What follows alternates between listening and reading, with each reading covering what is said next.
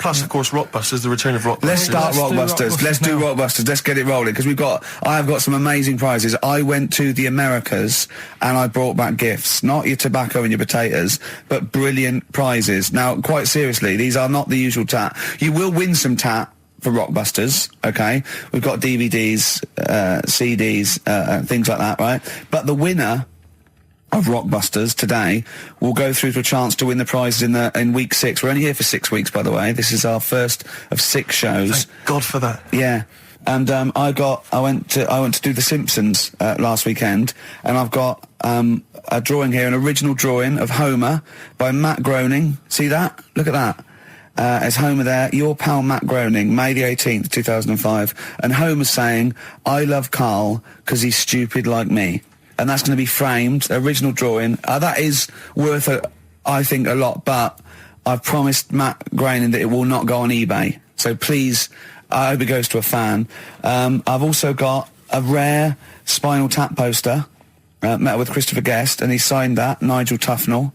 Fans of Spinal Tap and The Simpsons, possibly the 2 greatest things ever, I think. Yeah. Also, my friend Rob, who did flannels with me, has drawn us 3 as Flanimals. There's Steve there, a little goglanker. There's me there, a little bloke dumplant, and little Karl Pilkington, Pink Floyd numbscrunt.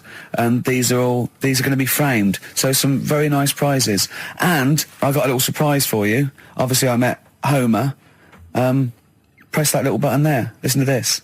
Hi, this is Homer Simpson. I like Karl and its perfectly round, bald head. If you put 3 holes in it, it looks just like my bowling ball.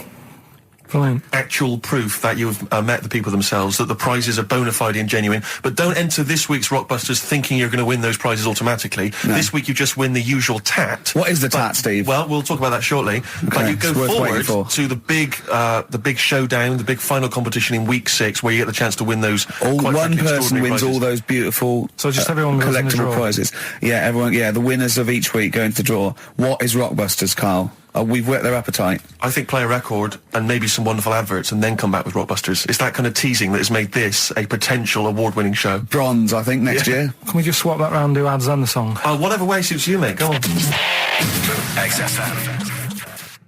XFM 104.9, Magic Numbers, Ricky Gervais, Steve Merchant, Karl Pilkington.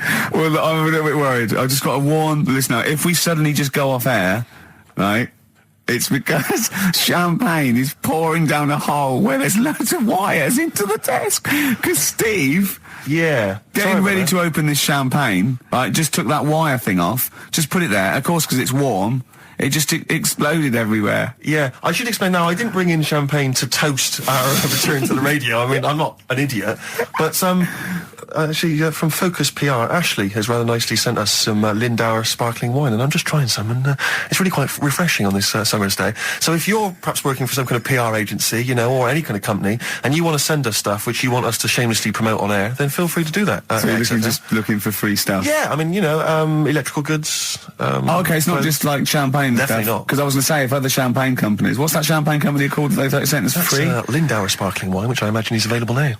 Yeah, so other champagne companies feeling jealous could send you some and you'd mention it. I don't want to exclude anyone from this. You know, anyone is welcome to send anything in. Brilliant. And as I say, I'm particularly interested in sort of designer goods. Okay. You know, the Apple Mac people, they're welcome to send anything in. Now, what's annoying about that champagne opening like that is that, as you know, I've brought my camera in, and I wanted to film you opening that onto Karl's head. Got the cork. Rick, I got another bottle. Have you ever? I don't want you to miss out on an opportunity like that. That's a bit of a waste of champagne, opening 2 bottles. But Karl, would you mind? Because that would have made a cracking noise against your head, that cork going off. And because it's such a lovely, bald little sort of dome. Yeah. We'll put your head right down, yeah? It'll open it, we'll see what the cork does, and I'll film it for... like a website or something. Maybe we'll make that the finale of today's show. That'd be great. Yeah. Okay. Sponsored by Lindauer Sparkling Wine. Oh yeah, the sound of a cracking cork against Karl's skull. Sponsored by Lindauer. Sponsored by Lindauer. Available now. Great. Right, we're doing Rockbusters then. Oh, okay. Now you should explain briefly what the concept is, Karl, because there might be a few new listeners. It's Blockbusters. Right, go on then. Well, it's not Blockbusters. No, because they were real clues, weren't they? Yeah, that was actually... He says they're a cryptic clue. It's not cryptic. Well, It's like, what am I thinking? This competition is like, what number am I thinking of? Rick, just calm down for a second. Let me explain basically what the concept is. You'll remember some of the greats from the past. Yeah. Basically, you give some vague clue. Is that right, Carl? And from that, we're supposed to deduct which band or artist you're thinking of. So, for instance, there was one, the West Indian fella spinning a fish round his head, and that was Detroit Spinners.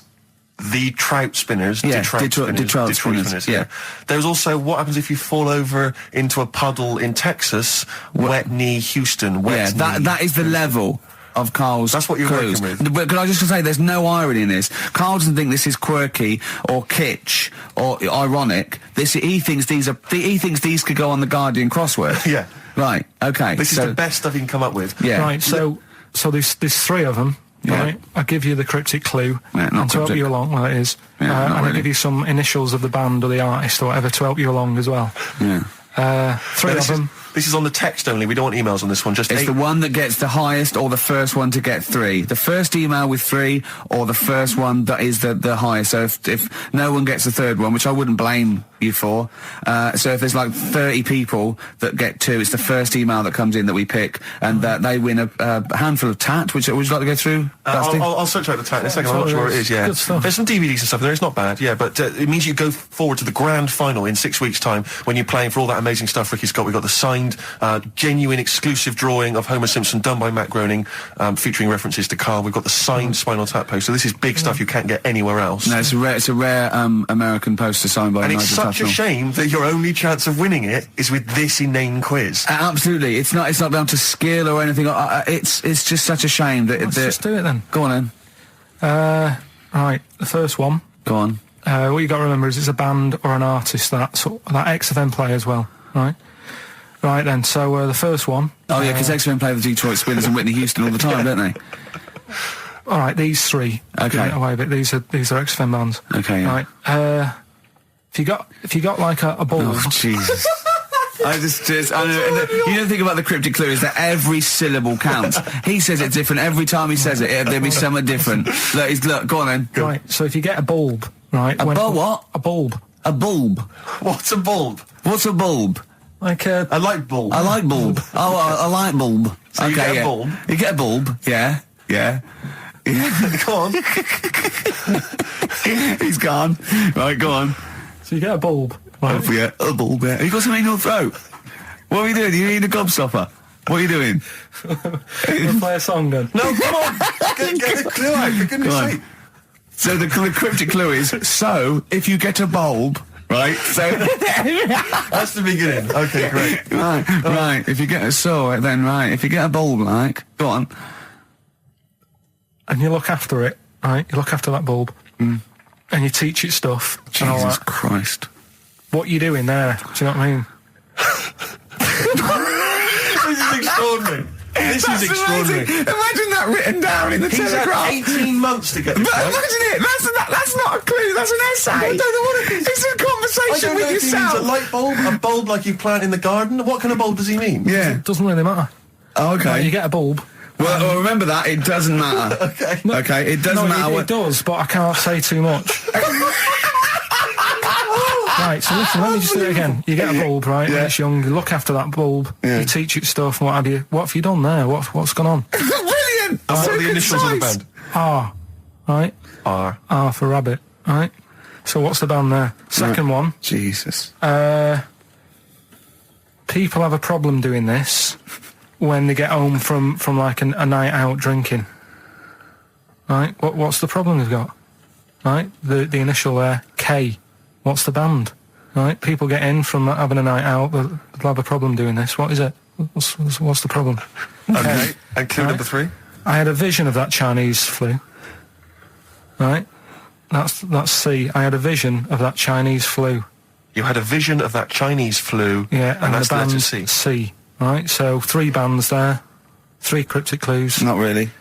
Text in 83 XFM. Just send the 3 band names. That'll do on it. Can they do a website as well? If they want, they can email in. Well, tell them what it is. Yeah, ricky.gervais@xfm.co.uk. Send it in there. Give them again quickly then, Carl. Right then, so get a bulb when it's young and that. Look Brilliant, after it. different, totally look after different. It, teach it stuff Yeah. and all that. Okay. What's the band, right? Yeah. Second one, people have a problem doing this when they get home late at night. You know, they've been out drinking and that. They get home, what problem are they going to have? K is the initial. Third one, I had a vision of that Chinese flu. What do I mean? Brilliant. C's the initial. Play a record. I mean, that's abomination. Right, good. Oh, Anyway, so- the answers. Give us the. Go on, give us the clue. I haven't got an Give us the idea. Go on, give me the clue then again. Right, well, do you want to say who the winner is? Or No, let's hear the answers first. First clue was if you get a bulb when it's young, you look after it and that, you teach it stuff. Yeah. What's going on there? Go on. The initial was R. Yeah. Right, that was razor light. All right? Raise a light. You raise a light. Razor Yeah. light, okay. Kind of works. Yeah, it Second didn't matter one. what sort of bulb it was then. It was very Sure. specific. Go on, Mike. Go on. People have a problem doing this when they get home from a night out drinking. Yeah. What's the problem they're having? They have a problem getting the key in. That keen. That's awful. Word. That doesn't count. The words. Keen. And they got it right. It's keen. It's keen. It's Get it one's right. awful. The last one, Awful. I had a vision of that Chinese flu. Yeah. The initial I was C. That was Caesars. Caesars. They managed to get that as well. Who's I love the fact that even he knows they managed to get that as well. Did anyone get all three? Yeah, a few people. That's terrible. Okay, who's the first one? Who's I the don't first? know what it says about XFM and its listeners that people are getting these answers right. I know. Go on then. I mean, horrific. But anyway, we're going to give it, and he goes forward, as I say, for the big prizes in 6 weeks' time. It's Paul in Bookham. Well done, Paul done, Booker, but also he does get the complete series of Alias, League of Gentlemen, that Rock Gods album. So you know, it's pretty good. But Open Water on DVD and a chance to win all those prizes. Brilliant. Yeah. Coming up next, a cork smacking a bald man on the bonds really hard. XFM. Bobby Womack across 110th Street on XFM 104.9. I'm Ricky Gervais, with me Stephen Merchant, and over there Karl Pilkington. Can I just remind people that... A man so stupid, it isn't actually offensive. I just want to put that out there. Yeah. Okay, good. No, just wanted to remind people that they can get in touch on the text, 83XFM. You'll need that text number shortly, because we're going to be playing Rockbusters very soon. Gav has texted in, and he says quite simply, "What's happened to the webcam? All I can see is a bald monkey." Well, you're absolutely right. We'll try and get that sorted out for you. But we're rockbustering now. We'll do it now. Should we do it now? Set it up now. Okay, great. Yeah. So you should just remind people, Rick, particularly if they're trapped in Antarctica for the next 3 months, what this game is. Well, this is Blockbusters, just totally ripped off, and the clues are bands and artists. Carl says they're cryptic clues. They're not cryptic clues. They're more like, what word am I thinking of? They're tenuous. Some of them don't work at all. So it's really, are you in tune with a shaved monkey? I mean, it's nearly embarrassing to get the clue. I pride myself on that I don't really get them. And I'm sort of proud of that, because you shouldn't. Yeah. But anyway, I think I've given it a big sell. Yeah. Now, you do win Tat today, but the big prize is going forward to be in the draw in 5 weeks' time, when there's a signed Homer that I got Matt Groening to draw. If you go to rickygervais.com, you can see him drawing it. It's an original. Well, if they want to see it, they can go to xfm.co.uk/Ricky, and it's actually... Just click on it, you can have a look at it. Oh, you can see all the pictures there, can't you? There's also a signed Nigel Tufnell poster, and us three as Flanimals. But there's a little actually video clip. I was on rickygervais.com. You can actually see Matt Groening drawing it. Well, those prizes are the ones the big prizes you can win in 5 weeks' time if you get to the grand final. In the meantime, it's the usual selection of mediocre gifts which will be given away. That we found in a drawer that people would have sent us to give away. First up, we've got I think most people agree, the mediocre John Travolta film Ladder 49, which I think barely made it into cinemas over here. We've also got on DVD. And we're giving that away. We're giving that away. Brilliant. On DVD, the TV series Grumpy Old Men, which I think is repeated every single night on BBC Two. Oh, and that's free as well, is it? Yeah, that's free as well. Okay. That's free as well. We've got the complete third series of Alias. Great gift, only if you've seen the previous 2 seasons. So, is that the one I'm in? I don't know, possibly. French and Saunders at the Movies, a collection of all their hilarious movie spoofs. Again, on television, I think, every Friday. And the TV series Operation Good Guys. You know, fine series, but you could see that on UK Gold most nights. So once again, an excellent selection. But if you win all those and take them straight down to Record and Tape Exchange, you will be able to get 2 albums that you actually like. That's exactly right. So, people send us them so they can sort of get bigged up on the radio, so that's done. We don't need to, worry about that. Angry. So, anyway then, three clues. Well, hang on, let's play the jingle. No, I haven't got one. You not got a jingle for Rockbusters? No. Well, do one quickly now. Okay. Rockbusters. Brilliant. All right, so we got three of them. Cryptic clue and the initials. The band. It could be a band or an artist. We've done all that, haven't we? Yeah. All right, first one. The fella let his wife know how he got the bruise on his leg. Right? Give us that again. The fella let his wife know how he got the bruise on the leg. He got a little bruise. Yeah, it's all, imagine It that in the always Times crossword. You read it again, it's slightly different. Every time I look back at this crossword, it's slightly different. All the words change. It can't be cryptic. The initials there, CL. Right? CL. Fella got a bruise on his leg. He let his wife know how he got it. What's going on? Right, second one. All the muttering. And what's the next cryptic one. clue? Second one. That Potter lad had a lot of bottle doing all that stuff with the wizards and that. Right? He had a lot of bottle playing with the wizards and that. What's all that about? Right? I love it! It always says, what's all that about? TB there, band or artist, the initials TB, that Potter lad, he's got a lot of bottle doing all that stuff with the wizards. Right?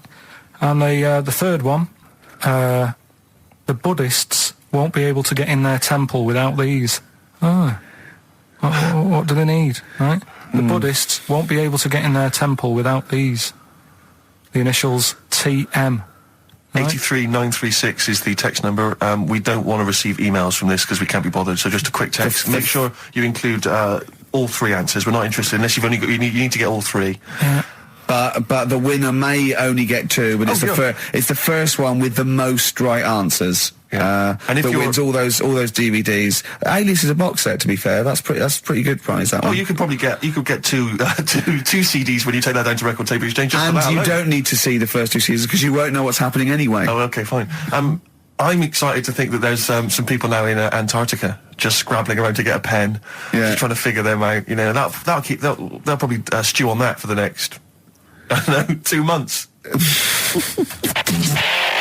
XFM. Thunder Road by Bruce Springsteen, possibly the greatest rock song of all time. I don't know. Big words. Big words indeed, but I echo them.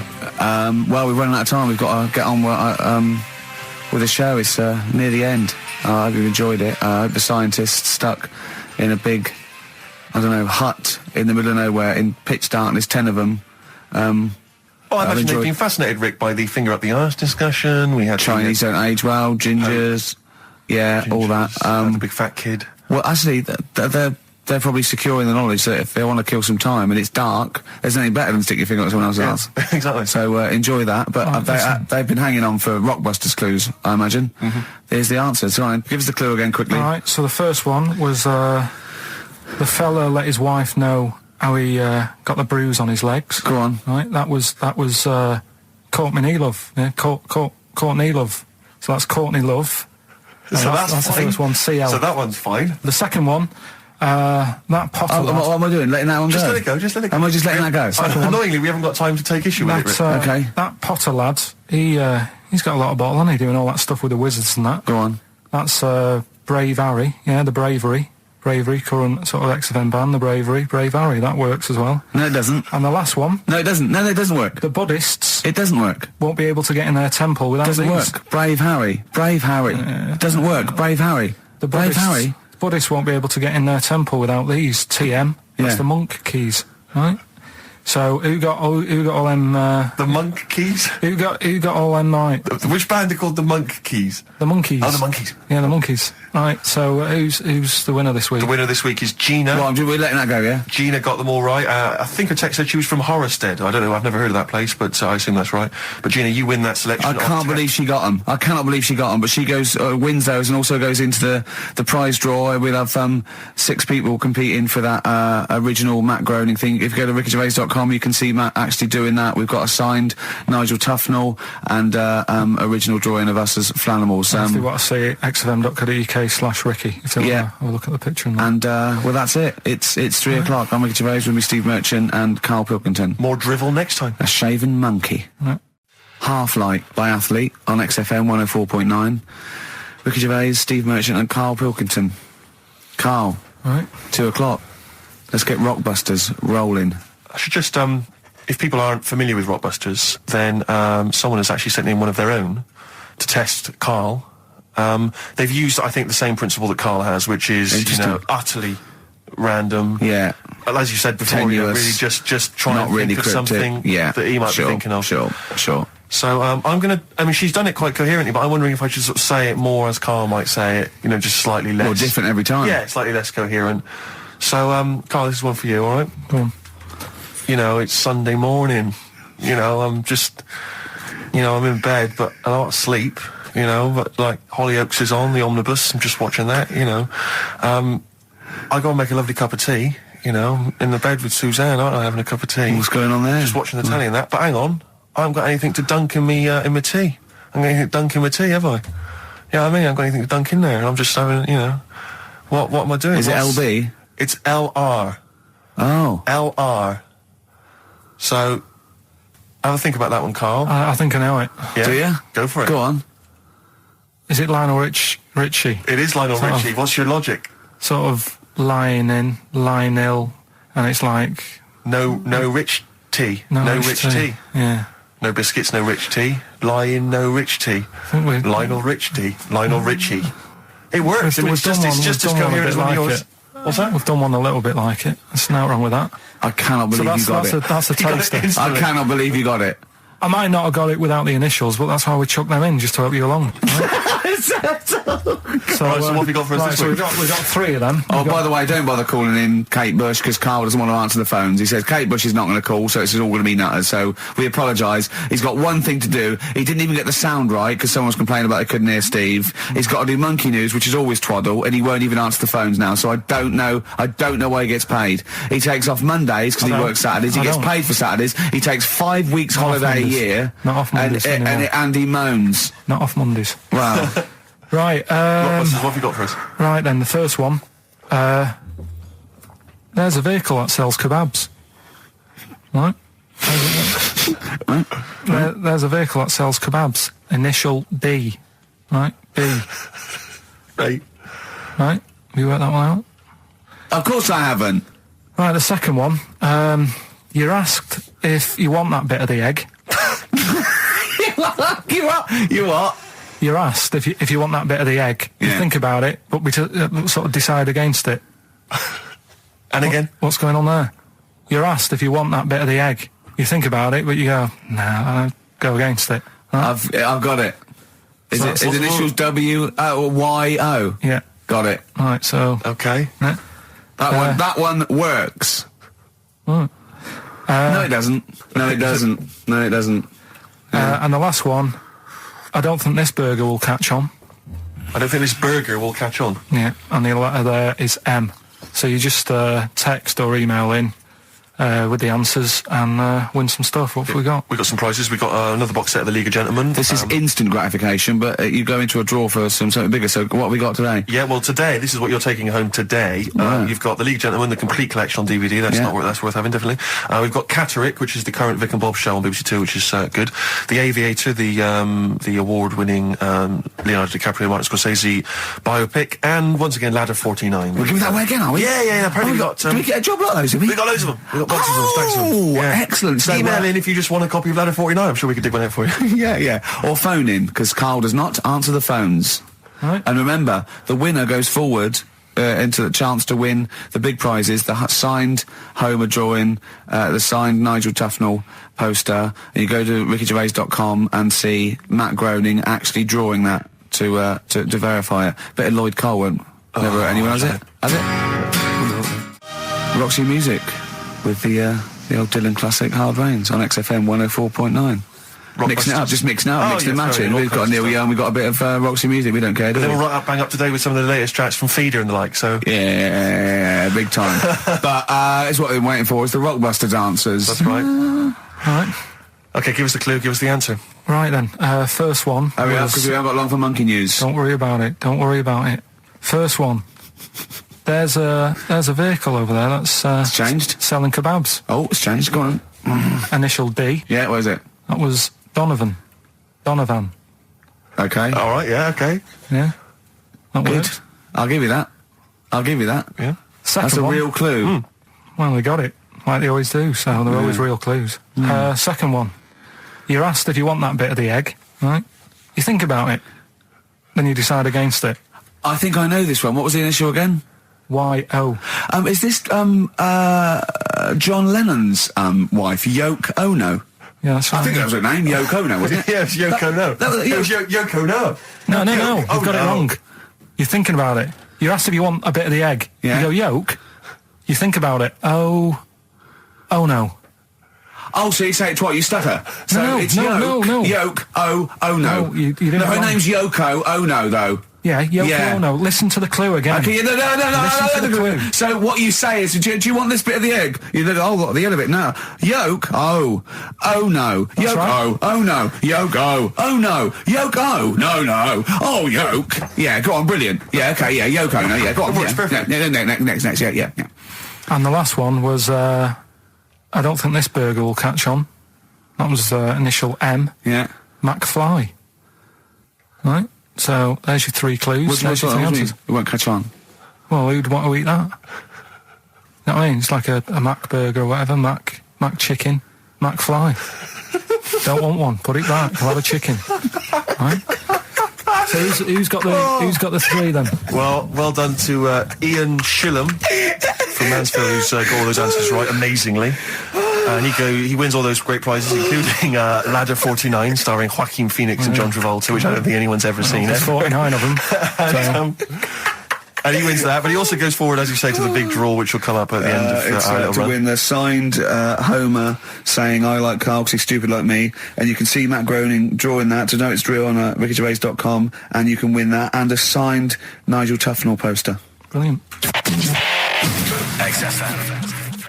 We've got some rubbish to give away now, haven't we? We have indeed, yeah. If only we hadn't opened that, we could have thrown that in the mix. I But, know, no, it's too good to give away. It's time for Rockbusters, the quiz that no one looks forward to. And we've got, as usual, the bunch of CDs, DVDs, I should say, which... Just tell me we have got another copy of Ladder 49. Ladder 49's right here. That's Brilliant. in the mix, yeah. How many did they send you? Joaquin Phoenix, John Travolta, Ladder 49, the movie that no one's seen. Yeah. I've never met anyone who's seen it. But it's owned by every single XFM listener. Exactly. Also in the mix, as I said before, we've got Priscilla, Queen of the Desert, which, if you haven't seen that on telly, I'd be very surprised. French and Saunders at the movie, the best of all the French and Saunders movie spoofs, which is, I think, on TV every single night. Yeah. It's a very gay giveaway so far, It's a very isn't it? wicked. Well, got Ladder 49, the people in uniform. You've got Queen of the Desert and French and Saunders. Well, the gays love them. You know how much a fan of Chevy Chase. You know I love Chevy Chase. Yeah. Well, we've also got here National Lampoon's Christmas Vacation 2, which doesn't feature Chevy Chase. It was so bad, even Chevy wouldn't agree to be in it. So instead, Randy Quaid, who plays Cousin Eddie, it's him. Right. And on the back, I notice it says, special appearance by Eric Idle. Brilliant. I mean, let's be honest, if a film's got a special appearance by Eric Idle, I know. it's probably not a classic, is all Do you I'm reckon saying. they do Always Walk on the... Live on the Let's bright hope side so. of life? Anyway, that's just some of the DVDs which you can win. And obviously the real reason you should enter is because you go forward to this big prize draw, which is in our last show, where you can win some actual quality. A signed Matt Groening drawing, and if you can see him drawing that on rickygervais.com, it is totally genuine. It's just there, him actually drawing it in front of your very eyes. Also, us made as Flanimals, and a signed poster by Nigel Tufnell. Christopher Guest. Sure. So proper good prizes. Yep. Just that this is, I think it should be the last one to get into it. Maybe next week, the 4 that we've got get down to 2 maybe. And then we get them on the line in the last, what do you think? Well, I'll be honest, I wish we'd thought it through. I don't know about you, but I wish we thought this whole Chris thing through. Campling, if he's got any ideas to how this show could have run, see, we should have scripted this. What we said, we just said go in a drawer, didn't we? Did we? So Yeah, we hadn't thought it through though. but we can't keep swapping and changing. Well, we okay, haven't we can done do what it we yet. want. We can do what we We can do what we want, yeah. Do you know how many BAFTAs we've won? We can do exactly what we want. High five. Well, listen. 6. Right, let's get down to business then. Right, so Rockbusters, let's explain briefly what this quiz is for those that have only just started listening to the show.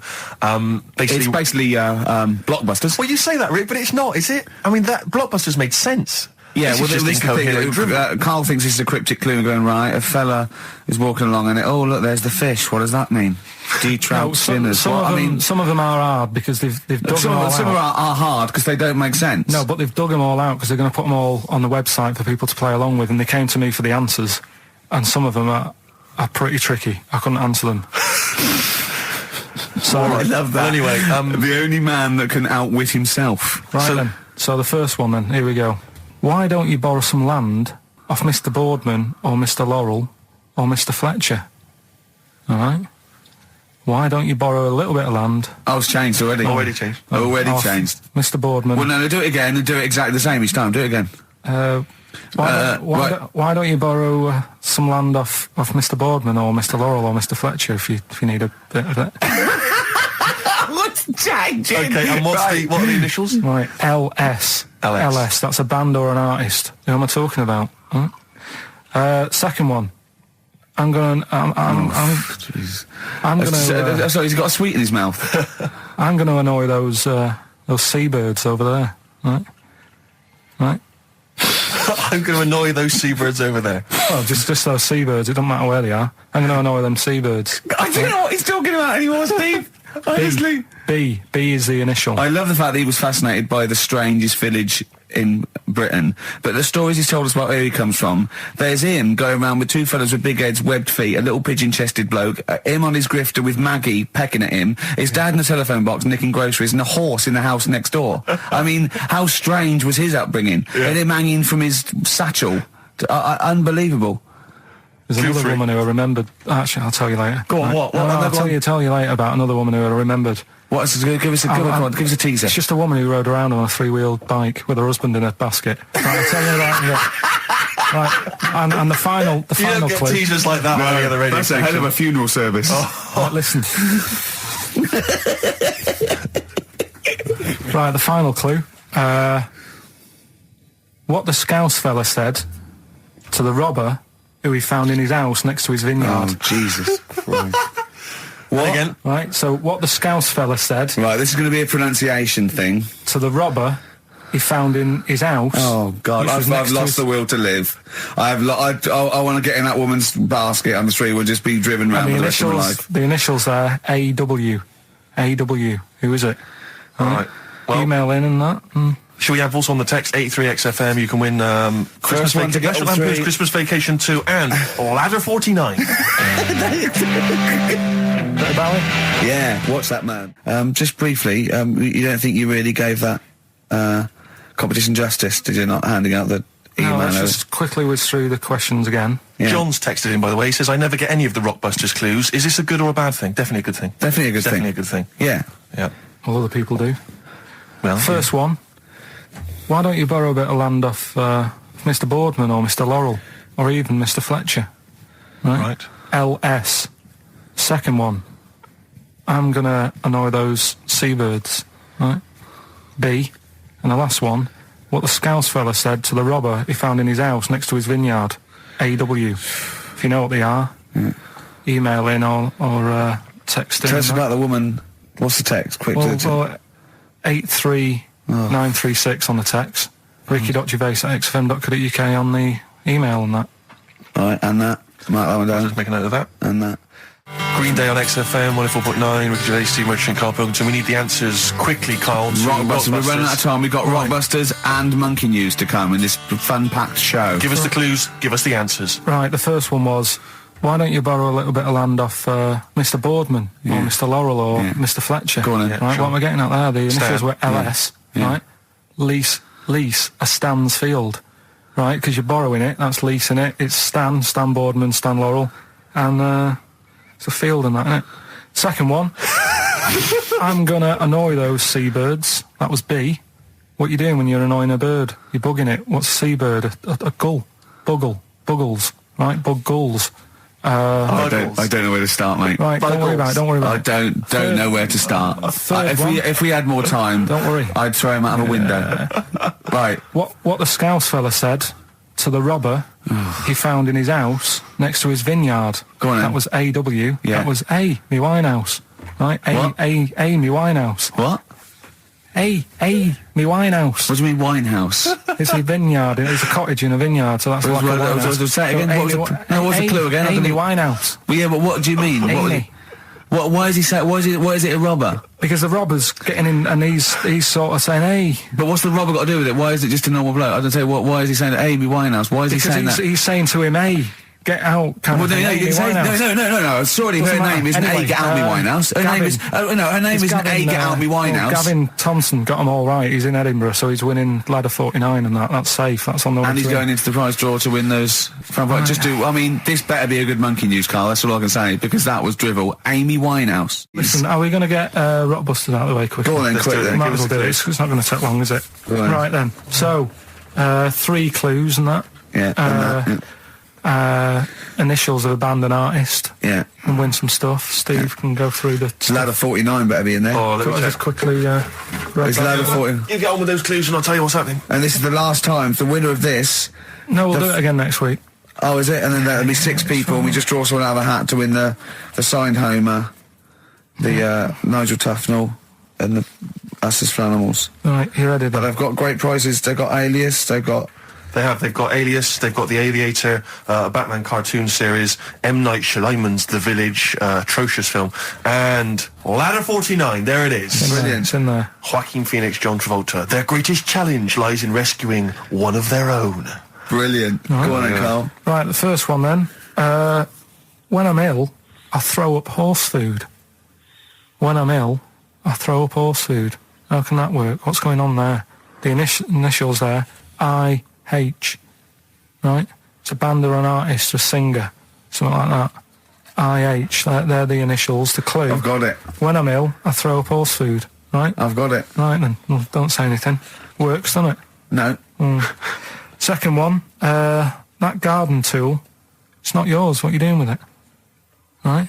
Yeah. That garden tool you're messing about with there, it's not yours. Yeah. Give it back. Right? What's that? ND. ND. Right? Artist or a band. What's going on there, right?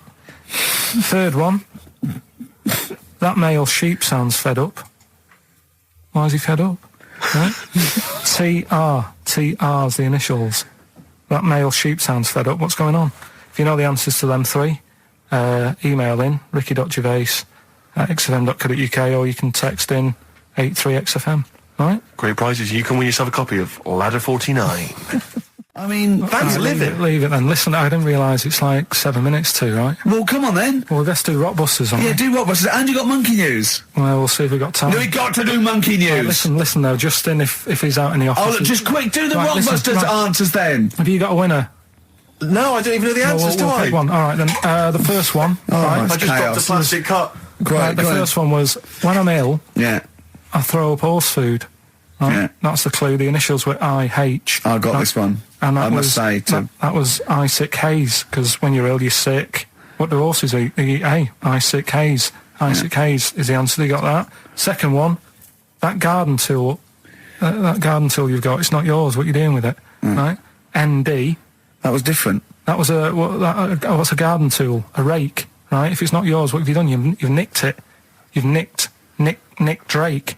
You've nicked that rake. Nick Drake. Nick Rake. Right?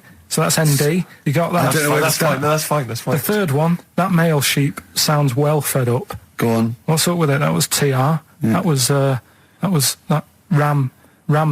That's a ram. That's a male sheep. It's fed up. It's moaning. Ram moans. Ramones. The Ramones.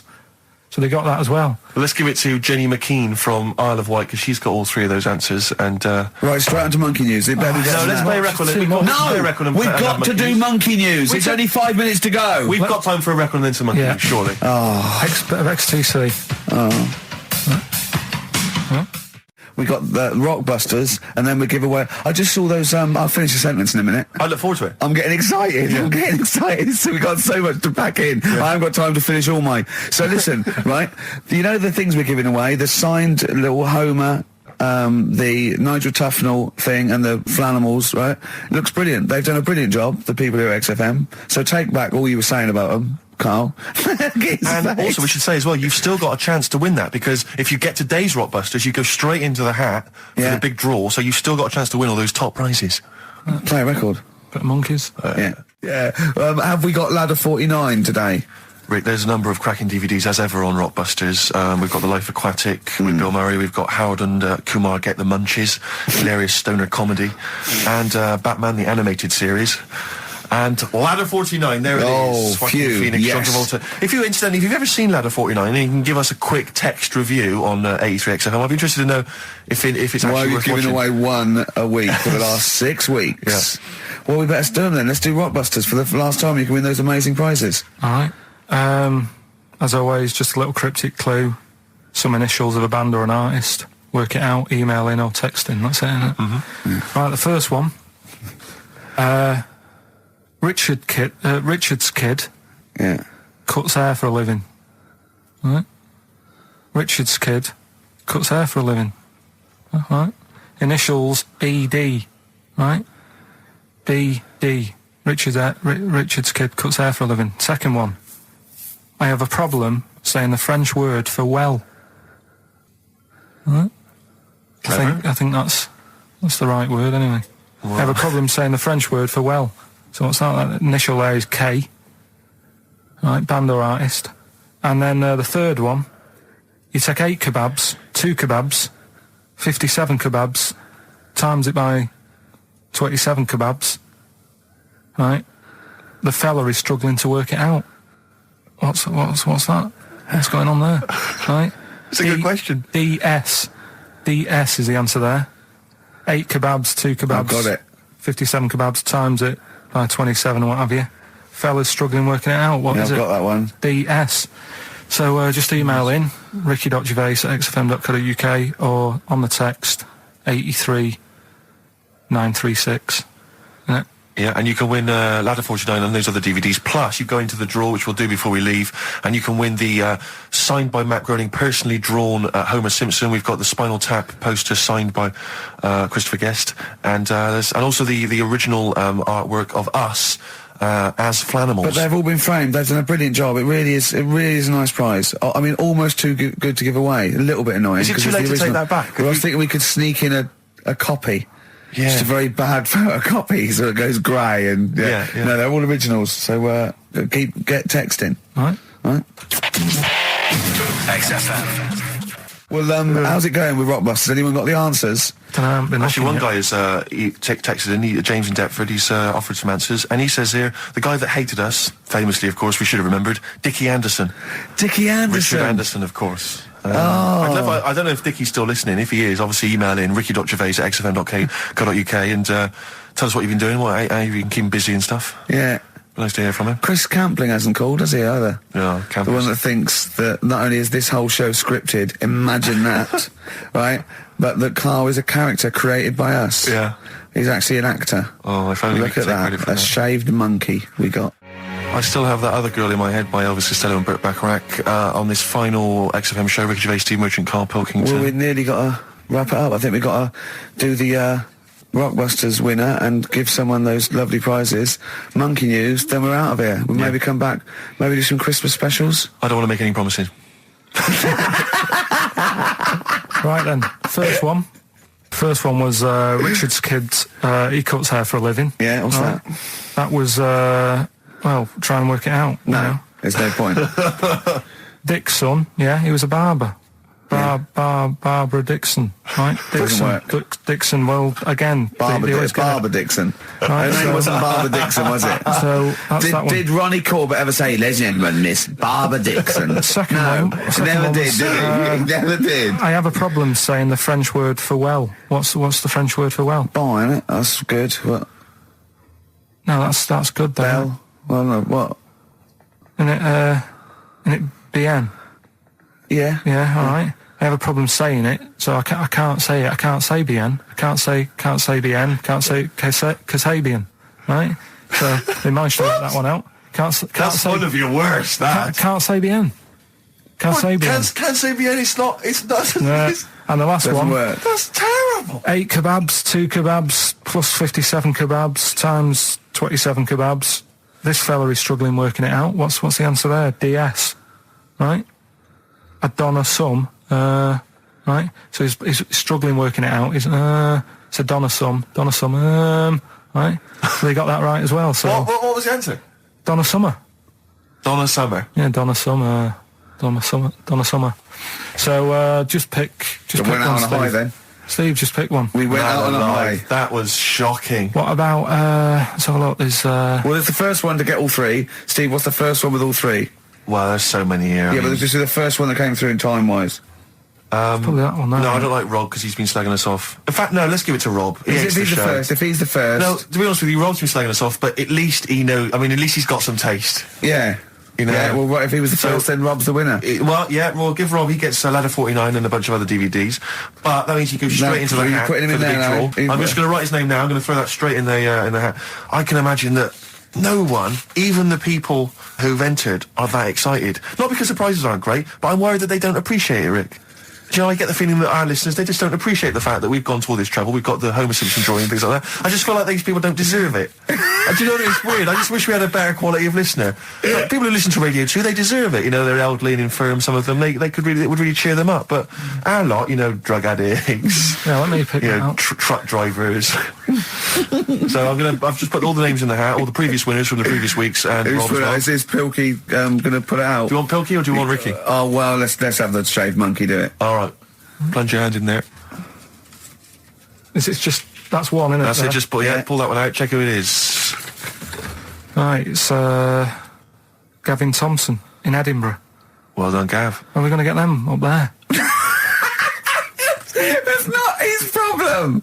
You got to post them. You got to pay. They're amazing prizes. Yeah, but the Spinal Tap one, it's about 5 foot, isn't it? Well, they can post it. It'll cost them a few quid. It's a radio station. I think he should have to come and collect it. No, just because then it'll at least it'll prove that Where's he's he interested. from? Edinburgh. Give it to Bob Geldof. I'll give it to Bob Geldof. He's walking up there, so He can talk it. XFM. we should just point out as well, if you miss Rockbusters while we're away. Yeah, right. You can log on to xfm.co.uk/Rockbusters, where you can actually see Karl himself introducing you to an interactive game of Rockbusters. Looks very much like Blockbusters. It does, surprisingly. But yeah, you can join into that. And there's also, talking of monkey news, there's a link on the website. I'm trying to think where you go. I think if you go on my little biography bit, someone's done some animation to some old monkey news. Oh, it's brilliant. Great. Right. Yeah. So if you're having withdrawal symptoms of monkey news, then you can find some classic And it's monkey news on animated. Classic monkey I feel news. drained today. there. Do you? Go on. This is the strangest radio show in the world. Yeah. Isn't it? Yeah. Because well, we can do that. We can talk about this and go, oh, I feel drained today. Just like he's not...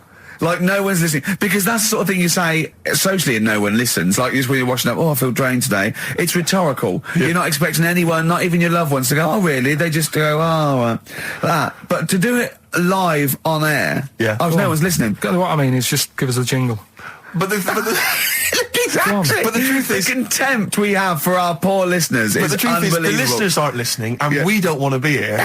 So it really is one of the most pointless things ever. No, I would have been quite happy to do a full show. But you know what? The flow of it's just. I mess. would love to listen to this back in 10 years. This actual show. Let's keep this forever.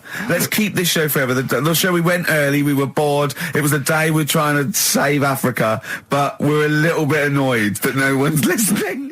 Well, here we are again, XFM, on a Saturday, just gone 1 o'clock, Steve, if I'm very much mistaken. But we're not here, as such, we're away again, gallivanting around. We've got to do the special sort of best of again. Okay. Which we did a few weeks ago, so this is the best of the last 3 weeks. Which I think is, I think it's the best 3 weeks we've ever had. But I'd like it condensed into 2 hours. Yeah.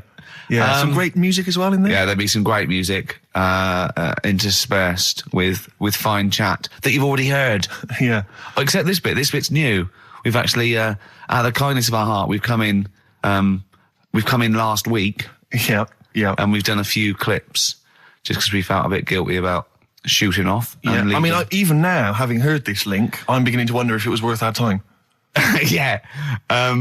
Well, should we play a classic link? Let's play, what, from the last 3 weeks? After this is Feeder. All right, so here's the first bit. Karl, you're making noises while I'm talking. Yeah, but you do this all the time, trying to wind me up. And I'm not saying Manchester's the best place in the world, but what I'm saying is there's bits of it that I really miss. Yeah. Like last Sunday, right?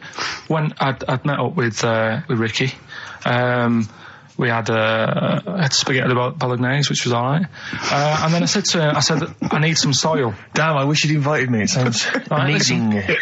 So I need some soil. What do you think? You need some what? Soil? Soil, yeah. I need to repot a plant, right? Yeah. So you need to repot a plant? Yeah. Fair enough. So I'm like, where you can't see these shops in London. Do you know what I mean? There's nothing around. I took him straight to one in my street. Yeah, but near your street, and that's probably the only one in London. Well, you say that, Carl. No, it does annoy me. Round my way, it's like, you know... You can't move for soil shops. There's Earth, you can just pick up handfuls walking down the street. Yeah, incredible. People just lean over into someone's front garden. No, you can take the plants as well. No, but what I'm saying is, Go on. Manchester, there's loads of decent hardware shops. Yeah. Here, you know, if you want a panini and a latte or whatever, you can't move for them. But for soil, I had to go virtually how many miles away from me to carry that soil home and stuff. Yeah. It's not good. I mean, London's all right, but if cities were sort of marked... It's neglecting the peat market, really, Well, isn't there's barely any mulch available in central London. I'm sick and tired of not getting a good, decent compost of a Sunday. Indeed. So, you know, I'm thinking of moving to the north, where there is loads of soil and gravel. Indeed. And animal shite. whatever. Yeah. So you were going to say, if you're marking cities out of 10, what would you give London?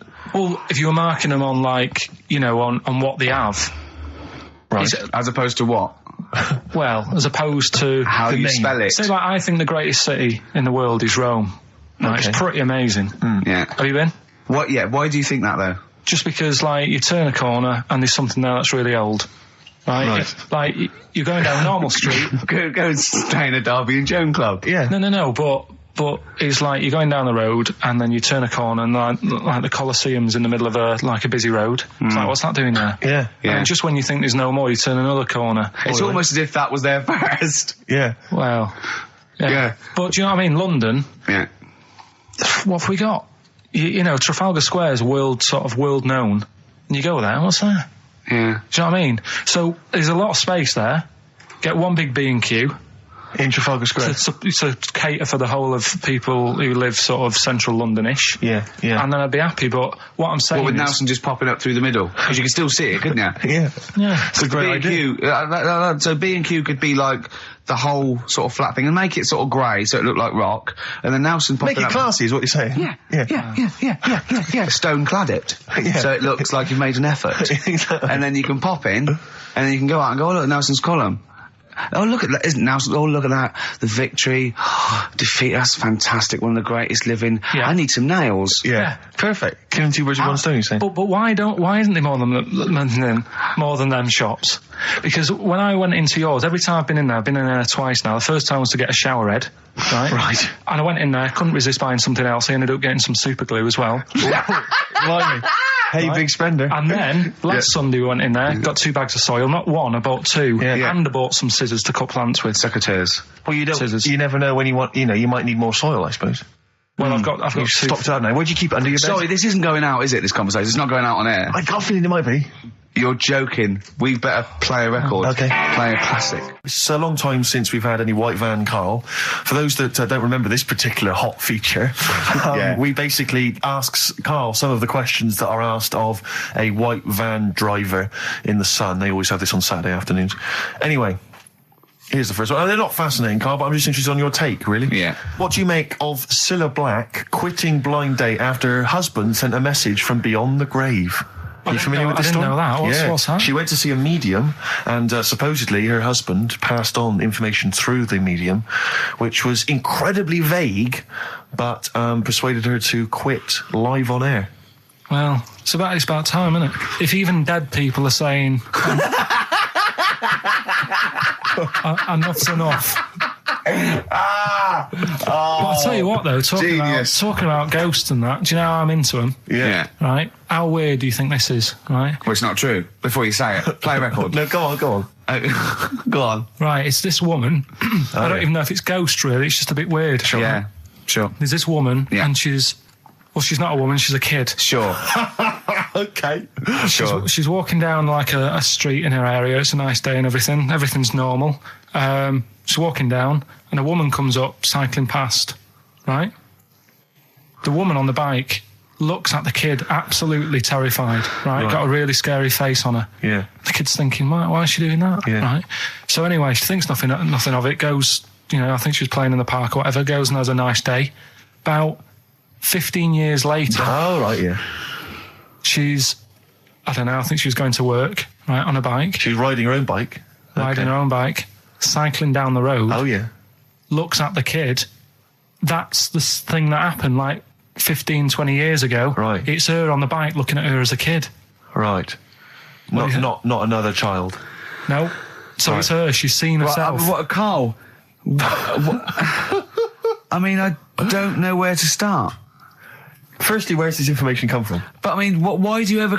I mean, I don't know what part of that you think can be true. I mean, honest, I'm speechless. I don't know what to say. What are you talking about? Bit weird, though, isn't it? But it's not true. It didn't happen. Nothing happened like that. She said it did. Well, then she's wrong. She said she saw herself. She saw herself as a kid, didn't she?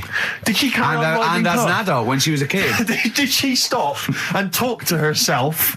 Or did she ride on by and think, that's a bit weird, there's me as an 8-year-old. I won't stop, I'll be late for work. Yeah, if I'm late again, the boss said he'd be in trouble. Yeah. Oh. Well, And where is this information? Did it happen to someone you know? No. You overheard it on the bus? No, it was in the 14 Times. Ah, right. Well, Okay. that's the answer. Good. We've Okay. got to the bottom of that. Right, good. Right, we've got, who's that on the line? It's Rob. Rob, and are you a doctor? I'm a final year medical student. I'll be a doctor in 2 months, touch wood. That's close enough, isn't it? Yeah. Excellent. So, where do you study? Do you want to give more details, or do you want to remain anonymous as you're calling in to I study at Barts Hospital. All right, great. So, why do GPs sometimes put their finger up a man's anus? To see what's there.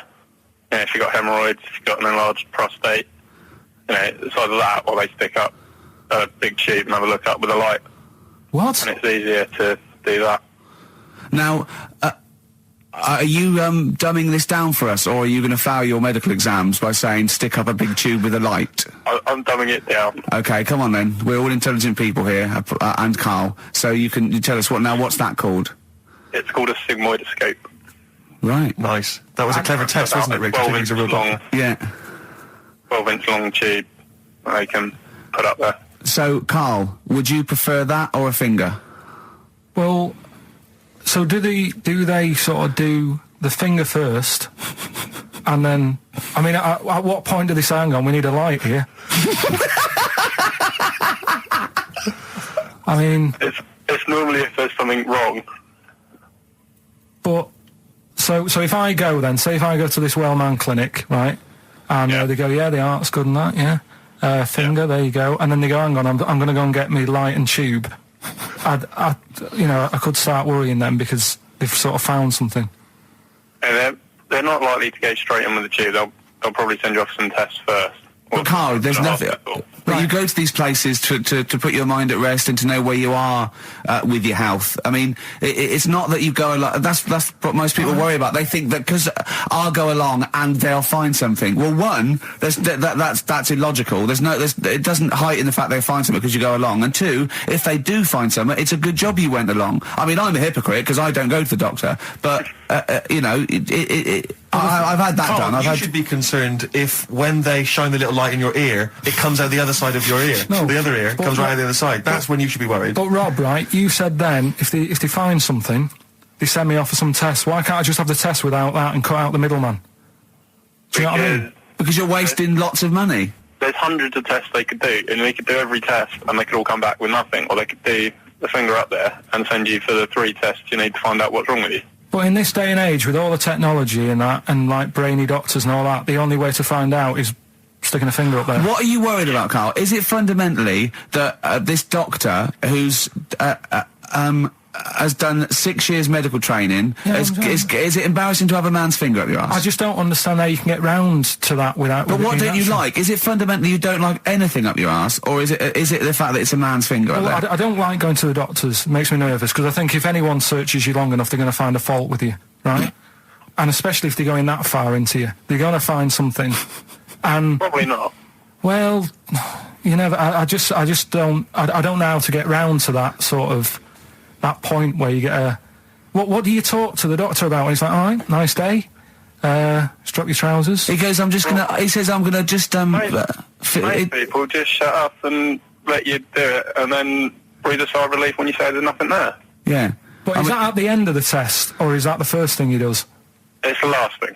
So that trousers up out the door. Because he knows it ends conversation. He knows it's a bit of a faux pas. The doctor says, I better not kick off with a finger up the arse. What I do is I'll start on with the, the head. And then then I go, one final thing, Mr. Pilkington. So Rob... He drops his keys and he goes, pick them up. And as you bend over... Will you be doing this, Rob? Is this what you're, like, open to do? You do all these... I'll have to do it at some point. All doctors do it at some point, no matter what they specialise in. So the first one, is the another doctor there to sort of make sure you're doing it right? Not dentists. No, but do you know... Dentists aren't doctors anyway. But do you know what I mean? Like, normally it's like a co-pilot will have someone with them for the first one. So when you put your first finger in, will someone be there going, right, you just want to move to the left of it? I've already done it. Have you? Yeah. So that's the thing with a student, you're learning. So you get people teaching and you learn on these things. Can I just point out, Rob, I think I'm right in assuming that you have a glove on. Yep. And there's lubrication. Yep. And it doesn't hurt. No. There you go. What are you worried about, Carl? Who's this person who everyone's testing on in your class? It's not one person. One person. There's like, when a patient comes in and they've got a problem, your boss, the consultant, he does his finger up, and if he finds something, he goes to the patient, is it alright if the student has a feel as well? Then the student puts on a glove, puts the sleeve on the glove, and sticks his finger up and sees what he comes out with. Rob, I wish you could see Carl's face. I mean, his face when you said, and he says, can this fella have a go as well? He looked horrified that he thought it was a free-for-all, like there's a queue of people trying on gloves and going, let's have a go. That looks good up there. What have you found? No, I mean, how come you had to sort of... Is it not something you could test on yourself rather than waiting for other people to come in? Because then, you know... It's an awkward position to get to, really, isn't it? Well, but you can have a good rummage then without feeling too awkward, but to sort of have a go on your first patient when you don't really know what you're looking for anyway, do you know what I mean? Never really thought about it. Because you don't... If you've never done it before... You pop your finger in there, and you've got to sort of look. You've got to have an expression on your face, like you know what you're finding. Well, they can't see what you look. They can't see your face. There. You got the big boss consultant man going, now move your finger there, and you'll probably feel this. But he's just done it. He knows what's there. Well, what? Oh, so he's already had a go. He's had a feel, and he's going right. If you feel to the right, that's the conglomerate or whatever. The conglomerate, yeah. It's conglomerate is in perfect working order. I'm still... Thank you, Rob. Thank you. I'm sorry you had to go through this. Carl is probably the worst patient you'll ever encounter in your medical career. Good luck with your finals, and thanks very much. And do you know any female doctors who do this? Or? Thank you. XFM 104.9. Thank you. XFM 104.9 of a Saturday. Ricky Gervais with me, Steve Merchant. Hello there. But we're not here. No, we're away. So this is the best of, and I hope you're enjoying it. We certainly are. I woke up this morning, feeling fine. It's not a blues song, and I turned my phone on, and it was from Karl, and it went, forget it, I've made my mind up. And I thought, wow, what is that? And I forget it, I've made my mind. Yeah, I went, Karl, what is it? He went, oh no, it's about the text I sent you last night. I went, well, what was it? I just got this text. He went, I was just wondering, I was thinking last night. He said, supposing you had to have your hands removed. Sure. Right? And the doctor said, well, you can either have them stay like that with stumps, or I can sew feet there. What would you have? And I was bleary-eyed, and I went, the stumps? He went, yeah. I went, all right? He went, yeah.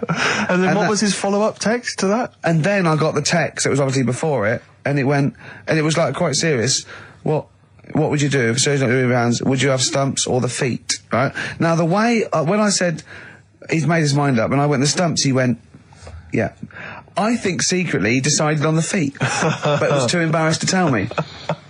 There's a little bit of what would you do? Because But why did you think of this? Why did you think of this? Girlfriend's away, right? Yeah, no, that's not why you start thinking bizarre surgery I'll tell you devices. now, right? I'll let you into my little mind, right? Last night, I had some beans on toast, right? She was away. It's good already. She was away, so you had some beans on toast. She went wild. Yeah. Right? Now, I was stood up. I live on on a high street, right? So I'm washing up. I'm looking out the window. First thing that had my attention is I can look into other people's flats, right? Yeah. And it was weird how all these different lives were going on. I was watching them, and everybody had the telly on and was watching Volcano, right? Which was on last night. Right. And I thought, that's weird, right? I can see them all watching it. And it was like a little Chinese lad who was dancing around in some underpants. Yeah. And then there's a little old woman who lives downstairs who was reading a book, and she's always reading a book every night. And it's like, I have a better life than her. And then there's like some sort of bouncer who's always getting ready to go out late at night with all the black on. He looks like a bouncer. So I was watching all this life going on. I thought, did you witness a murder while you were doing this? Yeah. It was like that sort of Sliver film where that bloke had loads of tellies watching people's lives. So that was going on in my mind. And then I was washing up, and I picked up the plate, and I thought, it's amazing, isn't it? The human body, the way you can just sort of, I want to pick that up, and you do. Yes. And the way your hands work, right? You've got 5 little digits, but it's just the right amount to do to do what you've got to do, right? So I'm cleaning the plate. Sorry, Carl, stop. It's just the right amount. Might be one of the most genius things I've ever heard said. I would love David Attenborough to phone you up and say, Carl, how do I word this about the evolution of the mammalian front limb? Just go, I'll just say it's the right amount. But it is. One of course extra it is. would get in the way. Yeah. And one less would just make it that little bit more tricky when picking up a bit of a slippery dish. Sure, or buying gloves. Yeah. A slippery dish. Like, that got a load of attention in the press. But the Trisha programme got nothing. Okay. Which, I know, Steve called me up in the week, right? Like 10 o'clock in the morning, I was at work. And he goes, I should think so at 10 o'clock. I should think preparing this show. Most people go to work about 8, 9. Are you watching Trisha and that? I said, no, what is it? He goes, you'll be loving it, right? Freaks, was it Help Me, My Mum's a Freak? Siamese twins. Right, so I couldn't watch it, but he said, it might be on again, because they repeat stuff on ITV2. Right. So I had my dinner late, right, instead of having it at like 1 o'clock like I normally do. Yeah. I had it at like 2:30. Yeah. Sat in the office, put the telly on, ITV2. These Siamese twins. Did it blow your mind? It was amazing. We talk about a lot of things on the show quite a lot. The Airy Kids crop up a lot. I was waiting. It's been 10 minutes and you haven't mentioned the Airy Kid. Right, and last week we were talking about Siamese twins, weren't we? So it was weird that this programme was on, but it was amazing. I mean, what I think you can't refer to them as Siamese twins. I think they're known as conjoined twins. Why? I think Siamese is maybe considered derogatory, or as an old antiquated phrase. Yeah, I think it's because the first famous ones were actually from Siam. Right. And that doesn't exist anymore. No, it's conjoined, Carl. Yeah. Get the phrase right. But you'd think that if that's happened to you, that wouldn't be that sort of offensive. The names that you must get called. Right. You think that's the least of your worries? Siamese twins, I'd say, well, that's, Now, were you stunned by where they were connected? Just live with it, we'd say. Because they were connected, of course, at the forehead. Oh. Sort of, which was quite extraordinary. Well, there was one set of Siamese twins. One had a job and the other one didn't. That's ludicrous. Yeah. The other one was unemployed. The other one had a job. She had to go to work. She had to get up at 6 o'clock on her day off. I'm supporting you, literally. Yeah. Then they get done off the social for sort of...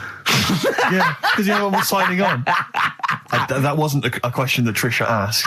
Annoyingly, because I know that much of the audience was thinking that. There was a few things that didn't crop up. What questions would you have asked of them? Because what things did you feel weren't mentioned?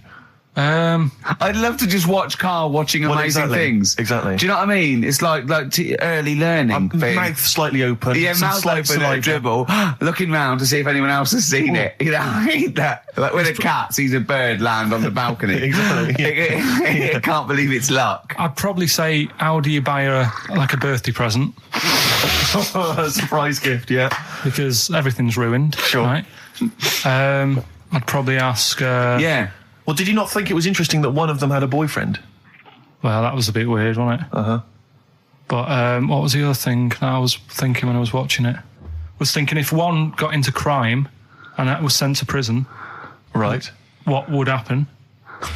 How would you handle that? It's brilliant. It is brilliant. If a chimp could talk. And what was the other one? The other thing was, what did he talk about? Because it's not as if you can say, oh, well, guess what I did today?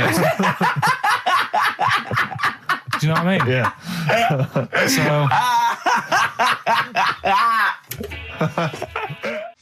Taking the mickey. The really weird thing about all this, right? And it's annoying because you were saying about, what should have Trisha have asked and all that. Yeah. But one of them mentioned that one of them was adopted and the other one wasn't. Don't talk rubbish. No, seriously. I didn't understand it, right? Of course you didn't. And then Trisha sort of said, well, let's have a chat. And they were like, no, I don't want to go into that. What do you mean one was adopted? That's what he said. One of them... don't quiz me on it, but that's what was said. Hello there, Hello there, I'm a multi-millionaire. And I've just seen your orphanage. Oh, I'd love to adopt one of your children. You'd like to adopt one? I'd love to adopt a children, because I've got loads from around the world, so I'd love to adopt one. I'd give you $10,000 towards your... Well, we're speeding through then, yeah. Okay. We've actually got 2 left. I only need one. I'm only interested in one. Yeah, I don't need any more. Don't need any more. They're sisters. I know it would be tragedy to break them up, but I really only need one. Now, break it up. There's the rub, you see. Sure, because, you just need the one. It's $10,000 now. You can have that. I'll sign it now, but I don't want to discuss it further. I'll bring you around. Brilliant. Okay. Ding dong. Hi, yeah, brilliant. You brought my kid round. Yeah, there she is there. That's a joy. Yeah. Okay. Just standing next to a bush. Yeah, can you bring her out? No, me? there's nothing behind the bush, so you just want... I just want to be able to walk 360 degrees round her. Do you want her or not?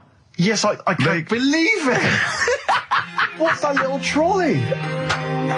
She's talented. Oh, dear. You're talking nonsense, Karl. Well, whatever. Yeah. Some doctor or something who was into, like, the way bodies work, they got their head cut off. Who did? The doctor? Yeah, he was doing a bit of an experiment. And he cut his own head off? Yeah. Okay. And it was about, he said, when my head's in the basket, I'm going to blink my eyes. Right. Okay, sorry, hang on, let him finish. And, so the doctor has chopped his own head off, and he's told everyone, I'm going to blink my eyes. He's in the basket, and he goes like, right, I'm going to blink my eyes about, as many times as I can. So quick, count them. And they count, and he got to like 15 before he died. Now this is how Karl told me that. Till Nick Frost explained that, Karl told he said, right, well, a bloke, right, he had his head cut off, and when his head was in the basket, he went, count how many times I can blink. And I went, well, that's rubbish. He went, no. And Nick went, well, no, he actually said, when my head's in the basket. He went, and Karl went, all right. I said, Karl, do you know the subtle difference? Do you see the subtle difference? I have to say, though, guys, I still don't really understand what went on there. You've both lost me. The story is that a bloke who'd been found doing... you mean that Karl just explained it and that was a clear version? Because I still don't know what you're talking about, Karl. Well, this bloke had his head cut off at experiments against God. He was a doctor in the, in olden times. Yeah. And when they cut his head off... Why did they cut his head off? Because it was... he was executed. Crimes against... Exactly, he was executed, yeah. And he said to his assistant, when my head's in the basket, I'm going to blink, count how many times I blink and write it down as an experiment, right? Karl told it to me, like his head was cut off and he went in the basket, and when his head was in the basket, he looked up and said, count how many times I blink. Yeah. I love that. I love the difference in that story. Yeah. Both rubbish, but, one's possible and one isn't. You believe anything that you're told, except when we tell you the truth. Okay, 104.9, Ricky Gervais, Steve Merchant. We're not actually here. It's the best of. Got some new ideas for you. Go on. Well, they've all been blinders in the past. Go on. Did you do any competitions when I was away? I think we did, didn't we? Did we give away a DVD? Did we? Yeah, we did. Yeah, go on. Yeah, right. Go on. Anyway. Well, I thought some... This isn't like radio, is it, as we know it? This is just people talking. If the mic's on, it's luck. Yeah. If anyone's listening, I've no idea what they think of this show. It's not a show. Not in the traditional sense. No. Okay, then you're going to change with that, Karl. Because a show suggests a certain form of presentation. Yeah. A certain pride. And when we do present dare I say it, some planning. Yeah, and when we do, it's ruined by him pressing the wrong button. Yeah, but I've got some planning here. Go on then. Quizzes. What I did was, when I was on holiday, right, you said, come up with a new idea, right? So the best way of coming up with ideas is sort of... thinking. Sort of nicking a TV show name and then twisting it a bit. Yeah. So, Or just rip off Simon Mayo's idea completely. That's good advice for anyone out there. I didn't. yeah. If you're interested in ideas. Carl is presently running a course writing for TV, and that's the lesson one, isn't it? Just rip something else off. Just do it and change the title slightly. Yeah, Well, go on. this one I haven't really got. I don't know what to do on the game, but I'm thinking strike it, Ricky. That's all you've got. That's what you've come up with. How long did that take? Through. What is that? I just thought it sounded a bit like Lucky. Forget that one then. Yeah, forget that one. Okay, yeah, well, no, good. No, we all have hits of this. Even Spielberg's, not all his films, you know, can hit the. Go on. Right. No, okay, no, it's a good. Go on. Yeah. Remember Big Brother? Yeah. Do I remember Big Brother? No, go on. Big Mother, right? You call in. If your mum's heavy, you win a CD. What do you mean? How can you prove that? Alright, forget that. Right, yeah, here's one. Right, ER. Good one. No. Yeah. No. The Price is Right, remember that? Yeah. Right. The Price is Ricky? No. The Rice is Right. And what I do, I read from an Indian menu and a Chinese menu. You tell me whether you have pilau or egg fried. He's a genius, isn't he? He really is a modern. That one. Let's go on then. Let's go into this one. Let's not cross this off right away. Go on then. What you read from what? Well, I'll get a couple of menus from like an Indian and a Chinese takeaway. Yeah. And I'll go like, chicken korma. Well, could I just suggest that as it's an Indian, it'll be pilau, and anything you read out that is. Yeah, but you don't know which one I'm reading from. What, the chicken korma's Indian, isn't it? Yeah, so you go pilau. But then Well, then you might as well say Indian or Chinese. No, because then the name wouldn't work. The Rice is Right. Okay, yeah, I forgot you're working for the title backwards, aren't you? Okay, yeah. I'm so confused. I don't know where I am or what day it is. A programme that they've been in on Channel 4, right? Can you cross that out? We're not doing The Rice is Right I either. don't understand The Rice is Right. No, go on. I'll tell you that later. We'll have a game in the office, right? A game that they've been in on Channel 4, but has got really big viewing figures. Well, obviously not. Right. Or they wouldn't be binning it. Go on. Do you know 15 to 1? Yeah. They're getting rid of that, right? Are they? I'm thinking 15 Taiwan. Get some items that are made in Taiwan, right? Get 15 items, and I say what they are, and then you go, oh, I bet it's the vase. Or something. That's the one that's made in Taiwan. Yeah. Just explain that again very quickly. No, don't go. Alright, Cross it out. forget that. Cross it out. 15 Taiwan. Well, Carl, what are your thoughts? Why have you stuck it out here? Nothing better coming in, I thought. Well, I'll tell you why, because you're always on holiday. You don't do a lot. You get paid, well, doesn't he, really? He's a moany. He doesn't try and get on at all. He doesn't deal with people. He moans about everything.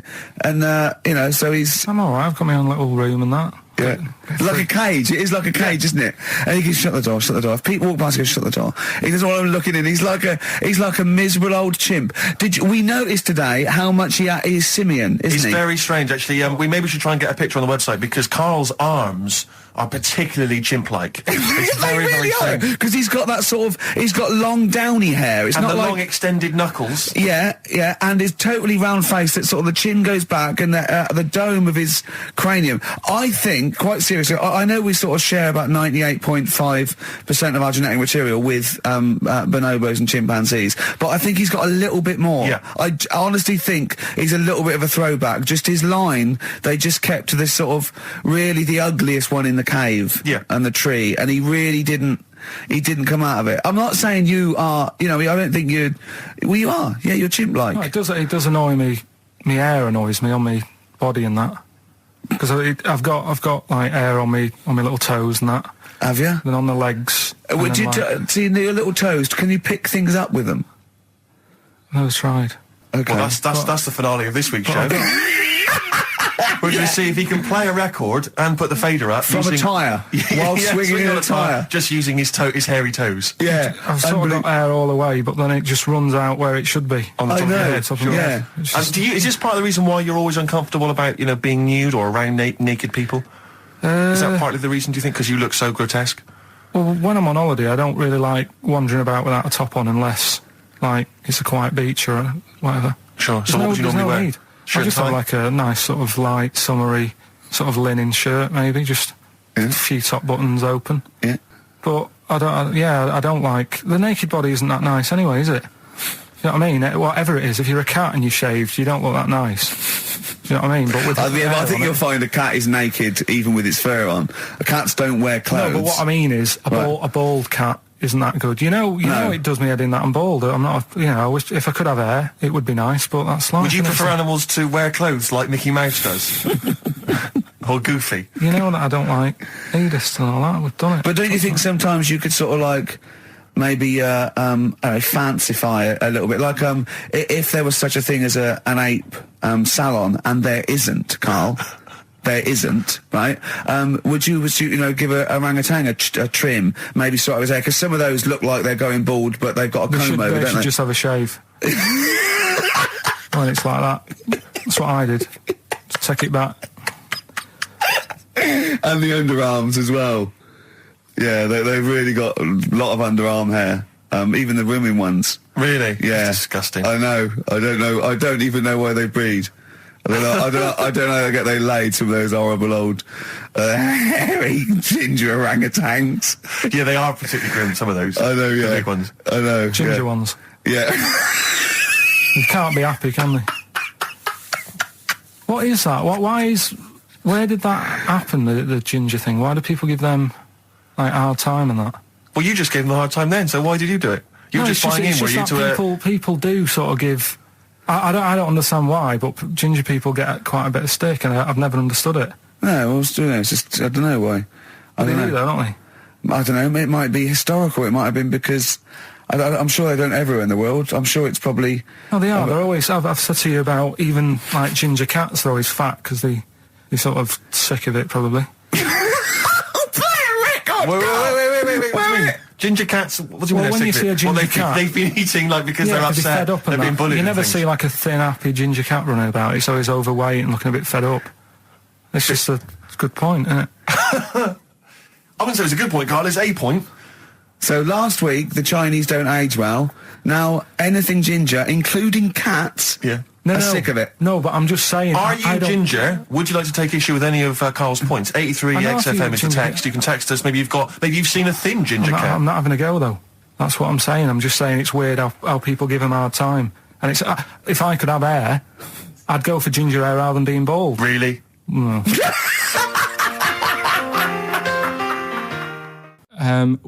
What sort? No. The Pope. Yeah. What semi? Sorry, Anne, Mrs. Robinson, we're going to have to let you go. Yeah. Go on. You are the weakest link, Carl. Goodbye. Yeah, go on.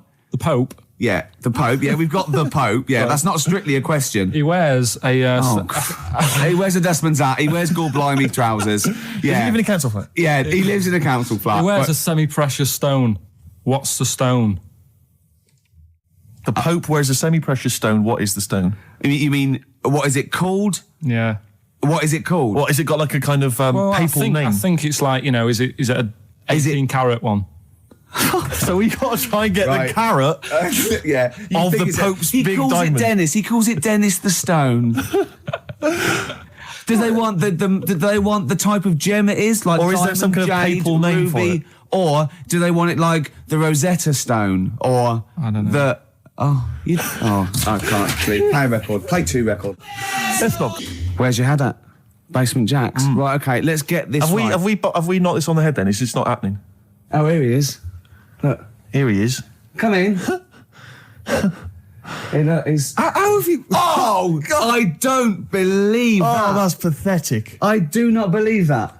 That's absolutely pathetic. Now, they won't believe this, will they? No. Right, No. if I say that Jonathan Ross just got his massive member out, and he is a big lad, come and sit down. I've got your tickets, Mr. Gervais. Thank you. What's going on here then? I mean, why are you dropping off tickets? Well, because, in the spirit of the Comedy Awards, we like to have the rising young stars of the British Comedy That's Awards. right, and that's me. Well, we couldn't find any this year, so we've asked Ricky whether he would sit in the rising young star seat, and I wanted to deliver the tickets personally, so there's no excuses if he doesn't turn up later. Yeah. I always suspected that you were sort of pretty well endowed. Yeah. And now we've seen, it's on webcam. That was just one of my cocks.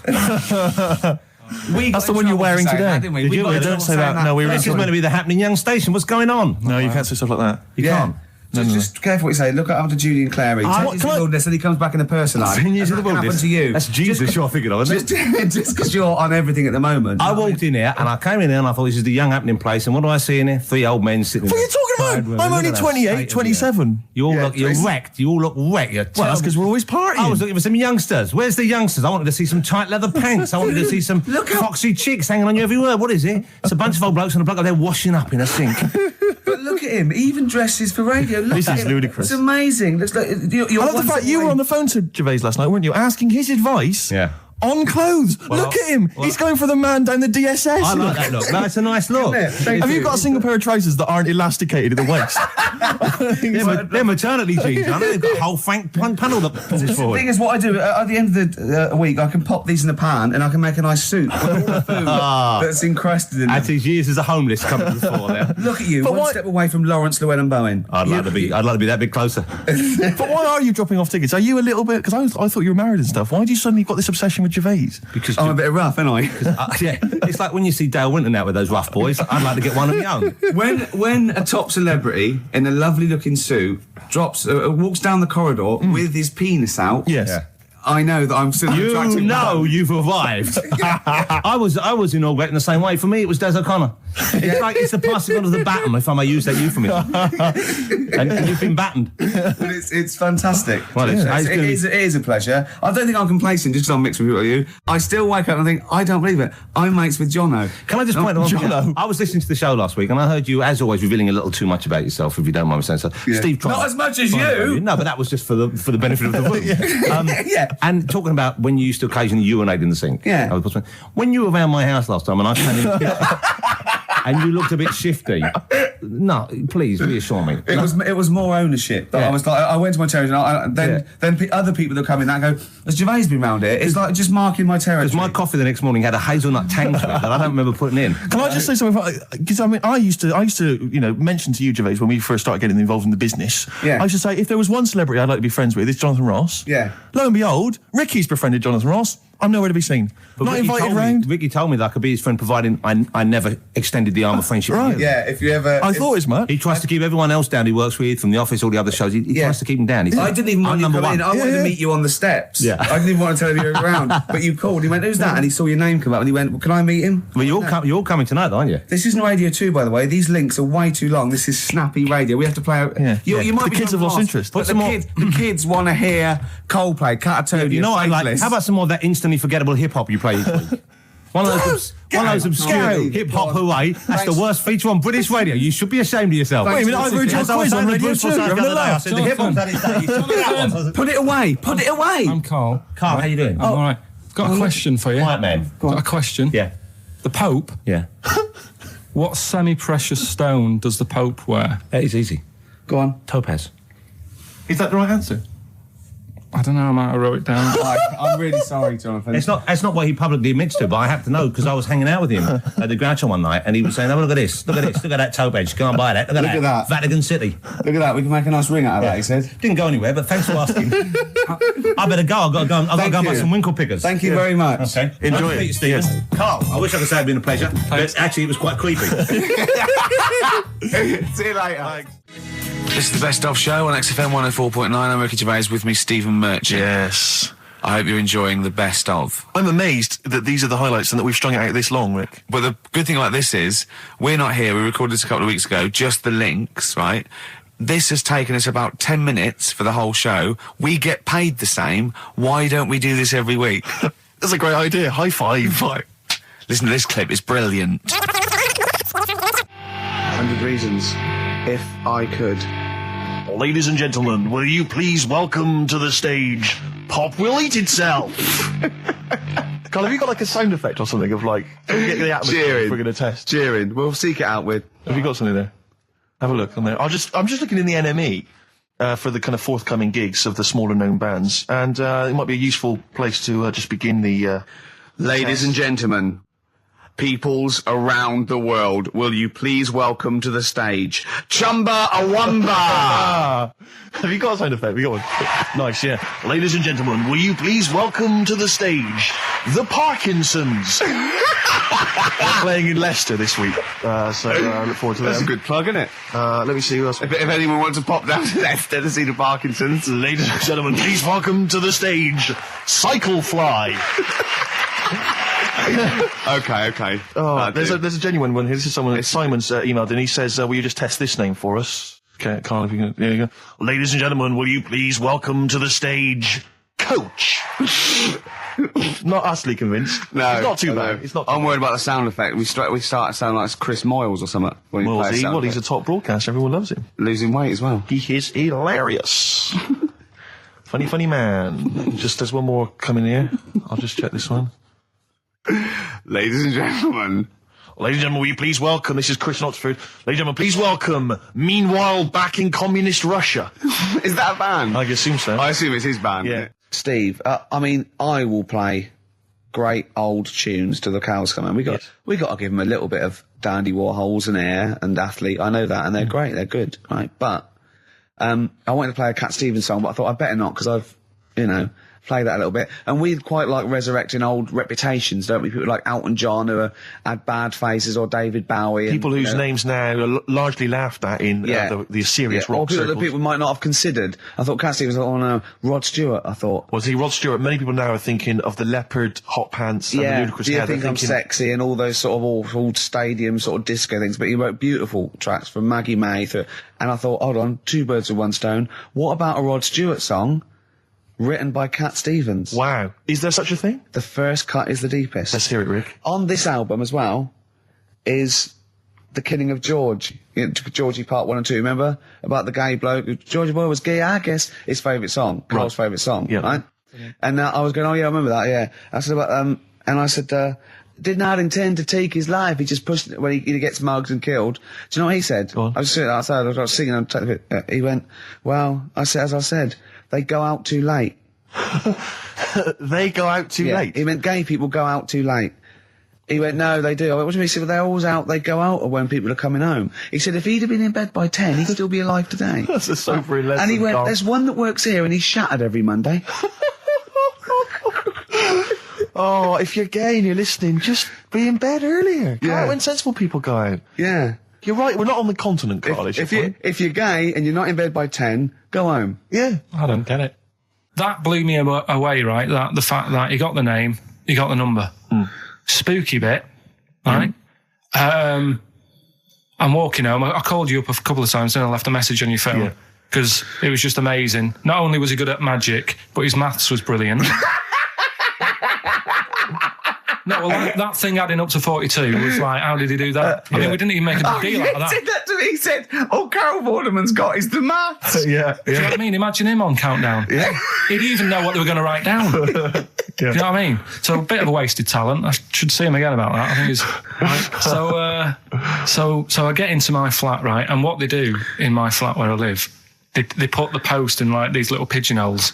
Right, and I don't normally check them out. I leave it for Suzanne to do, right? Sure. But this time, for some weird reason, I thought, right, I'll check it, see if we've got any post. Open it up. There's only this. A letter for Miss Harris. Yep, there it is. Bona fide in front of us. A letter addressed to a Miss Harris. Well, does she live there? No, it's my address. She doesn't live there. Did she ever? Don't know. It doesn't matter. It's weird, isn't it?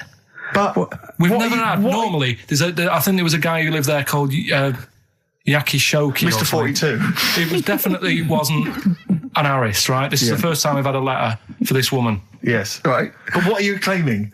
Because Darren Brown himself admits that it is not paranormal, it is not supernatural, it is a trick. It's a trick. Is it? But he would say that, wouldn't he? Hitler said that. Play a record. Well, can we open this? No! It's illegal! No, but I'm thinking if it's a birthday card for someone's like 42nd birthday. Right. You can't open that letter. Go and put it back or put you cannot open that letter. Why not? You can't open someone else's mail because you think Darren Brown's supernatural. What if we steamed it open and then resealed it? No one would know. It's only a letter. You can't. You can, but I don't want any part of it. Carl, I think you should open it. No, you open it. I'm not opening it. It's against the law. You should open it then. We won't open it then. They won't send you to prison. Luke, forget it. You'll get off. Cure? Yeah. Bit of cure? There's no cure, no. I'm looking... Well, I'm tempted to open it. Well, do you want to, Steve? There you go. No, I'm not going to open it, but I think you should, definitely. 6 Different Ways by The Cure from the album The Head on the Door. We've enjoyed that. The Head on the Door, Carl. Ooh, bit of a coincidence. Spooky, isn't it? It was only 4 weeks ago you were talking about a head and a door.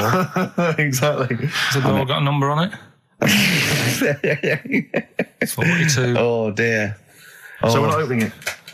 No. Well, I can't open it because as the producer, right? Oh, yeah, because your standing in society is such that they'd make a real example of you, that a producer of a tin pot radio show once a week. Yeah, he should know better. He can press buttons and talk at the same time. Sending down. But they wouldn't try you in an adult court. You would get away. You would get away with it. Just they'd hear you speaking for a little while, and the judge would end up squeezing your head and letting you off. It'd be like those people who train monkeys to break in. Do you remember down in South London? We talked about it in the past, and they were going around robbing stuff, and they trained them to do it. Yeah, I don't think those monkeys would have got in trouble. It would have been the keepers. So, I think XFM would probably take the rap. Will you open it? No, I can't be seen to open it.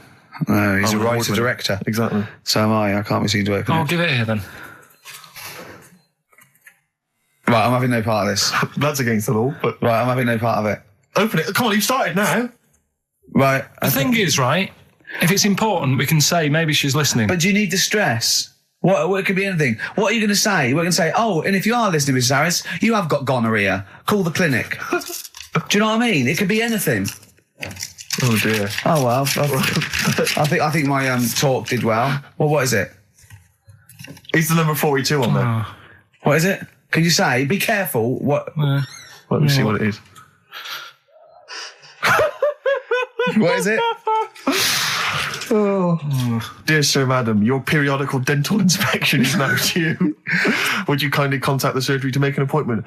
Harris, Mrs. Harris, if you're listening, your periodical dental inspection is now due. You might want to contact the dental surgeon that you normally go to. She could have a faulty tooth. Faulty tooth. 42. 42. I don't believe it. 42. 42. Oh my God. God, that Darren's good. Darren Brown's good, isn't it? Oh dear. Because my auntie Nora, she same thing. Pumped her with loads of drugs. She used to have a cabinet next to the bed is like boots. She's got loads of stuff, right, for all sorts of stuff. And I mean, she's not that old, but she's on loads of stuff, right? She's a bit coked up, is she? She called up my mum once. And, you told us this. Go on, tell it again. And she said, "Oh, how are you doing?" And that. She's all right. Bit worried though. My mum said, "Why? What's up?" She said, "I've been breaking wind." So she goes, "Well, you know." She says, "No, but this one is going on and on and on."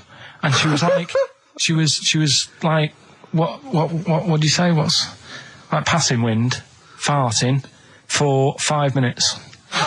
one thing, not like, trumping and then nothing. Yeah. Continuous drone of a fart. Yeah. I don't think she had. How big was she? She must be the size of a barn. No, she's not that big. She's good for her age. No, quite but I mean, quite slim. No, but flying for 5 minutes. Where's all the gas? Was she circular breathing? Was she sucking it in with her mouth? It was just, I don't know that much about it. But she called up my mum about 2.5 minutes in. Could you hear it in the background? 2.5 minutes in. 2.5 minutes in, she called my mum up, and it went on for a further 2.5 minutes. Oh. And she just stayed on the phone, did she? Where was going? Can you hear that? Well, did she hold the phone next to her arse? Listen to that. She was off the ground. I'm trying to work a tune down. she was actually hovering. She was 4 foot off the ground when they found her. The ambulance men. The cat's dead. Don't light a match. Don't light that cigarette. Yeah, it's like that advert. The kids come home from school, switch on the light. Yeah. Then they see Granny hovering. Turn the light on. Be careful if you have an elderly woman at home. Yeah. Drugs make you fart. So that's what I'm saying, you know, just let these people... What are you saying? No, wait, what are you saying? I'm saying let people enjoy the life they've got left. No, you're not. You're saying don't put them in hospital, leave them at home to die. No, I'm not. Give them a Rubik's Cube and let them die. That's what you're saying. Yeah, I'll tell you something now, right? Steve, I'll tell you something. I didn't want to do it because it brings the show down, but she did die. Who, the blue-handed lady? Yeah. How do you know? Because I said to my dad, how's the woman next door? She said, oh, she went last night. They've got an old fella in there now. God. So, there you go. So, wouldn't it have been better to leave her at home where her friends and family can call and speak to her, even nip that round if they want, you know, with a cat, I imagine. No, it's definitely a cat now. What was that cat's called that you imagine? Probably, I'm seeing like a big ginger one, so I don't know, something like, I don't know, maybe ginger or whatever. Maybe I had a budgie. But that's what I'm saying, just let him enjoy his life, because dying in hospital, I wouldn't like to do it. If I went to the doctors and they said, you haven't got long life left, I'd say, well, I'll stay at home. Yeah. And that's the point I'm getting at. Yeah. Right? If you can't do anything for them, let them enjoy their life. Yeah, a Rubik's Cube. Right, well, Yeah, you might want to try and You heard check about the hanging one when What's this the one? fella was... Sorry, mate, go on. When the fella was hung. Well hung? He was hung, and... Hung? Sorry, what's hung? He was hung by a rope. So, isn't that... No, I think it wasn't he a Chinese emperor? And wasn't he hung? Yeah. Sorry, he was hung. Some fella who'd done something, they hung him. And, They wanted him. It's not a word anymore. He was hung. look, don't be doing that again, because you said squoze wasn't a word, and then I shown you a menu today that someone sent, and it said fresh orange, squoze. Inadvertent commas, and next to it was the word colour, spelt C-O-L-O-R. So, presumably either the American menu, right, in which case there's loads of American words that we don't use, or it's just a badly typed piece of work. Anyway, there was a bloke that was hung. He was hung and that, but he didn't die. Hung on that, he was definitely a Chinese. Hung on that, yeah. I remember him now, yeah. He didn't die, and they said, oh, just hang on a minute whilst we change the rope and that, and he stood there waiting, changed the rope. They tried to, do it again, and didn't work. It didn't work, right. So, they got another rope, right? Didn't work. And then they had to let him go, because it's like there's a well-known saying or something from this thing. Yeah. What? What? Ricky and Steve are here. Karl Pilkington is away today, so Mr. Ian Cantfield. Stop it! This is my signing off link. Right, look, I'm running into your show now and it's your fault. Mr. Ian Cantfield's with Ricky and Steve today. Jimmy Carr's on X-List duty tomorrow. If you didn't get a request in, I'll see you 10 o'clock next Saturday. Merry Christmas. XFM. Comfort and Sound by Feeder on XFM 104.9. I'm Ricky Gervais. With me, Stephen Merchant. Hello there. But no Karl Pilkington. No He's Karl. in Lanzarote. Lanzarote, But as we we have speak. got a very, very special stand-in. It's Camfield. Say hello. I'm so excited to be here. It's been, the things I've learned in the last 10 minutes before we've even gone on air. Like, you don't have a theme tune. I don't have a theme tune. I don't wear headphones. Exactly. Ian wears headphones with a preamp. He's got 3 midgets just brought in his backline. Right? They're called Dog Mongo and Blitzkrieg. Look, Blitzkrieg is up there, they're eating a banana. Yeah. He is the King of Rock, the new King of Rock. Well, the Prince, he's the Prince of Rock. Obviously, Vance is the King of Rock. But we'll be doing that, we're working out who. Over this, and by the way, Camfield, I don't want the Ian Camfield that does XFM and going, and this fast approaching 123, here's Ash. I want the Camfield that goes, I snorted ants with Lemmy. Okay? So, we want the real Camfield. All right. I bought in Metal Christmas, is that all right? That's my only request from this show, that we do play Paul Di'Anno's version of Santa Claus Camfield's is coming to town. The rest of it's over to you. Yeah, we're going to play some Christmas tunes. We're going to play some, our favourite hits of the year. But mainly, this is the rock programme. This is the rock programme. What worries me, Rick, is there's a lot of people who listen to our show and they're not regular XFM listeners. They just kind of crawl They're out not regular morphine people. Stupid on a Saturday afternoon, put the show on. So they might not be familiar with Well, Ian's Ian work. Canfield is a young man. He's been in... he's about 14. He's been in radio... It's weird, he's 14, but he's been in radio for 15 and a half years. He was weaned on the milk of Avant. Yeah. Right? And he's going to be the new rock god, aren't you? Well, I'm trying. Yeah. No DJ Canfield. Just go, yeah. Right? And over the 2 hours, I want to work out the 4 pillars of rock, right? I want 4 names, 4 pillars of rock, right? Huge rock pillars. And then I want the king who stands astride them like the archangel of metal. So we'll be asking Ian, every few minutes we're asking, right, who's your first pillar of rock? And then, keeping the one that stands astride them. Okay? And how many do we need? Well, we need 5 names then, don't we? The 4 pillars of rock and who stands astride them. Right, okay. Like the Overlord with these Axe Attack albums. Yeah. Yeah. This is Oasis. Christmas. Oasis doing their version of Merry Christmas, everyone.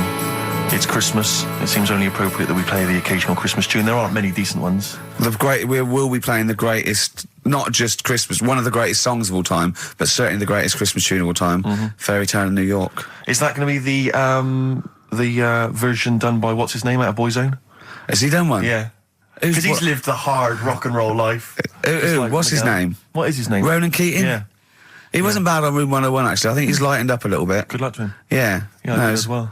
Yeah. A lot of people ask me, Canfield, I'm sure you can you've probably got experiences of your own that you might want to talk about, but people ask me what Ricky's like in real life. And I don't want to get grotesque. It's Christmas, people are listening, people are eating sandwiches, but he has a flatulence problem. I don't know if you're aware of this. It is... It's not a problem. Right. Well, it is for us. Yeah.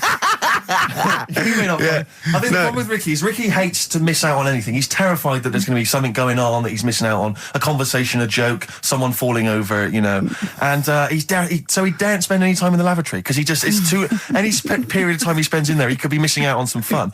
So he kind of tries to get his lavatory, occupying time down to a minimum, an absolute minimum. Plenty of pissing. There's loads of that, but none of the other activity. Really, I mean, you keep that. Really, it's like you're in, you're out, and sometimes I don't think you've done the full job, Rick. Yeah. And today, I'll tell you this: my eyes were bleeding. It's intense. It's just a word of warning because the kitchen at XFM is out of bounds now.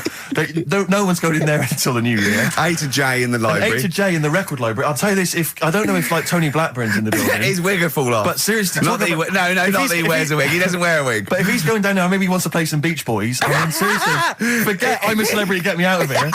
Forget you might have survived in the jungle, Tony. But you get down there, mate. Tony, would you rather eat a plate of maggots or go and get Beach Boys? Exactly. Saying A to J. Oh, pot pickers. Exactly. Jesus Christ. It is absolutely extraordinary down there. So I'll just be warned. But it's Christmas. Yeah. Christmas. Why would Blackburn be listening to this? I don't know. He's probably doing a bit of Christmas shopping. Sure. And he's out and about with probably got his little, personal stereo on. Yeah. And he goes, I'll listen to the boys at XFM. Exactly. And Canfield, what do you think of it so far?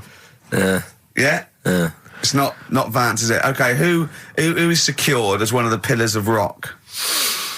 Lemmy. Of course he is. Never changes his boots. 2 pairs of trousers. 3 shirts.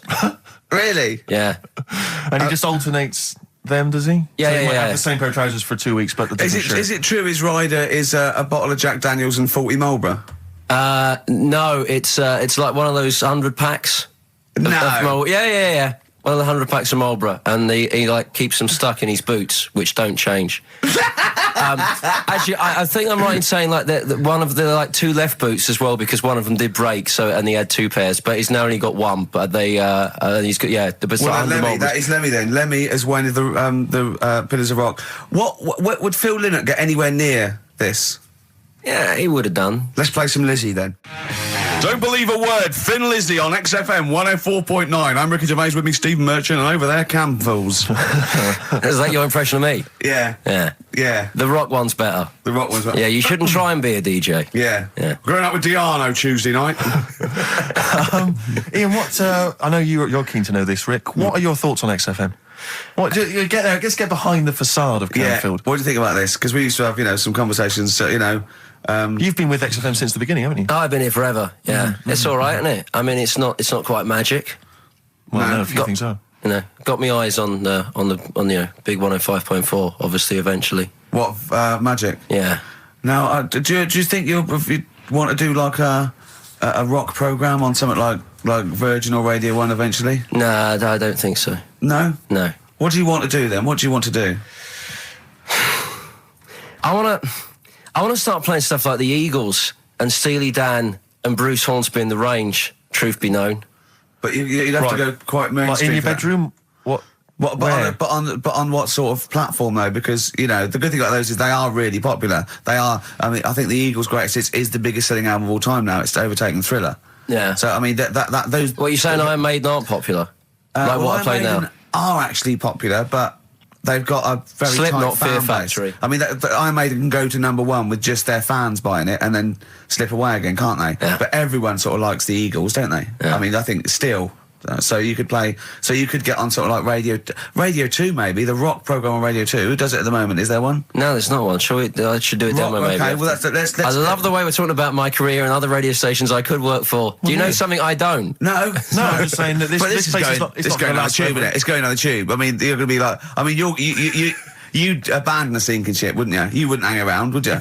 You wouldn't fiddle as Rome Byrne. I mean, we got a couple of pies cooking in the States, so we're not going to be here to keep it afloat. No, the weekends. But we want to take the good guys with us, right? So when this crumbles and they make it into a car park for Capital, I want to see you on Radio 2 Friday nights 10 till 12, pure rock. Exactly. Do you know what I mean? Absolutely. Right. Well, that's the pitch, isn't it? Friday nights 10 till 12, pure rock. Okay. If anyone's listening to the BBC, it's Canfield. He is the new Vance. Molten Metal, maybe. Molten Metal. That's good. My only concern with TV work for Ian is he doesn't look like the obvious rocker. I mean, people are listening, they probably imagine he's got the long, greasy hair. But that's he's got the modern Slipknot look. T-shirt. Lots of modern bands now. They've got. I'm not slagging off. I'm just saying. I wonder if the fans. They've got short hair. It's not all long hair and strange beards and tattoos. No, the days of them all looking like Lemmy and smelling like Ricky are well and truly gone. Yeah. Have you ever had the long hair? Have you ever gone in for that? No. Never tried that? No. But I've got bullet belts and stuff like that. You're right. If you'd have wanted me to dress up, I would have dressed up and brought CDs. I mean, obviously I should have prepared more for this show. Sure. Yeah. We're going to play some classic rock, aren't we? I think we're going to play The Who. We got Jump, Van Halen. That's a classic, isn't it? Yeah, I think I've got that about 5 times on every Driving album I brought in for you. Okay. And so are we going to play Since You've Been Gone? Yes. Yeah. What's next? British Sea Power. Yeah, I thought we should play a couple of singles that we've enjoyed over the last year or so, and this is one of them. Carry On, play at Canfield. And don't forget, Paul Di'Anno and Santa Claus is Coming to Town's coming on as well. Paul Di'Anno doesn't snort ants, he snorts anteaters. Carry On from British Sea Power on XFM 104.9. Not bad at all. Now, listen, we should just point out to people that Karl's away, and we always slag him off because he provides very little. And he's an idiot. Well, exactly, to be fair. But he's obviously off in Lanzarote, and he's forgotten to tell us what the password is for our email, Rick. Idiot. So we can't get into the email. So we're going to have to use Ian's email instead. ian.camfield@xfm.co.uk if you want to get in touch. You're never going to have so many emails, Ian. Really? Yeah, you're going to be looking at them all week. It's going to be brilliant for you. You're going to feel really popular. You know what? Heat described Karl as a bald little mank twat. Nice. Karl was going, brilliant. Is that allowed? Is that all right? Yeah. Bless him. Bald little mank twat is back on the 3rd, isn't he? Well, if there's one thing that magazine's What good was at, he it's suggesting? You accuracy. can't be regionalist? What? Was he suggesting you can't be regionalist? Was that allowed? No, I just think it's a familiarity of, it's just because we call him a bald little mank twat, that a national magazine can say that. Oh, bless his little round head. Wonder what he's doing now. He's sitting in the ash, reading his, reading his Rich Hall book. Yeah, he spent a week when he went to, where was it, St. Lucia? He spent a week, right, throwing sand at crabs. Yeah. I don't think they've even got crabs, have they, over there? No, I don't know what he's going to do. What is he going to do? Suzanne, what is she going to do? He's going to be whinging. But it's sort of like, Karl must be like, you must like sit him in front of a video while you go and make the dinner or something. Yeah. It must be a nightmare taking a pet. She got a little harness for him. To be fair though, Rick, I mean, I can't imagine you're much better. on holiday. I've always wondered what that must be like, because you always need an audience. You've always got to have someone around that you can perform for, drop your trousers for, annoy, just generally sing and dance about. And Jane's seen it all. She's bored of you.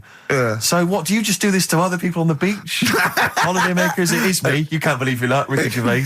Okay. Do you want me to annoy? Do you want me to annoy you? Yeah, exactly. I can annoy you for 5 minutes. Yeah. Because then I'll get bored myself. I'll tell you what, I want some ads, and after that, the fairy tale in New York. Oh. XFM. The Pokes, featuring Kirsty MacColl, and a fairy tale of New York. Brilliant. On XFM 104.9. That's the song I think that single-handedly keeps Shane MacGowan in gin for another year. It must do Just well, about though. keeps- but I'm sure it does. I absolutely love it. I still love it. I saw it on Top of the Pops too. And it's just brilliant. I mean, he wasn't great at miming, but it didn't bother me. Sure. He's miming to a different song, probably. Yeah, in his head. It was great. I had a little visit in the week, Rick. I think you missed out. A little Christmas visit from, I know he's a friend of yours. He's a friend of He's a friend of the nation. Go on. TV illusionist Darren Brown. Oh, yeah. Yeah, he's bought a new pad. Yeah. And he just came around to tell me about it. Yeah. And it's interesting because... Somewhere to keep his guns. Exactly. And I can never know kind of how much, he's just playing with your mind, experimenting. But he was telling me about the place, and apparently... Say he loves you? he's got a B-day in the house. Now, we were discussing B-days because... Never understood that. I've never got my head around it. To this day... He's not meant to. Well, no, but I don't think I've ever met anyone who's used a B-day. Oh, Darren Brown does. He's known as the cleanest arse in Modern Magic. Yeah. Shiny arse, they call him. But we were chatting about it, I don't really know, to be truthful, I don't really know how you use them. I don't know. Well, I assume you just sort of go over it and let... But do you face the wall with your knees on the tiles? No, or do you I face think away from the wall? No, it's sort of like you just... I don't... And no. it's got the little Do you nozzle. sit on it, or do you sort of hover above it? Do you hover above it and just splash things onto them? No, it's a little jet, isn't it? It does it for you, doesn't it? But is there a jet? This is what I'm wondering. Is there a jet of water that goes up the crap? It's like it's a drinking fountain. That's you used to have in school. yeah. Which I remember Mr. Mellows used to embarrass himself every time. I go, no, he's in the playground, Mr. Mellows. Yeah. It's not a B-day. We're not at your French, cottage again. Yeah. I don't. B-day sounds French. I'm assuming it's French. After, they're probably so embarrassed about just sort of like squatting over a hole. Yeah. They go, well, at least we can clean it. Have they? Because I haven't been to France for years. But are they still persevering with the public toilets? Which is just a hole in the ground? I mean, I think they have got. Has a single Frenchman travelled anywhere else in the world? Yeah, and seen that now. This is uncomfortable. I know. My trousers go down. To Delhi, and I think there's proper decent porcelain. I know. I can't believe it. I think they have got the flush ones now, mainly for the tourists. Sure. Yeah. But I've never really understood that. But it's not. You don't go in. It's not like because they're literally crapping into an open sewer, aren't they? That's the French approach to the public lavatory. Do they have the bidet next to the hole? No. The toilet is a toilet, isn't it? Right. But it's just like. It's sort of like it's like going in the bottom of a shower with a big hole at the bottom. But I don't know. And do you? I mean, again, not wishing to get graphic, but do you use the bidet instead of the toilet paper? Is it used in conjunction with, or instead of? Do you know what? I've honestly never used a bidet. Because it's not really a working class thing, is it? The bidet. No, but it sort of came in with sort of like purpose-built houses, didn't it? They sort of like shot up all over the. No pun intended.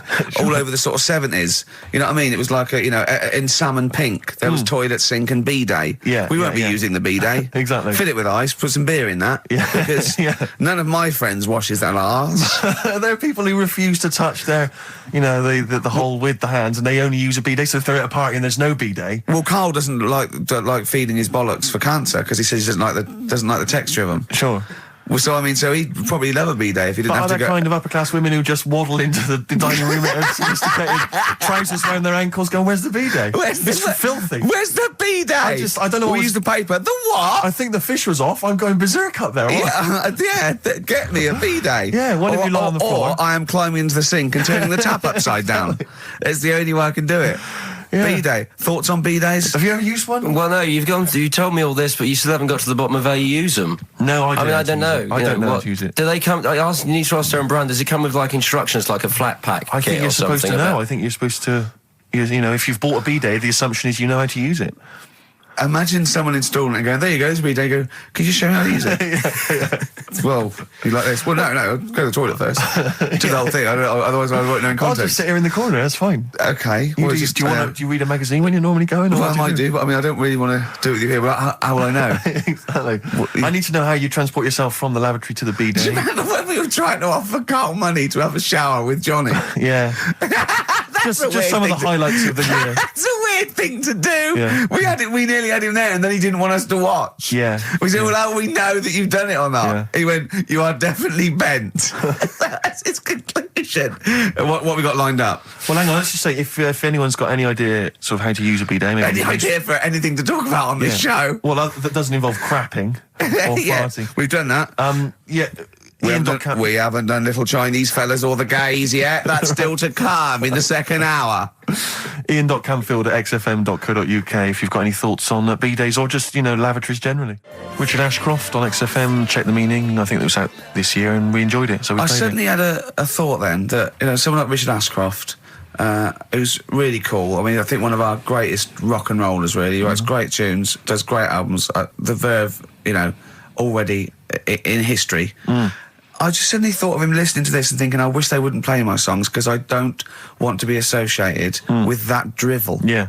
Most people get a buzz out of it, get it on the radio. Do you think people say, don't let Gervais... Guilty by association. Do you know what I mean?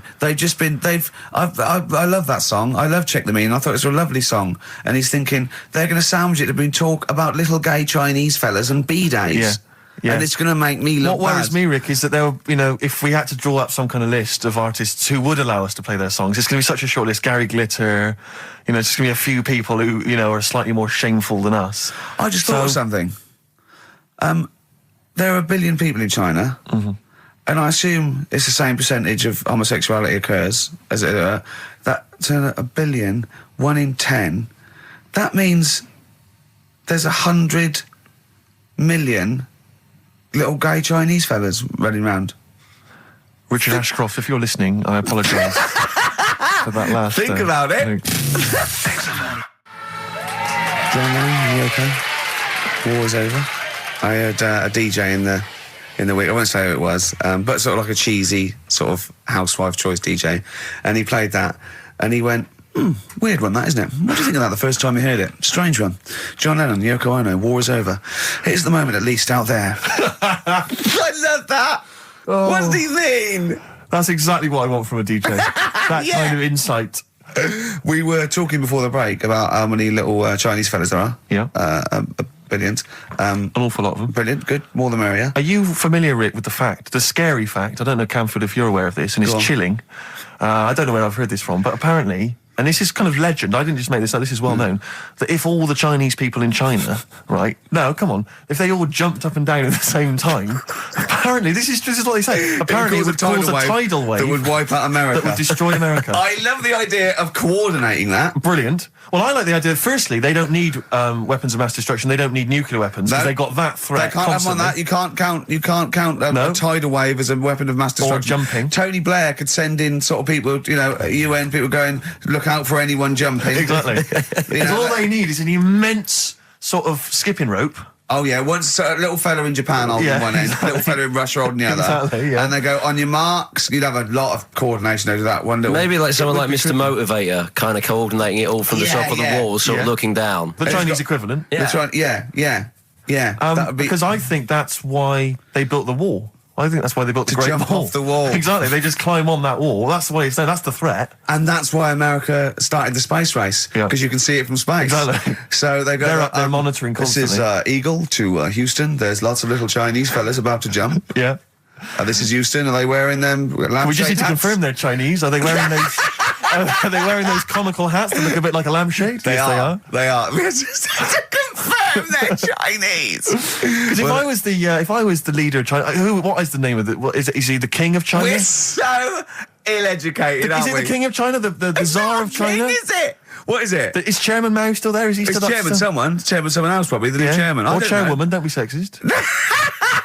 And actually, when I said there's 1 billion people in China, so there's 100 million little gay Chinese fellas, someone phoned up to say half of them are women. Yeah. Well, of course. Yeah. Straight on the phone with that. Well, I meant little lesbian fellas or little gay fellas. Yeah. I mean, I wasn't being sexist.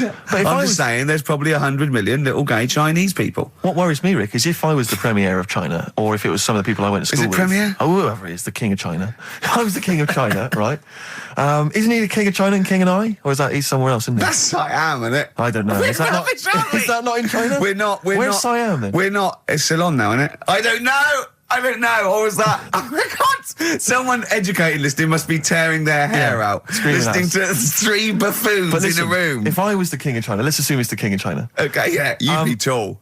But you know when sometimes you've had a few drinks, whatever, you know, I mean, I'm sure you've done that thing where you order a pizza for someone, you know, a mate or whatever, or send a taxi around to their house, something like that. Yeah. What I do is I just phone up George W. Bush and go, seriously, mate, you better send some stuff over, money and that, and videos, because seriously, they're all outside now. 1, 2... Yeah. You know, and you could freak them out. It'd be Send us brilliant. some knives and forks, because I am fed up with these sticks. Yeah. It's ridiculous. I don't know why we're still sticking with them. I can't pick up the tiniest little bit of chicken. It's crazy. It's rubbish. Send us some cutlery. I'm having a nightmare eating yogurt. Oh dear. This is 104.9 Racist FM. Absolutely. Jonah Louis. Should we apologise for that? Not at all, no. That's right, innit? Stand by it, yeah, it's that good. was his follow-up to You'll Always Find Me in the Kitchen at Parties. Yeah. One of my favourite lyrics. She was into French cuisine, but I ain't no cordon bleu. Brilliant. Yeah, looking forward to playing that in the new year. What happened to B.A. Robertson? Don't He know. knocked it off. I was standing in the corner and the ball came across. What was the other one he did? I don't know. We're not as old as you. Oh, no. This is all gobbledygook to us. XFM 104.9. That's Yeah. Jonah Louis. Yeah, you're not listening to classic gold. Amazingly. I've still got my own teeth. I think, Rick, I was the subject of a Christmas con in the week. What, you mean you bought something for £4, then saw it for £3.90 as you walked home? That would make me Because livid. I've seen you really livid. I'm absolutely furious. When I bought my PlayStation, I saw I could get it for £5 cheaper down the road. I was absolutely And you'd fuming. already walked to about 19 places, Oh, God, I remember. yeah. I actually left you after about an hour. Yeah.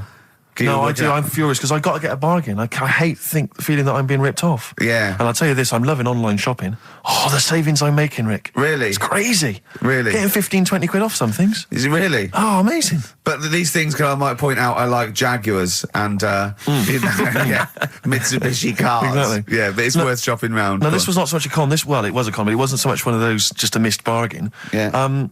Doorbell rings, answer it. It's a couple of girls. They must have been 13 or 14, maybe. Now, I've always had a problem with teenagers. I'm intimidated by teenagers. In case they call you a dork or something. Well, I mean, I told you before, I was walking down the street once, and there's two guys coming towards me. I mean, real losers. Do you know what I mean? Glasses, the spots, greasy hair. Do you know, really pathetic. And I was sniggering to myself. I was thinking, look at those losers. And as I passed them, I heard one of them look at me and say to his mate, look at that geek. I was furious. I was thinking, I'm allowed to call you a nerdlinger, but gee, I don't expect it back. I was really furious and like upset. And so, as I say, these teenagers are at the door, and they were quite aggressive, quite aggressive girls. And they had a piece of A4 paper, and they went, "We're doing a sponsored thing." Yeah. But I didn't quite catch what it was they were doing that was sponsored. I think they sort of fudged it. They went, "We're doing a sponsor." Oh yeah. And I went, right. And they went, "Do you want to sponsor us?" Boy, they picked on the wrong person. I was a bit intimidated. I don't know why I said no. I was worried maybe it was part of some kind of, hidden camera show, Yeah. And so I said, yeah, all right, I'll sponsor you. So they handed me this form, and I always thought you were supposed to have quite an official-looking form for any sponsorship thing. But this was literally a piece of A4 torn out of a notepad. It was the back of a Gareth Gates poster. Exactly.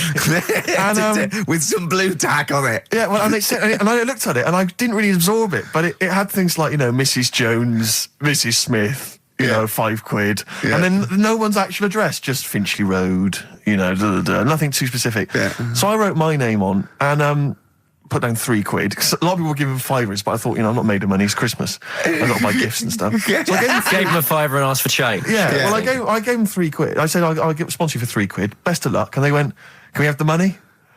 And I said, well, aren't you supposed to do the thing? And the woman the girl just looked at me, she just went, no. So I gave her £3. But And what off they difference won. does it make? Well, I'm assuming, though, that it's not going to any charity. But it's no sponsored But I thing know, at all. but then I'm not being funny. The charity that it's not going to, you wouldn't have given to it anyway. It's true enough. So all that's happened is you're £3 But down. I'm £3 down. Yeah, but if it would have gone to charity, it'd be £3 down. The fact that it hasn't gone to charity doesn't matter because you wouldn't have given it to charity. Yeah, but if it had gone to charity, Rick, I'd have felt a little bit superior, a little bit smug. That would have kept me going for another 6 months. Whereas now it's just gone to a couple of weeks off the street, who are scamming people, possibly old people, Rick, and that's who I feel sorry for. They've not got a great deal of money. That's why I'm not worried about myself. I've got a bit of cash. What about the old people? Yeah. Although you are £3 down, which probably still hurts, doesn't it? It's still stinging. That's why I just like to tell you now, get off my chest. It's an Merry emotional Christmas. thing, yeah. Just be careful. If you're living up in North London, be careful. There's 2 girls that are going around. I expect, they might come to your door. But they might be wary. be genuine. No, I don't think so. No. They were common. They were very common. Do you know what I mean? Was the giveaway things like, Santa Claus had given £10, Exactly. Tony Blair had given £1? Yeah, I know what you mean. Yeah, I think you were conned, mate. Yeah. Right. Won't get fooled again by The Who. Ian, I'm going to ask your expert opinion. Is that not one of the greatest rock songs of all time? Yeah, if you'd have played the proper version of it. I know, but it's 6.5 minutes, and we usually do, but we just thought, it's Christmas, people want to, have him and more Jonah Louis. Yeah, but we could have played like the full 8 minutes rather than making the show sound like strolling round your local Asda with the Christmas songs with a little bit more racism. That to me sounds like fighting talk. You want a rock challenge, Canfield. You can't handle the truth. I'm gonna rock this out the last 40 minutes. Can we put Keith Moon in the monolith? I was going to ask you. He's my favourite drummer of all time. Will you go along with that? Yeah, absolutely. So we got Lemmy and Keith Moon. Yeah. Are we making up a kind of super rock band here? We could do. That? We could make up a super rock band. That's far too passé. Let's call it the Monolith of Rock. It sounds more stupid. Okay. So we got Lemmy and Moon. Yeah. We need 3 more. So we need 2 more pillars of rock, and then one to stand astride it, like the metal angel of death. Now, Ian, you've hung out with some of the big rock names, haven't you? Yeah. No, I'm not going anywhere with this. I'm intrigued. Tell me some of the people you've hung out with. You've hung out with Maiden, have you? I've hung out with Maiden. Don't you? I've been flying with Bruce Dickinson. Yeah. And have you? It only took us 3 attempts to land at Gatwick a few weeks ago. But I don't know much about you, Ian. Are you someone who lives the rock and roll excess lifestyle? Are you kind of drink and drugs? Is that your thing? I like to be kind of on the edge, having a look at what's going on inside. Right, I don't quite know what that means. Well, it's the way they talk, Steve. Right. Well, I mean, because some of those rockers, they're hard-living boys. Can you keep up with them? Do you up till 4 in the morning? 4 in the morning? Yeah. 4 in which morning? Hey, Daddy-o, man. Yeah. We're going out about 4 in the morning. Yeah. Carl reckons the gays go out late. Yeah. His favourite song is The Killing of Georgie, right? And he went, yeah, but would it have happened if he'd have been, going out a bit earlier? Yeah, well, no, fair point. Yeah. Is that song time specific then? No, but he reckons he probably got because he was out late. Oh, right, okay. He said there's one that works here. Sometimes he doesn't go out till midnight. But I imagine you a little bit like that little boy in the film Almost Famous. When you're on tour with the rock legends, do you know what I mean? You're like, the little kid there. Maybe the doors are being closed in your face, are they? As they go berserk. Yeah, when I started, but now, I insist. I see you as one of theirs. Yeah, access all areas laminate. I can enter venues now with a big bottle of Jack Daniels. I don't get stopped. Yeah. Really? But seriously, have you, without naming names, obviously, what excess have you seen? Have you witnessed anything, or have people calmed down now? Are these rockers clean living now? Depends who you're talking about. Sure. Yeah. Is there anything going on like the days of Ozzy and Motley Crue? I haven't seen. I haven't seen any red snappers like with Jimmy Page. Do you know that story? No. I can't talk about it. Then forget about that. Yeah. Oh, is it disgusting? Yeah, well, yeah. But is it worse than talking about B-days and Ricky's farts? Kind of. Right, okay. Yeah, I know. You wouldn't want the instruction manual as to what happened with the red snapper, like you do with the B-days. Sure. God. But don't, as I say, don't name names. Obviously, there's a sort of client, doctor confidentiality or whatever that you... Yeah, well, I saw... We know there's no one listening. Yeah. So it won't go further than the studio. I saw a member of a very big band play the Astoria recently, and they turned up at the Astoria about 15 minutes before they were going on stage, right? And someone said to them, "Is it good to be playing the Astoria?" To which he turned around and went, "Oh, right, are we in London?" Really? Oh, dear. And this person then... It wasn't Daniel O'Donnell, was it? I can only think of the Libertines. No, it's not a very big... Huge band, is it? No, bigger than that. Okay. Yeah. Okay. What other rock and roll excess do you want? Oh, I was told once that if you stay up for 2 days, the best thing to do is eat some yogurt. This is just like we're going to having tips now. Sure. Yeah, So if that's apparently the best thing at the end of the excess, you need some yogurt. So always keep some in the fridge. Yeah. And chopsticks are no good. Yeah, so don't, whatever you do, don't go on a bender in China, because otherwise you'll be screwed, right? No, there's no benders in China. Oh, there are. There's about 100 million. Yeah. Another tune that I enjoyed this year, Rick. I don't know what your thoughts are on it. I'm fascinated to find out. Loving it. Jay-Z and Farrell and Frontin. What do you think, Canfield? Darkness number one? Yeah, well, they cheated, didn't they? Because they went and did their signing at HMV yesterday, so they could get in like an hour of extra sales. Why is that cheating, though? Well, you know, I don't know. Well, I suppose Gary Jules could have turned up at Virgin down the road, couldn't he? And yeah, you know. Okay, well, then in that case, that deserves to be sort of number one, because it's at least it's potentially a sort of evergreen, sort of Slade type classic, and they are the biggest sort of band around at the moment. Canford, what are your thoughts? You love rock. What do you make of The Darkness? It's all right. They've been around for a while now. Sure. You know, another year, maybe. But they're all the ingredients of everything you like, I imagine. They've got a bit of glam, they've got a bit of Queen, they've got a bit of AC/DC. It's all in there. You've got a bit of Bruce Forsyth. You know what I mean? He's funny. They're a good fun band, aren't they? Yeah, they're all right. They're essentially just too close to novelty. But then so was Slade, in a way. Slade have only got this credibility resurgence in retrospect. At the time, they were a pop band that essentially were for teenagers and thugs. I'm not sure Canfield's going to be championing Slade, though, up there in the same way that he champions the Maiden. But you got to appreciate what Hold has done, surely. Yeah, I appreciate what Hold has done. But they only became cool, didn't they, when Oasis covered them? Yeah, I genuinely always liked Slade, and I've still got a soft spot for him. But The Darkness, we'll have to wait and see. At least The Darkness weren't as irresponsible for the kids of today, though, because the amount of spelling mistakes that Slade were responsible for at school in the 70s must be atrocious. Putting the Z's in. Rubbish. Ian, I'm going to have to ask you for our third pillar of rock before the ad break. Right, well, we need... who have we got? We've got Lemmy and Moon. Right, okay. I think we need to put in... we need a guitarist in there. We should maybe put in Keith Richards. I'm a little bit worried about the health scare, because the kind of air pollution around any venue that this band might play, with, like, Lemmy and Keith Richards there, you know. See, I'm surprised at Keith Richards, because I would have thought it was heavy enough for you, but the Stones have done enough to get in the annals of rock. Yeah. Okay, let's play some ads. Quick question. Do you actually speak like this, Ian? What? This is your real voice. This is real voice, yeah. Yeah. It's amazing. Do your daytime sort of voice, the X-list voice. Say it's fast. It's just coming up to 2 on XFM 104.9. After the break, we've got Feeder. Say that. It's just coming up to 2 on XFM 104.9. These are the ads. XFM. Trouble with that song is... don't know the Bells. It could sound like he's saying something to do with bell ends. Well, yeah. What? Heaven forbid. What, you think he meant that? Did he? Probably. No. That's The Darkness on XFM 104.9. Bell end. Yeah. What other rude words are there? Cock. Yeah, that is rude. Yeah. Especially at Christmas. Especially at Christmas, yeah. It's a time for families. I know. Now listen, time for family. Now, Ian. Yes. Who is your fourth? We need a lead singer in this mega group, the monoliths of rock. Who we got? Lemmy, Keith Richards. We've got Keith Richards on guitar. We've got Lemmy on bass. Yeah. We've got Keith Moon on skins. Right. Some terminology coming out there. Yeah. Who's doing the Vox? Who's given Golden Tonsils Award? Robert Plant. He's gone for Plant. He's gone for Plant. A lot of trad names there. There is the group. The lineup is Moon, Lemmy, Richard, Plant. Okay. Now, our competition, Steve. Name that group. Okay. What's the best, heaviest rock name ever? Sure. This is obviously not a name that already exists. No. Okay.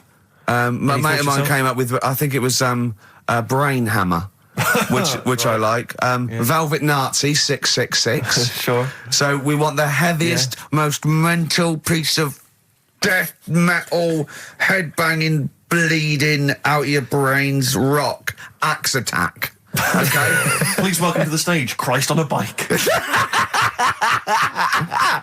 Please welcome to the stage. Oh, look at you. That would be great. Yeah. That would freak out the metalers. Yeah. Cheeky. Yeah. Oh, now listen. They need a manager. They need someone who could introduce them. They need someone to stand astride them. Who is the leader now? Who is the king of all that rocks? Well, it's obviously Tommy Vance, isn't it?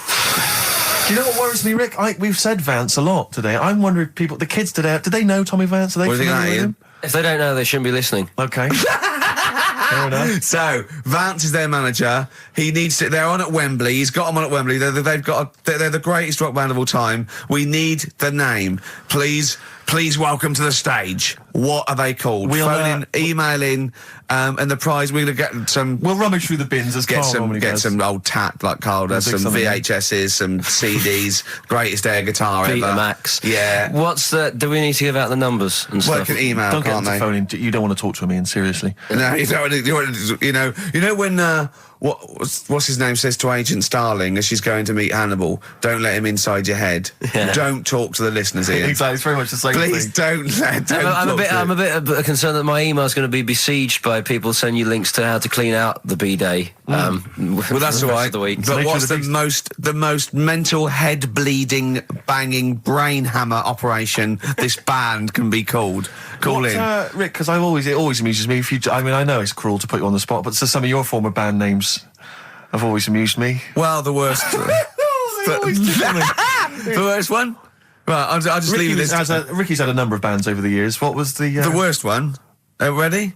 Get ready to play that record because I don't want any aftermath. No, hang on, before you tell me, what was the one? Because these pictures of you, like when you're a new romantic, keep on being published. But That was Shauna dancing. yeah, but someone That's pretty bad. But someone told me they were like, "Oh, ask him about when he tried to be Bon Jovi." Can you imagine such a thing? I know the name you're thinking of. Right, here we go. Play the record immediately. I say this. Ready? The Sacred Hearts. Play a record. Blair on XFM 104.9. I forget the name of that track, but it's good. Good song. Thanks very much. Oh, good song. Yeah. Oh, right. I just thought you were complimenting giving me. his opinion. Right, Yeah. go on. The what? Are we still on the air? Yeah, What are we doing? Merry Christmas. we got someone on the line. Oh, right. He's here. Who's that? Ricky, Yeah, go on. it's Jonathan. How are you? Good. It's only TV's Jonathan Ross. Ross, turn your radio down, you idiot. I'm here. I like to. I haven't got a radio on. What are you talking about? We can hear the feedback. Well, I haven't got it. It's not my fault. It's your incompetent radio station. And also, didn't you hear? We said don't call in. We don't want to speak to the listeners. What's it? I'm not a listener. I'm a visitor to your shows. I'm special. You know that full well. I know you're special, right? Yeah, exactly. What have you got a name for the band? Yeah, you ready? Yeah. Blump. B-L-U-M-P. I tell you for what, you can't have a normal word. If it's the monolith band of all time, if it's the big, you can't have a regular word. It doesn't make sense. How can you have a regular word? All these ideas you've come up with are rubbish. You need a word which only stands for that one thing. No one's heard it before. No one will use it again. Blump. I can't help but feel that that's a more appropriate name for maybe one of Ricky's bands.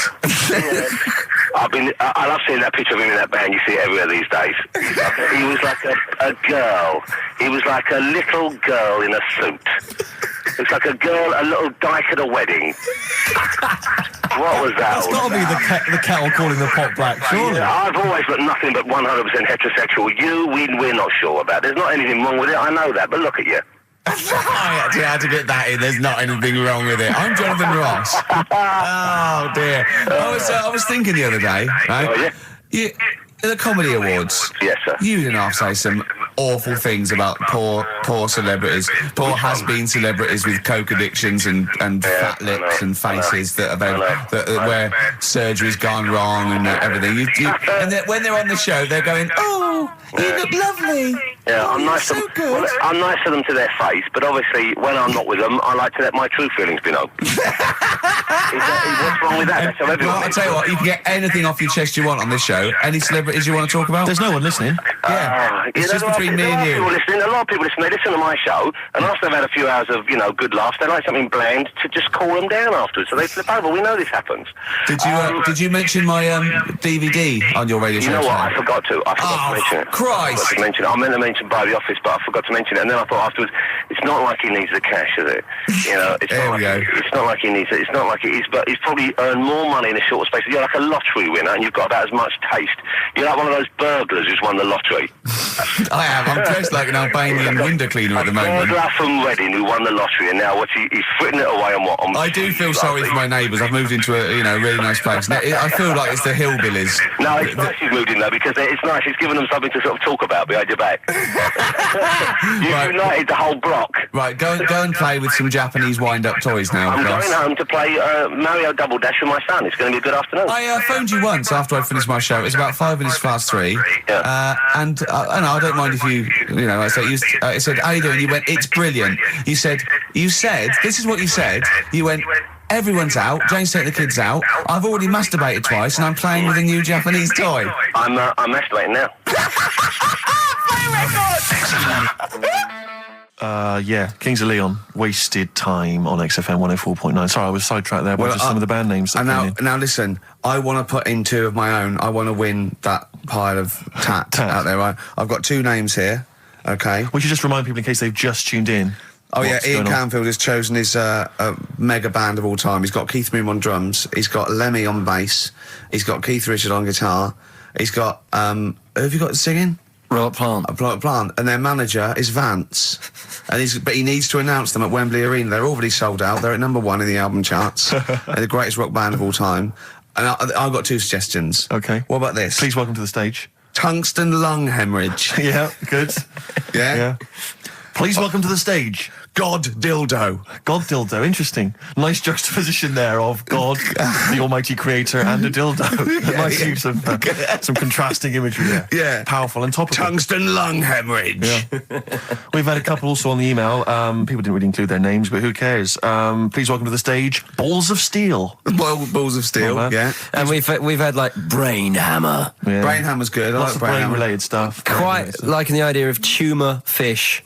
Tuna fish, I like. Tuna fish is very good. I like tuna fish. I just wonder if there's one more contender. I don't know who this was, Ian, that phoned in with it, but possibly it's topical. Deathly Hem. Yeah.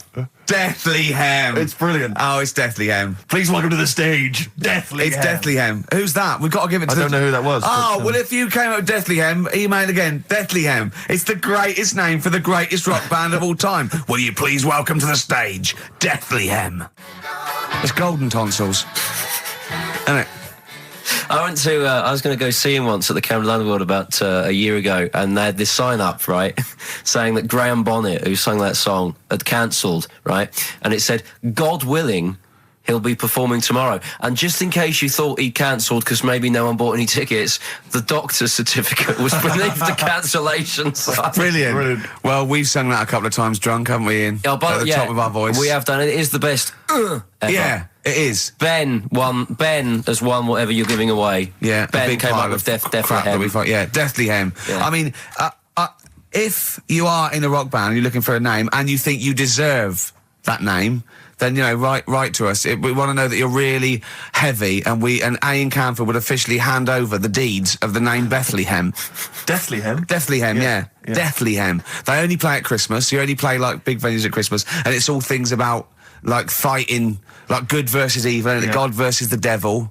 And you got to write songs like that, yeah. Yeah. Deathlyhem on XFM 104.9. Perhaps that the debut should certainly be a concept album based on the Nativity play. Yeah, Nativity, yeah, that'd be just good. the whole kind of Old Testament in kind of rock form.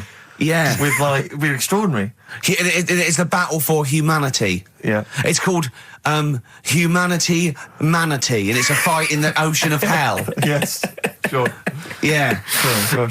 Yeah, I'd like to see a serpent. Maybe pictured somewhere. There'd be a serpent, isn't it? Track four. Yeah. I think we should give massive props and suitable regards to Ian Canfield. He's come in, he's pressed the buttons. He stood in for an idiot brilliantly. He has stood in for the retarded. It's a shame that you've not displayed some of the usual incompetence that we've come to love and expect from Karl. It's a shame. Okay, you are the greatest DJ in the world, though. The way you sort of like drop press these buttons, but you know. Every time I've pressed a button off air, Ricky's been going, "Oh, what great DJ!" It's great. Because he ends it. It's just brilliant. I mean, we're lucky if we can talk with the mic on. That's the title. Not talk over a record. We did some great links during the ads. Yeah, and of course, Jonathan Ross masturbating live. On air. Just looking back at some of the highlights of this You don't get that on Capital Gold, do you? Like Tony Blackburn getting a call from Fluff Freeman going, "All right, mate, I'm knocking one out." Yeah.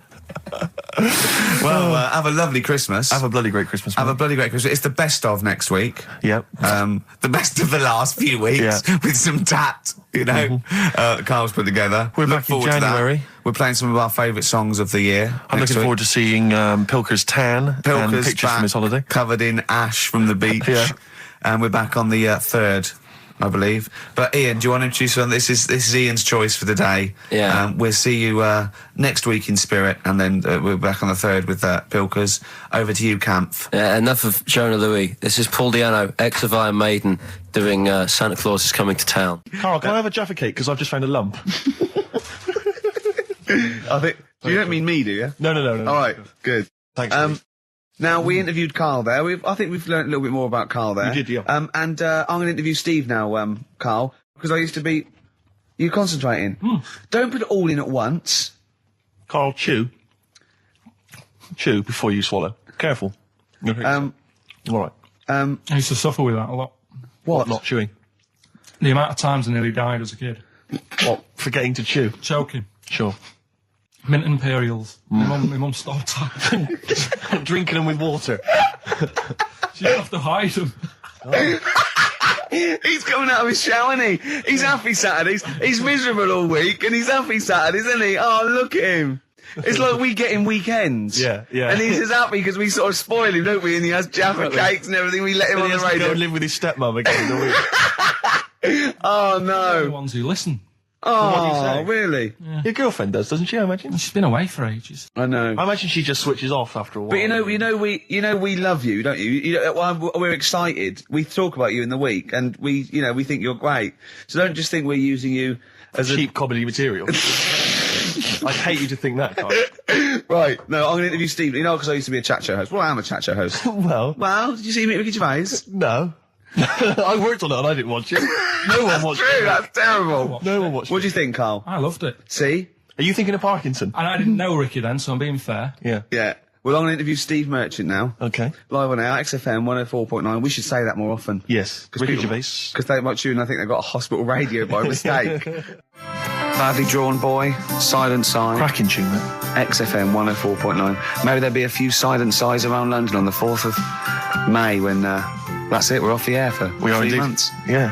Wow, you're really getting into the DJ patter today. Yeah. Brilliant. Yeah, it was good. Yeah. It's only taken, 5 years? Yeah. Now you're finally as good as Foxy. Coming up. Yes. That anecdote that Carl didn't get to last week about Neil Armstrong. Oh, right. I can't wait. It's because he took 3 links telling us about the horse. Yes, of course. The horse. Think of that. Wow. I went out with Carl on Thursday night. Right. Right. It was one of the most enjoyable nights. We just went out for about 5 or 6 pints, a little crawl, and adventures happened around Carl. Yeah. And just me sitting talking to him was just incredible. I'm thinking that a competition would be win a pint with Carl. Yes. That'd be they just have to go for a pint and they can ask him anything they want. Yeah. He's just great. We met my friend, didn't we? Tell him all about that. Yeah. Yeah? What? Did you enjoy it as much as Ricky, Carl? Yeah, there was things I learned as well, which was good. Okay. You know his mate Robin, don't you? Yeah. I'll You'll discuss that later. I'll tell you later about. He's got all his near-death experiences to come. Win a pint. And, of course, coming up, Karl's homework was the quotes, and Karl's come up with a great idea to show that anyone can do quotes. He's invented a thing like faking it, where he's got 2 real quotes, right, and he's made one up. Okay. And he's going to fool us. I bet we won't be able to. Brilliant. Sorry, what was the challenge last week? Look at him looking at us. What's the matter with you? It's just that before you were like, no, this is good for you. But now it's turning into a game. At your expense? Yeah. Have you only just dawned on you? Carl, well, I'm joking. It's great, honestly. It's really good. What was the Carl challenge last week? You said it. I thought we did the quotes last week. No, but I gave him a book happiness. On happiness. It's all about happiness and what the pursuit of happiness, and it's in sort of like quote form and everything. But Carl's going to do a couple of ones and faking it just to show. I mean, because he's been coming up with fables all week as well. Now he comes up with something, he goes, "That's a fable, isn't it?" And he tells me so he's getting good. Looking forward to it all. If you play another track, what have you got? You got something special? I brought in. I saw Elvis Costello and Jonathan Ross a couple of weeks ago, and he did just an acoustic version of Alison, and I forgot what an amazing song it is. And it's just he's fantastic. He's the man. Listen to this guitar sound. It's so beautiful. Steve, you'll wish you hadn't told that wimpy tale when you hear just three random tales of near-death experiences that Carl told me. Right. Coming up I mean, honestly. Really? At least you had stunt people and crash mats. Yeah. And you got paid. Yeah. The things that he got up to, just through stupidity, Well, will put you to... What? What one of them wasn't through stupidity? cakes. I'm already excited. The cake one? Yeah. Which one's that? Sorry, you had a near-death experience involving a Hold cake. on, I've got 3. I've got the paper round, the snicking slate, and the Mr. Freeze. What's the cake one? Yeah, I suppose. The cream cake. Oh, yeah. Right, Play now a you're record. talking in riddles. Play Can we a have these record. next? Yeah. Play a record. Strokes, hard to explain. Like Karl, really. Yes. So, Karl, concentrate. You go on. So, we'll leave the worm with the bacon wrapped around the head, shall we?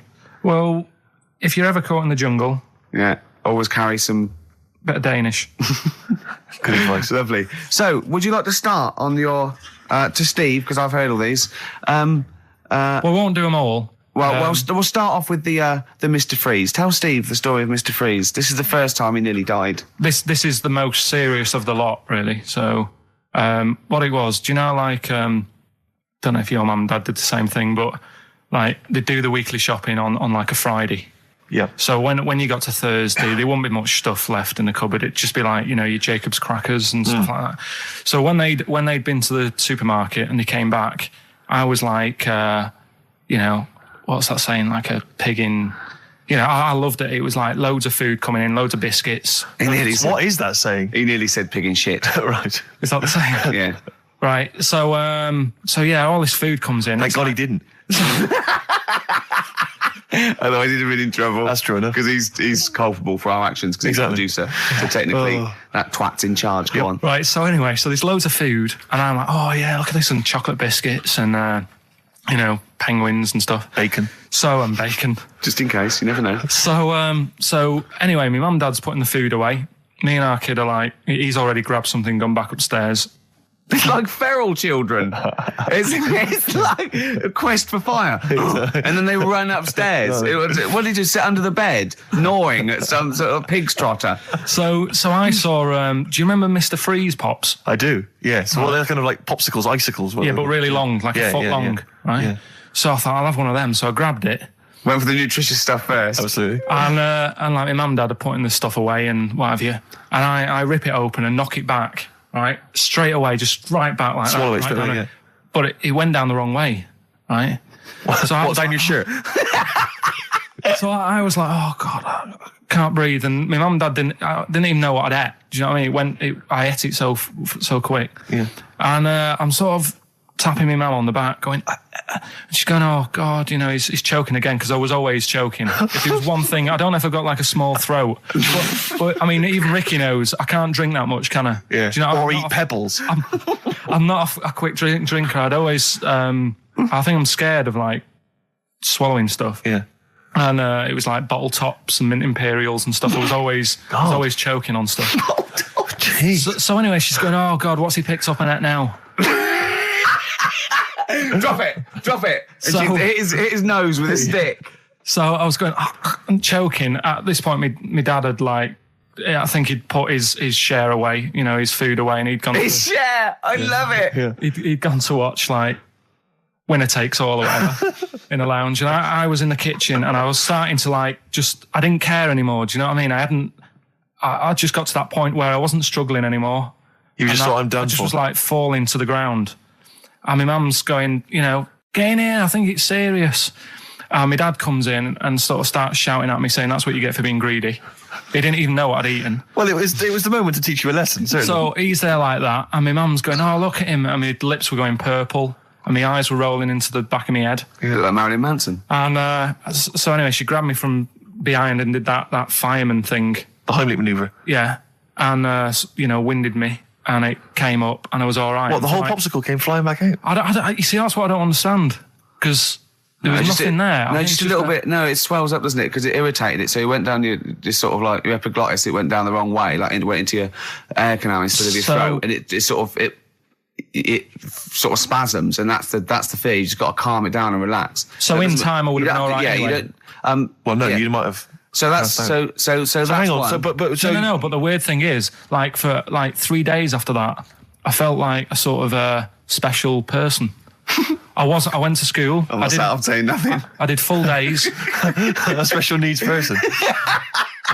I went to school the next 3 days after that. I didn't like wag it or anything. I did full days. I love that. 3 days turned over. Exactly. After 3 days, you thought, screw it. Yeah, did a quick history exam. But have you ever had that where you've like felt like I've been given another chance here? Right, next one. weird. That's popsicle. That's popsicle hell. We'll call that. Right, next one. Which one's the next one? Oh, what about your paper round? Right. Can I ask very quickly, did your life flash before your eyes like they say it did? No, I just sort of went really calm and like, I'm ready for this now. Right. I wasn't bothered, do you know what I mean? You had wasn't no scared. regrets? No. It was weird. It was really weird. Yeah. But anyway, the paper round one. Paper round, I'd still say it's the best job I've ever had. And he means it. No, I really enjoyed it. It's like, you know, you don't have to work with anyone else, right? So you make your own rules. Just think of that. You know, you sort of You're around. spreading information to people, vital information. Giving a service, and no one else is around. You know, you can just do what you want and think about stuff whilst you're cycling around on your bike. It's really good. Yeah. So anyway. Imagine the stuff he's thinking about when he's riding around. I can't. Oh, so getting in the head of a salamander. So anyway, I loved it, and even though I only got like 50p a day, right? No matter what the weather was like and stuff, I used to get up at 4:30 and go and do the round. And why'd you get up at 4:30? Because I wanted to watch the Pink Panther at 5:30, so I wanted to get me paper round done. I said, why didn't you watch the Pink Panther? And then did the he went, I can't sit there thinking I've got my paper round to do. You'll ruin it for him. Yeah. So is it a good job or not? So 4:30 I was up and about. And this morning it was like winter, really bad winter, bad snow, you know, freezing cold, really windy and all that. And my mum said to me before I went to bed, she said, don't be getting up tomorrow. I'll give you the 50p. I said, it's not about the 50p. So, you know, people want the papers and stuff. So, conscientious. So anyway, I went to bed thinking, you know, that's it. I've told her I'm still going. So, you know, whatever. Go to sleep, get up in the morning and put all my kit on. And I used to have layers of clothing on because it was really cold. I had like a big anorak on with the fur on. I had like waterproof pants and I got my paper round bag. And I went downstairs to get out and tried to open the door and it was locked. I thought, oh, God. So she'd locked it so I couldn't go out. So I'm searching around the house looking for the keys. She must have hid them somewhere. I thought, oh, God, you know, I've got the papers to do. So I thought, how can I get out? So I went upstairs, climbed out of the bathroom window. God. Right, and to try and jump out of the bathroom window onto the porch. But the problem was, I had so much gear on, I was like the Michelin Man. So I could hardly move as it is. Yeah. And I'm trying to get out the window, and I'm like, trying to stretch down like that, get my foot on the porch, and my bag got caught on like the hook of, do you know, like how you have a hook so you can put the window open? Right, yeah. The little arm goes on. My bag had got caught on that. I was holding onto the wall and my foot on the thing, so I couldn't sort of pull it away in case I pulled it away and then fell on my head. Yeah. So I'm stuck there. Dangling. My dad comes back from working nights. Yeah. He thinks I'm a burglar. Gets out his gun. So he's shouting and stuff, going mad and going, Dad, it's me.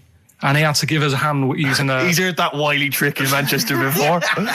He had to help me using a washing prop thing, a big stick. What did he do? Well, he said, just hold on for your dear life and I'll sort of push the paper bag off the hook. Why didn't he go upstairs and sort it out?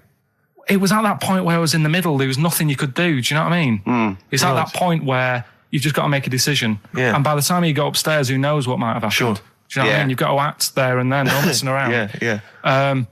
So and you could hear downstairs, now here he is, the Pink Panther. Yeah. Dad! Hurry up. Panther, ever so pink. Oh. So that was close to death because I must have been about 30 foot in the air. Yeah. And I would have, you know, that would have been nasty if I fell to the concrete paving. So well, there's more to come. Should we play a record and come back to this? Because he's got more. Oh yeah, no. There must be one of them where you did fall on your head. This is the one I'm waiting for. There's got to be one. That would explain so much. Yeah. I nearly broke my back. Jeez. Once my dad said I better can't kick me out. And I said I better can. And I don't remember this. You didn't tell me this one. I better can what? I was in the garden summer's day, and it was that era when like doing kung fu and all that was really popular. Sure. And I was like messing about in the garden, punching the tree and stuff. And my dad said... What a kid he must have been. My dad said, I bet you can't kick your height. Kick your height? What, you mean kick as high as yourself? Yeah, so I must have been like 5 foot or something then. And I said, of course I can. So I bet you can't. But instead of doing it on the grass, I did it on like the concrete bit. Kicked it, actually did it. I went, there you go. But didn't like get my foot down quick enough and land on you paused to say, there, I've done it. Yeah. As opposed to putting your foot back on the ground. And landed on my back, and I'd still get back trouble now. Do you? Because they say that, don't they? So, to cut a long story short, he gave me about 4 or 5 near-death experiences, and he went, and the whole point of this, he went, so that's why I think I'm going to die of something horrible, like cancer. And I went, why? He went, right, you ready for this? Yeah. He said, well, I don't check my balls. Wait. He said, I don't like the feel. Carl, always check your balls. Do you I check don't yours? like the feel. Why don't you like the feel of your own balls? They just... I mean, you know that I don't like bodies anyway. Right. Do you know what I mean? It worries me a bit that you've got all that going on in your body, right? And your skin's keeping it all in place. Right. Stop. We're going down a whole other avenue of discussion. Let's play a track. Let's come back to it. Oh, right. I've brought in this. This is free. You'll know from the jeans commercials. Yeah, All Right Now. Long time ago. All Right Now, yeah. But this is a great little track. This is My Brother Jake. His eating habits drive me mad because he's constantly whinging about the fact that he thinks he's got cancer. Every 25 seconds. Wait a minute, I can feel a lump, It's your cock. No, it's not, it wasn't there before. It wasn't there, it's a lump. I'm dying. Quick to the hospital. How many times have you been to, like a doctor's clinic and sat in the waiting room, right? Carl, how many times have you been there, right, with a friend of yours? Twice I've been with Ricky. One time when we were writing the first series of The Office, we were writing in the waiting room for the doctor because he had to go in there and have because he thought he had testicular cancer. I swear to God, I'd seen he the thing thought he had about testicular it. cancer. And I just said, and he said, I never worry about that again. He said, no, you're not in the risk group. And that the other time was, but wait a minute, you had to go in there. The other time was I thought I had a stomach cancer, and she went, why? I said, oh God. He said, when you get a sore throat, do you think you got throat cancer? I said, I've thought that, yeah. And she sort of said, get out of here, you idiot. And that's what I like. I like that when they do that. But I think it's sort of since my mum died a bit, and I just think, oh God, it's in the family, and that's the thing I worry about. But don't you prefer? I mean, I don't go because it scares me. I'm like that. I prefer not to go because he might. I always worry that, especially with cancer and things, that they'll go. You know, I'll go there with a sore leg or something, and they'll go, no, your leg's fine, but look at this we've found in your head. If it's a brain, you'll be laughing. No, but do you know what I mean? They'll find something, because none of us are perfect, and as you get older, you get little moles and stuff, and they'll say, oh, we best get rid of that. And it's like, leave it alone, it's not causing any problems. Arguing. That shouldn't be there. Leave it alone, it's not good. It is, it's getting bigger and it's strangling your lungs. But Rick's sort of like, but my point was, this is what upsets me. He constantly worries about his health. He's constantly obsessed. I found some buboes. I think I've got plague. every 10 minutes he's got something. I started choking once. I thought it was some dust, didn't I? Yeah, he swallowed some dust. He started choking like he'd swallowed a fishbone, right? It was literally, I thought he was going to die. And he panicked dust. and he shouted, right, I'm choking, I'm going blue, and I'm telling him to hit me, and he's hitting me on the back. And he shouted, I don't know the Heimlich manoeuvre. Yeah. And I was choking and dying, but then I wanted to laugh because he panicked going, it's like, if he's going to die, I want him to know that I didn't know the Heimlich manoeuvre. I did everything I could, but I didn't know the Heimlich manoeuvre, so that was why I couldn't have saved him. But my point is this, he worries about his health, and yet he eats like a child. He eats crisps, constantly, Coke. He keeps going, I've got a headache, drink some water. Yeah. No, boring. Hate it. I did say that, yeah. Chips, pizza, sausages, beans and chips. I've never seen someone eat so much. Sausage. I don't know how he's not bored of it yet. Sausage, chips and beans. Everything's got to have cheese on it. Parmesan cheese, please. On anything. Why don't they leave it in a restaurant as well? Seriously, why don't they leave the Parmesan cheese? It's like it's gold dust or something. The salt, as much salt as you want, but they come along. And I found myself sneaking. I've said to Jane, look out, is the waiter looking? And I've leant over and did some more Parmesan. I feel really guilty. Just leave it. It was on a trifle. You don't need cheese on dessert. I've explained it to you. Oh, dear. So this is why I get angry. And that's why I got. And this is, I'll tell you this. What if I had to be on? I mean, Ricky was on Room 101. If I had to be on there, I'll tell you this. Ricky Gervais would be the first person in there. He'd be straight in there, man. Because I got a list as long as you are. What did you think when I said annoying people, like making noises? Unbelievable. It was so you talked about annoying noises and that people that make noises that are annoying. He is the most irritating man I've ever met. I swear to God, I don't mean that as an insult. You really are, because you go out of your way to be insulting and irritating. Thanks. And that's fine, but you'd be straight in there. Yeah. In fact, we should do this next week for Karl. We should draw up a list of Karl's hates, what he'd put in Room 101. Oh, Think about that next week, That is genius. Next week, so we got the competition, we've got Karl. I'll tell you what, let's play a record and do White Van Karl. Yeah. And just let's slam dunk this mother. That's true enough. What are you going to play? Some Alpine Stars. U2, Electrical Storm. That's great. That's great. I love that. On XFM 104.9. I'm Ricky Gervais, with me Steve Merchant and Karl Pilkington. Karl, I want you to tell Steve what you told me in the week. About the snake, about the anaconda, this is Karl's method. He's not scared of the anaconda, the 30-foot long, biggest, scariest snake. No, you were talking about stuff, weren't you, about in jungles and that, and animals. That's what we do. Yeah. Right. And I remember reading about, say if you're in the jungle and you get tired and you go to sleep, right, and you sort of wake up and you feel something on your leg, and you look down, and it's an anaconda, right? Yes. And it's swallowing your feet, because apparently they always go from the feet up. They never eat you from the head. So okay. Should I save these points to the end? Because make a list of the points. Because they always eat head first, because the way the fur goes, where they have to take a capybara or even a rat, they take it from the head first. Make a point. Make some notes. Okay, so that's wrong. We'll come back. Okay, let's go on. So they always eat you from the feet. Go on. So they swallow in your feet, and it's said on the website, if you wake up and you see this anaconda doing that, sort of eating away at your feet, don't panic. Don't panic. I'm just writing this down. Don't panic. Hold on. Okay, go on. Don't try and kick it off. Okay. Just let it sort of swallow you. Mm-hmm. But only up to your knees. Okay. Why not kick it off straight away? Because I think it sort of gets a bit angry, it starts thrashing about, and it can swallow faster, I think. Oh, yeah. I'm guessing that bit. Okay. Just put a question mark by that. Okay, there, pop a question mark next to eat. So knees. yeah, so it's knees. So eat it up to your knees. It's up to your knees, and then what you do is you get a knife. Yeah. Okay. And you cut. And how do you get a knife? Do you walk over to the kitchen? I was going to pop over, get knife. Where's that coming from? Get the knife. You always have a knife. Okay. Always have a knife, of course you do. Otherwise you're a fool. Always have a knife, okay? Well, come on. Yeah. If you're going to go into a jungle... Always have a knife, okay. Always have a knife, yeah. Simple. Could I just suggest something? Suppose you're wearing combat trousers, and the knife is actually in the trousers by the knee, the sort of pocket by the knee. What happens then? I suppose you could still reach in into the mouth, couldn't you? So anyway, you've got a knife. Let's say you've got a knife. Let's say you've fallen asleep, the anaconda's chewing your feet, you let it eat up to the knees, you've got a knife. What do you do then, Karl? Right. So it's up to your knees, and what you do, you get your knife that you got out of your pocket earlier, and you cut it at the mouth, right? Do you know, like either side of the lips? Right. So you're sort of cutting it in half. Right, like a Chelsea smile. And it can't, yeah, that's right. Yeah. It can't do anything. It wasn't ready for that. It can't move about because it's got, like, your legs in its mouth. And peel it off and walk away. Okay. My main point, really, is this, Karl. Never will an anaconda or any constrictor, python, boa constrictor, just start eating a sleeping man. He will crush you to death first.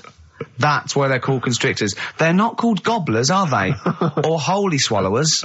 They're called constrictors. Why would he start eating something? Is that how they take down antelope? Just start chewing their leg? Oh, it's gone off. I'll tell you what, lads. They get together. The snakes got there and said, I'll tell you what, we're losing a lot of prey by just living at their ankles. They're running away. Let's crush them to death first so they can't move. Then we can swallow them. You're a fool. So anyway, right, so I was telling him this bit of information because we started a feature last week. Mm-hmm. Well, week before. Sorry, Karl, can we just go back to the crushing you to death first? Yeah, but, well, I read it. He's won there. He's beating you there, Rick. Okay. Did it say what to do if it starts crushing you to death first? No. Did it say what to do? Supposing it had this meeting, and it started crushing you and you woke up and it was actually round your chest. And every time you try to take a breath and breathe out a little bit, it just tightened his grip because it can feel that. What'd you do then? You sort of tighten yourself up anyway, because I've read about that. Yeah. If one does start wrapping it around you, you sort of make yourself into a ball, first of all, and it'll wrap around you, but it's alright because you're protecting your lungs, so it can't crush you, and then you just sort of shout for help. And you shout out with this 30-foot snake. Do you know how it works? It gets as tight as it can. It can feel as tight as it can, right? With these huge muscles, right? Yep. Right? When you leave a bit of breath out, it tightens again. You won't be that out of breath. You haven't been running anywhere, so you can just go. What? And when do you get the new mouthful of oxygen? Just breathe very slowly, like you do. How? Do you know what breathing is? Do you know what breathing is? It's extending your rib cage, right, intercostal muscles between the ribs, contract like that, okay, making the rib cage expand, which pulls air in through. It's like a bellow. That you can't just breathe via the mind. It's a physical process. It's your rib cage. Well, maybe I'm special, but I can do little breaths without my ribcage. Play a record, Steve. Yeah, you're special. Play a record. No. You can't take little breaths without moving your ribcage. Can I just give you the titles, because we're running out of time? We've got a competition to do. Okay, all right. Let's just leave the anaconda discussion. Why don't you agree to disagree, and we'll see who survives if you crash land in the jungle. Right. All I'm saying is think. Do you know what I mean? Oh, okay. And what was the girl deaf 4 years hits her head. Yeah. That's just. What have you learned from that? What is that? Well, imagine how happy you'd be. Remember that time when I nearly died when I choked on a Mr. Freeze pop? Right? No, tell us that one again. No, I told you, didn't I? Tell us again. Yeah, but the people will remember it, and then it's. They weren't listening. Go on. What happened? It was ages ago when my mum and dad used to go out shopping on a Friday. 1970s? Get the food in. get a week's load of food in the cupboard and that, and we'd, they'd come in with all the food, and we'd all be like, oh God, there's no food left on a Thursday really, so we'd all be hungry on the Friday by the time the food got in. I love that. That they wouldn't eat it. I imagine him like jackal puppies. Yeah. Just like licking your parents' mouth for food as they come through the door. So they come in from the supermarket, they're emptying the box.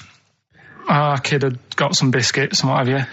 It's frenzy, just a feeding frenzy, like pigeons. I grabbed the Mr. Freeze pop and knocked it back really quick, but it wasn't frozen, so I knocked it back so it was like a liquid, and it went down the wrong way, right, and I was choking, right, and I nearly died. It must have been about, how long can you go before you die? A couple of minutes to do it. I reckon about a minute 50.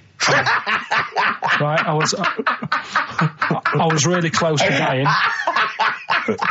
How do you know you were close to dying? Did your life flash before you? No, but I just was like... There's loads of instances of him eating pops. Yeah, exactly. I just was dead. 40 of those. Whatever, right? Anyway. What do you think you'd see if your life flashed past you? Which elements would stand out for you, do you think? Start now, go back. What do you remember? What's the first thing you remember? As a kid? Yeah, just anything now. Being in the hall and having our dog licking my face. That's your earliest memory? Yeah. Okay, what's the next one? Right, next one's probably being at primary school with Lindsay. Yeah. Was that your girlfriend? Well, a little friend who was a girl. Sure. Yeah. And we used to have like tins with letters in, and you'd have to write stuff. But anyway, what were we doing? What?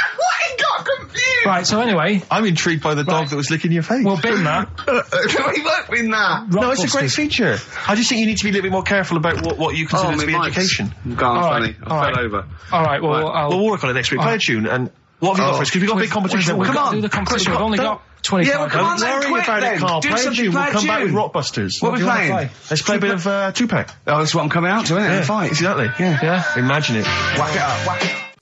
I did Crusaders for I think I lasted that out for about 4 weeks. What's Crusaders? Well, it was my mate, right? He was religious. And I'm not really. But no, I mean you believe in ghosts though and shadows pushing people off bikes. But go on. But it's the same time. I think I told you once before that I went to the church with this lad because I swore and he said he was going to tell me dad. Yeah. I was effing and jeffing. So he said, if you Is that how they get people to church nowadays? I love that one kid that, he hasn't quite got the idea of the protection game. There's nothing in it for him. Either you turn to religion or I tell your father. Right, so I went to church with him and that, and then the next week he said, I know that was rubbish and you didn't enjoy it. It's when I got kicked out for messing with a tennis ball in the pews, right? I don't think we've heard that, but I don't think we could possibly go into that now. Summed it up. Yeah. So, well, no, come on. We'll come back to that. You had a tennis ball and some pubes. No, in the pews. In the pews, right. Yeah. But anyway, so I went there and I said, I don't think much of this church thing. It's a bit boring. Sorry, and so you went to church and you ended up in the Crusades? No, it's called Crusade? Crusaders. What it is, it's meant to be the fun part of religion for kids. Right. And my mate said, you want to come along? It's, you go on a Friday night and do it on a Sunday as well.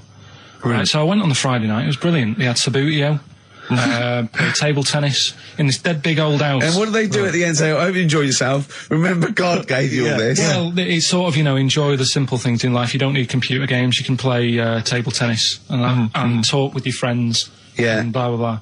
So, that's all right. I think you'd be happy in a young offenders institution.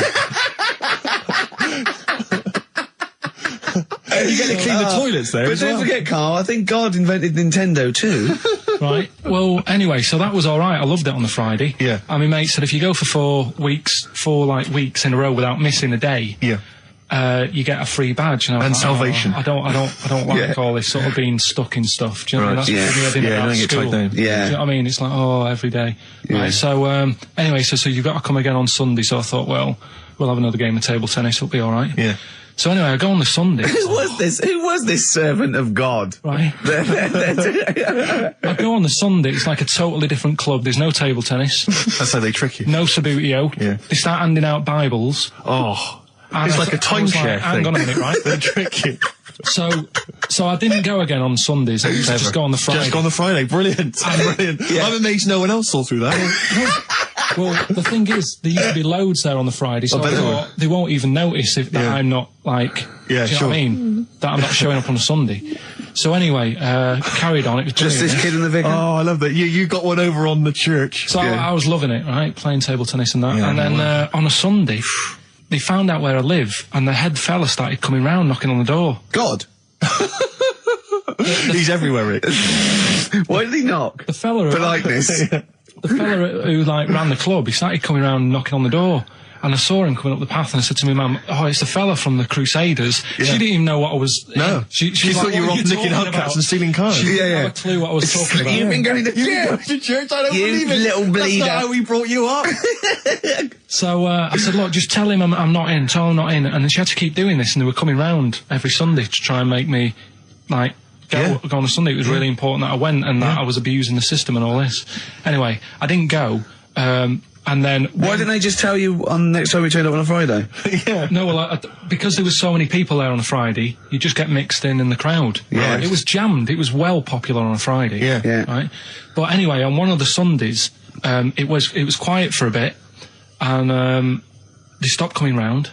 So I thought, right, I can go out again, right, on a Sunday, because I used to avoid hanging around the house. What sort of reign of terror is this? Incredible. Right. So I thought, it's like the Spanish Inquisition. So I thought, great, they forgot about me. Yeah. Everything, I can carry on in sort of normal life now. Yeah. And I was playing out in the avenue. Fella comes round. Oh. And he goes, there you are. You're always busy on a Sunday. You enjoy Fridays and that, don't you? I was like, yeah. He goes, well, come on, you've got to come with me. And I couldn't get out of it. No. You know what I mean? It's like, what could I say? Charlie says. Right? Yeah. So, anyway, he nearly killed me in a car crash. So that was the excuse I used next time. He had a Mini, right? And he was driving us there, and he hit the curb, nearly sort of turned over the Mini. Right? There was like 3 of us in the back. So I said... Is that a record? So... Next time he came round to pick us up, I said, look, really enjoyed it and that. I said, but ever since that journey, I really, I don't want to get in the car with you again because it scared me a bit. And I said, all right then, I didn't have to go again. That's all right, isn't it? That's extraordinary. Yeah. He almost killed you in a car crash. It's a parable. Thank God no one was hurt. Yeah. I remember that... Your life moves in incredible ways. Yeah. Rather like God. Yeah. So they're probably round there now, aren't they? Is he coming tomorrow? What we got? Well, we talking about the prizes next? Well, let's talk about the prizes. We've got the big game Rockbusters coming your way soon, Rick. I know you're excited about that. And is there more Educating Ricky this week? Have you got that planned? There is. We are struggling on that feature a bit now because I feel like we've covered a lot of topics. Yeah, I know. Well, I know about hairy Chinese kids and deaf people that hit their head and can hear again. So I don't think there's lots more to learn in life. Lady Stardust off Ziggy Stardust and the Spiders from Mars on XFM 104.9. I'm Ricky Gervais, Steve Merchant. Karl Pilkington is in the middle of educating me. Then, educate me. Right, so, I've learnt that you can, fiddle around with your brain when awake. That's brilliant. I've never been a fan of doctors, though, so this was a good one for me to look up, because... Yeah. Did I tell you the time when, the doctor said, I was going to die? All right, keep talking. Right, ages ago, must have been about 15, right? And at lunchtime there was this... We used to have a choice of stuff to do at lunchtime, right? We used to have like a burger place that had an arcade machine in it, right? So we used to go there and play on that and have a burger. Or there was this baker's, right, that my mum worked at, and did great cakes and stuff, right?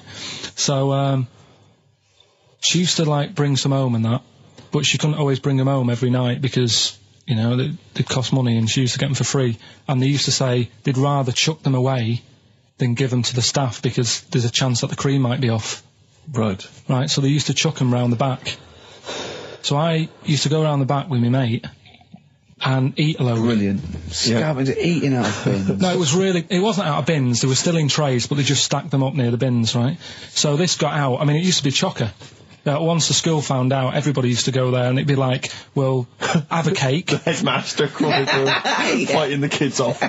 Right, so I'd have, you'd just eat, 6 jam donuts or something, and then you'd spend your dinner money on the arcade machine. Brilliant. Right? So it was a good afternoon, really, right?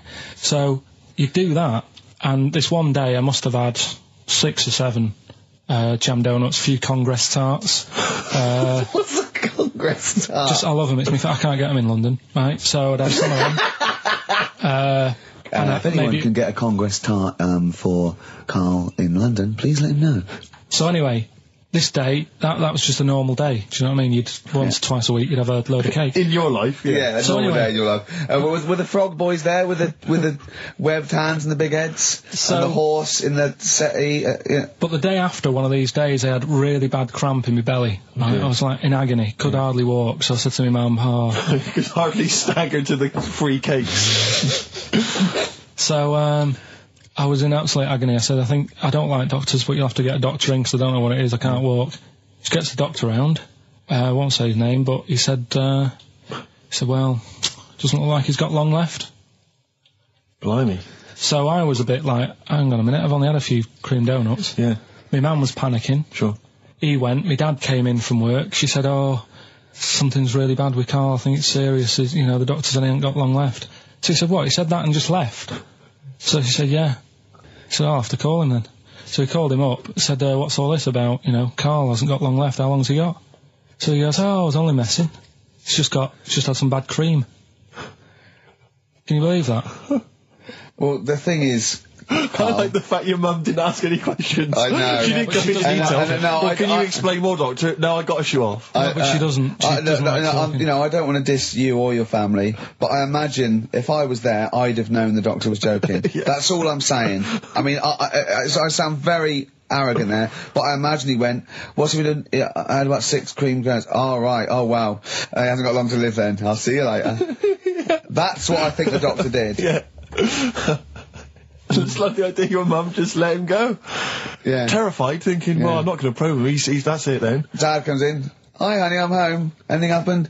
The doctor said Karl's going to die and then left. Did he? I'll call him. But anyway, that's why these sort of things fascinate me. Come on, someone talk. I'm looking at his face, his headphones are too loud. Instead of turning them down, he's just grimacing, going, these are too loud. I don't understand it. How have you lived this long? How did you make it to 30 without getting squashed or eating something deadly poisonous? I told you, I used to choke a lot. We've had an email from... placebo, the bitter end. We've had an email from Andrew Forrest, who has just simply entitled it, Karl Pilkington. Oh, Karl Pilkington. What do you think of that? That's got to be your new name from now on. Oh. I had a mate who used to use it. What, he used to call you that? Yeah. Was that your nickname at school, Pilkington? No, it's not my nickname. It is now. No, it's not. It is now. Pilkington. Pilkington. Oi, Pilkington. Oi, Pilkington. Pilkington, do my homework. Where do you live? Where do you come from? Pilkington? No, there's this lad who called Mark, right, who I used to go to school with, who used to call me that. And his mum, right, was like obsessed with cleaning. And I was never allowed in their flat. He makes the place look untidy. So she used to, I don't know if it was just me or all his mates, but I used to turn up and she goes, yeah, he is in, but you know what you've got to do? And I used to have to go round the side of his flat, and he had a computer, right, which I used to play. I didn't have one at that point, but he had one. And I used to have to go round the side of the flat and stand at his bedroom window with his window open, and I'd be sort of leaning in playing the game. You are joking. I'm not. His mum. You had the weirdest upbringing I've ever heard. The things you were willing to do. It's the strangest. What is this town like? No, I stopped going. Was there always music? Like, there's the horse in the house there. Oh, look at these two kids with big heads and webbed feet. All right, Ronnie. All right, Reggie. What was it like? She was obsessed. It is like you've grown up in a cartoon made for children. Yeah. No, his mum was really obsessed with cleaning. Can I play it through his window? I used to. But Mrs. Ramsbottom, can I play it through Mark's window? Aye, you know what you have to do. She used to be up till about 3 in the morning. Pilkington again? Have you washed your hands? Well, up till 3 in the morning, washing. She used to be up doing the tiles in the kitchen. Washing until 3 in the morning? It was at 3 in the morning. And for ages and ages, that saying that out on the tiles, I used to think that came from, like, his mum. Because she was out, like, cleaning them late. So, till I was about 13, I thought that saying, out late, on the tiles... Yeah. Was... And now you're not confused by anything. Well... There's no misunderstandings in your life now, is there? So he was allowed to walk in and out of the house, was he? No, he was alright, and he used to come round to ours a lot, and my mum used to get these pies from Hagenbach's, right? So... I don't know what that is. It's at that bakery where they used to chuck the cakes out the back, I'll tell you about. Yeah. And you at 6? He loved it, but I could never go round to theirs, or if I did, it was like, well, yeah, he is in, and I'd go, alright, and then I'd walk round the side of the flat. Stand outside. Why did you ever knock at the door? Why don't you just go around and knock on the window? Just to check he's in, because he wasn't always in his room. If he was in the lounge, he'd have to go to his bedroom, and then that's where he'd meet you. This is the strangest. And you'd play a computer game through the window. You say it was a flat. It wasn't like a 5th story one, and you had to get in one of those kind of cleaning contraptions and, like, winch your way up. I love the idea of that. So, oh, Pilkington. So, right, we're done. What have you got me any chimpanzee that? We've got monkey news still to cram in the next. Like, let's do monkey news now. I need some monkey news. I think we've done enough here, right? What do you mean? I think we've done enough here. We'll play a little song, eh? What? Play the verve. All right. Eminem, Sing for the Moment on XFM 104.9. I'm Ricky Gervais. With me, Steve Merchant, with 5 little hamburgers. Got 5 burgers here, yep. And so I don't know, how should we begin, Carl? Do you want to just look at the size of these burgers? Look, they can see it on webcam, can't they? They can see us stuffing these burgers into your mouth. Hmm. And by the way, I'm filming this, Steve. Look, brilliant. Look, I've got a camcorder. Yeah. We'll put this on unseen footage on a DVD or something. Or maybe on the website. On the Oh, Carl, what if you break the record? Okay, Carl, I'm coming round now to just monitor this and adjudicate. What's the web? If people want to see this on the webcam, what is it? XFM.co.uk. Right, okay. Hold on. Can I, Steve, I'm not being funny, right, but I think I have got, like, a bit of a wheat thing. You've got a bit of a what? A wheat allergy thing. Don't give me that! No, seriously, my head's... I've been eating a lot of shredded wheat recently. And my head's got a bit bigger. Carl, I don't think you can let us down now, mate. So you just got to put that first. No, I can't put that like that in my mouth on its with. I've got to break it up. I've got to break it up. You can't break it up. Can't break it up. It doesn't say you can't on the rule thing. It does. It doesn't. I can't look. I physically can't. Try it. I can't look. I'd have to be Jay Goody to be able to do that. Seriously, look. Try it. Yeah, I know, but you're not approaching it right. That's it. Come on. That's all. God, he's not going to do one. Keep going. That's good work. Keep going. How does I get three in? Keep pushing. Keep pushing. Get one in at least. Ease it. Get one in at least. Get one in. Ease it in. Get one in. Push it! Push it! That's one. Let's go for another one. R.E.M. Night Swimming. It's a lovely song, isn't it, Carl? Huh? XFM 104.9, I'm Ricky Gervais with me, Steve Merchant. Carl, disappointing. You couldn't even get one whole burger in your mouth.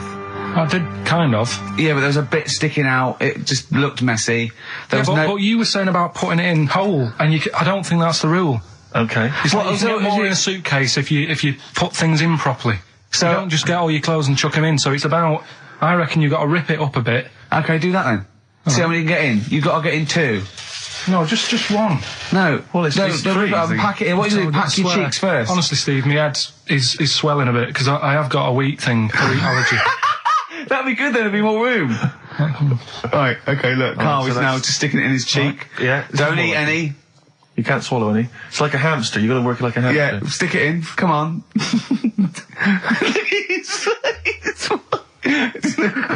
looks like Marlon Brando in The Godfather. Come on. Don't lose any yet. Right. Pack it in, then use your fingers to pack it in. Come on! Wedge it in. Like you're grating the bath. I can't do this either. Keep going. Keep going, don't give up so early. This is part of the problem. You just give up, Carl, too quickly. You failed again. It's like your history O level. Come on, Carl, come on, do something well. Succeed at something. Push it in. You've got nearly a half a burger there. Oh, I'll come round there. You're chewing. Don't chew. I've got a bit of food. I don't know what he said, but is that a whole one? No, it's not. I can see bits left. Come on, Carl. Come on, keep working at it. Keep working at it. But there's so much space in your mouth, I can see it. He's going red. Okay, we'll do another one. We're doing another one. That one then. We're doing a. Oh, are you alright? Are you going to be sick? Are you alright? Alright. Oh God, should we play a record? He's making my eyes water now. Okay, I'll find a different one for you. Find a different one for What about most grapes eaten in 3 minutes? I'll go. Do you want to do that? Grapes are easy, aren't they? That's easy. Great. Come on, grapes are easy. White Stripes, Seven Nation Army, that jumped twice. I apologise for that. You're the producer, Carl.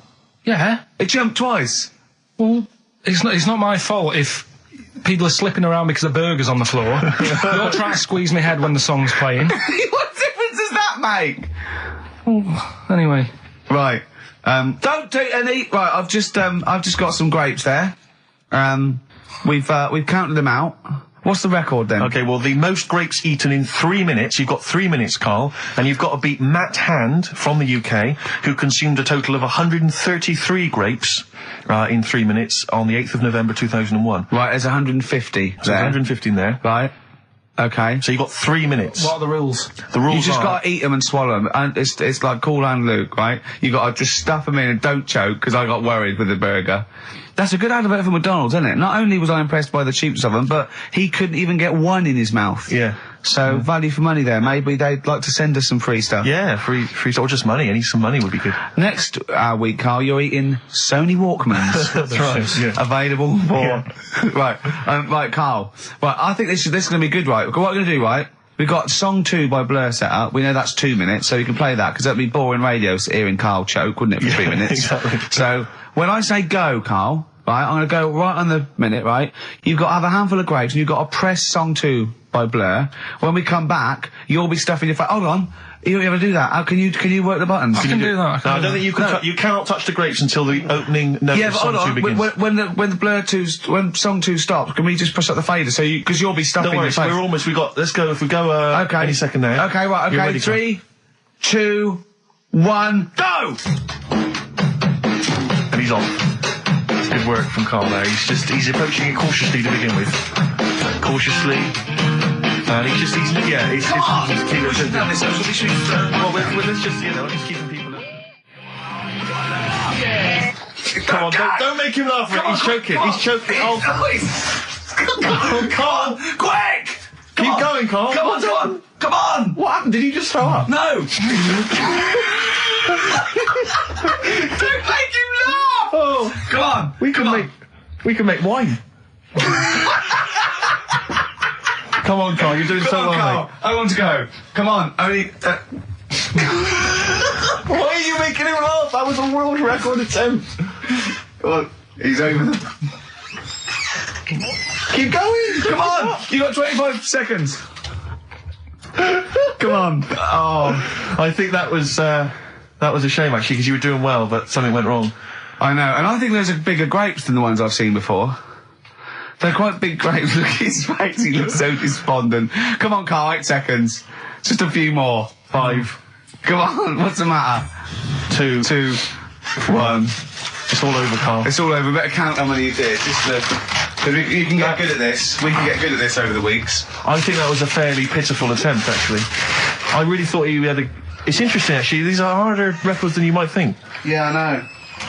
6, 8, 10. How do you feel after that record-breaking attempt? Not happy with that. What are you not happy about? The fella who did it, was he in hospital and just had loads of grapes? I was bored. I'm sure he wasn't producing a radio programme, that's for sure. Well, to be fair, neither are you. What was tricky about it? What did you find hard? I think having Ricky standing over me, sort of shouting, "Go on!" isn't normal. No. But so that wasn't... He hasn't eaten any! Hold on, that's 50 left. That's quite a poor attempt then, by the seam of it. Would you think about trying to maybe do that again in a couple of weeks? Would you do some practice and try that again? No, leave it. Leave it for the experts. And I noticed a tricky point, maybe sort of when you had about 50 seconds to go, you seemed to be spewing things into the bin. What was that? Again, mainly Ricky standing over me, sort of. 88. He's got 88 left. Okay, so what's the mental arithmetic there? Because we put how many in? It was 150 in the thing, wasn't it? What did I say? What did I say I had left? Well, I'm not doing it again, 88. so... You had 88 left. So it's 62. God, you're only at 62. What's the matter with you, Carl? There's people start you at 62. That is rubbish. That's disappointment. Let's leave that. So you failed on 2 world record attempts there. 62, and the record's that is rubbish. What were you doing? Oh, yeah, but like I said, I've got a small throat. I can't drink a drink quick.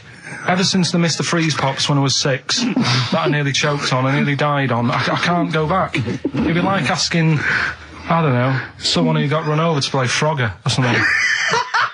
What's Frogger? What, you mean real life Frogger? Game.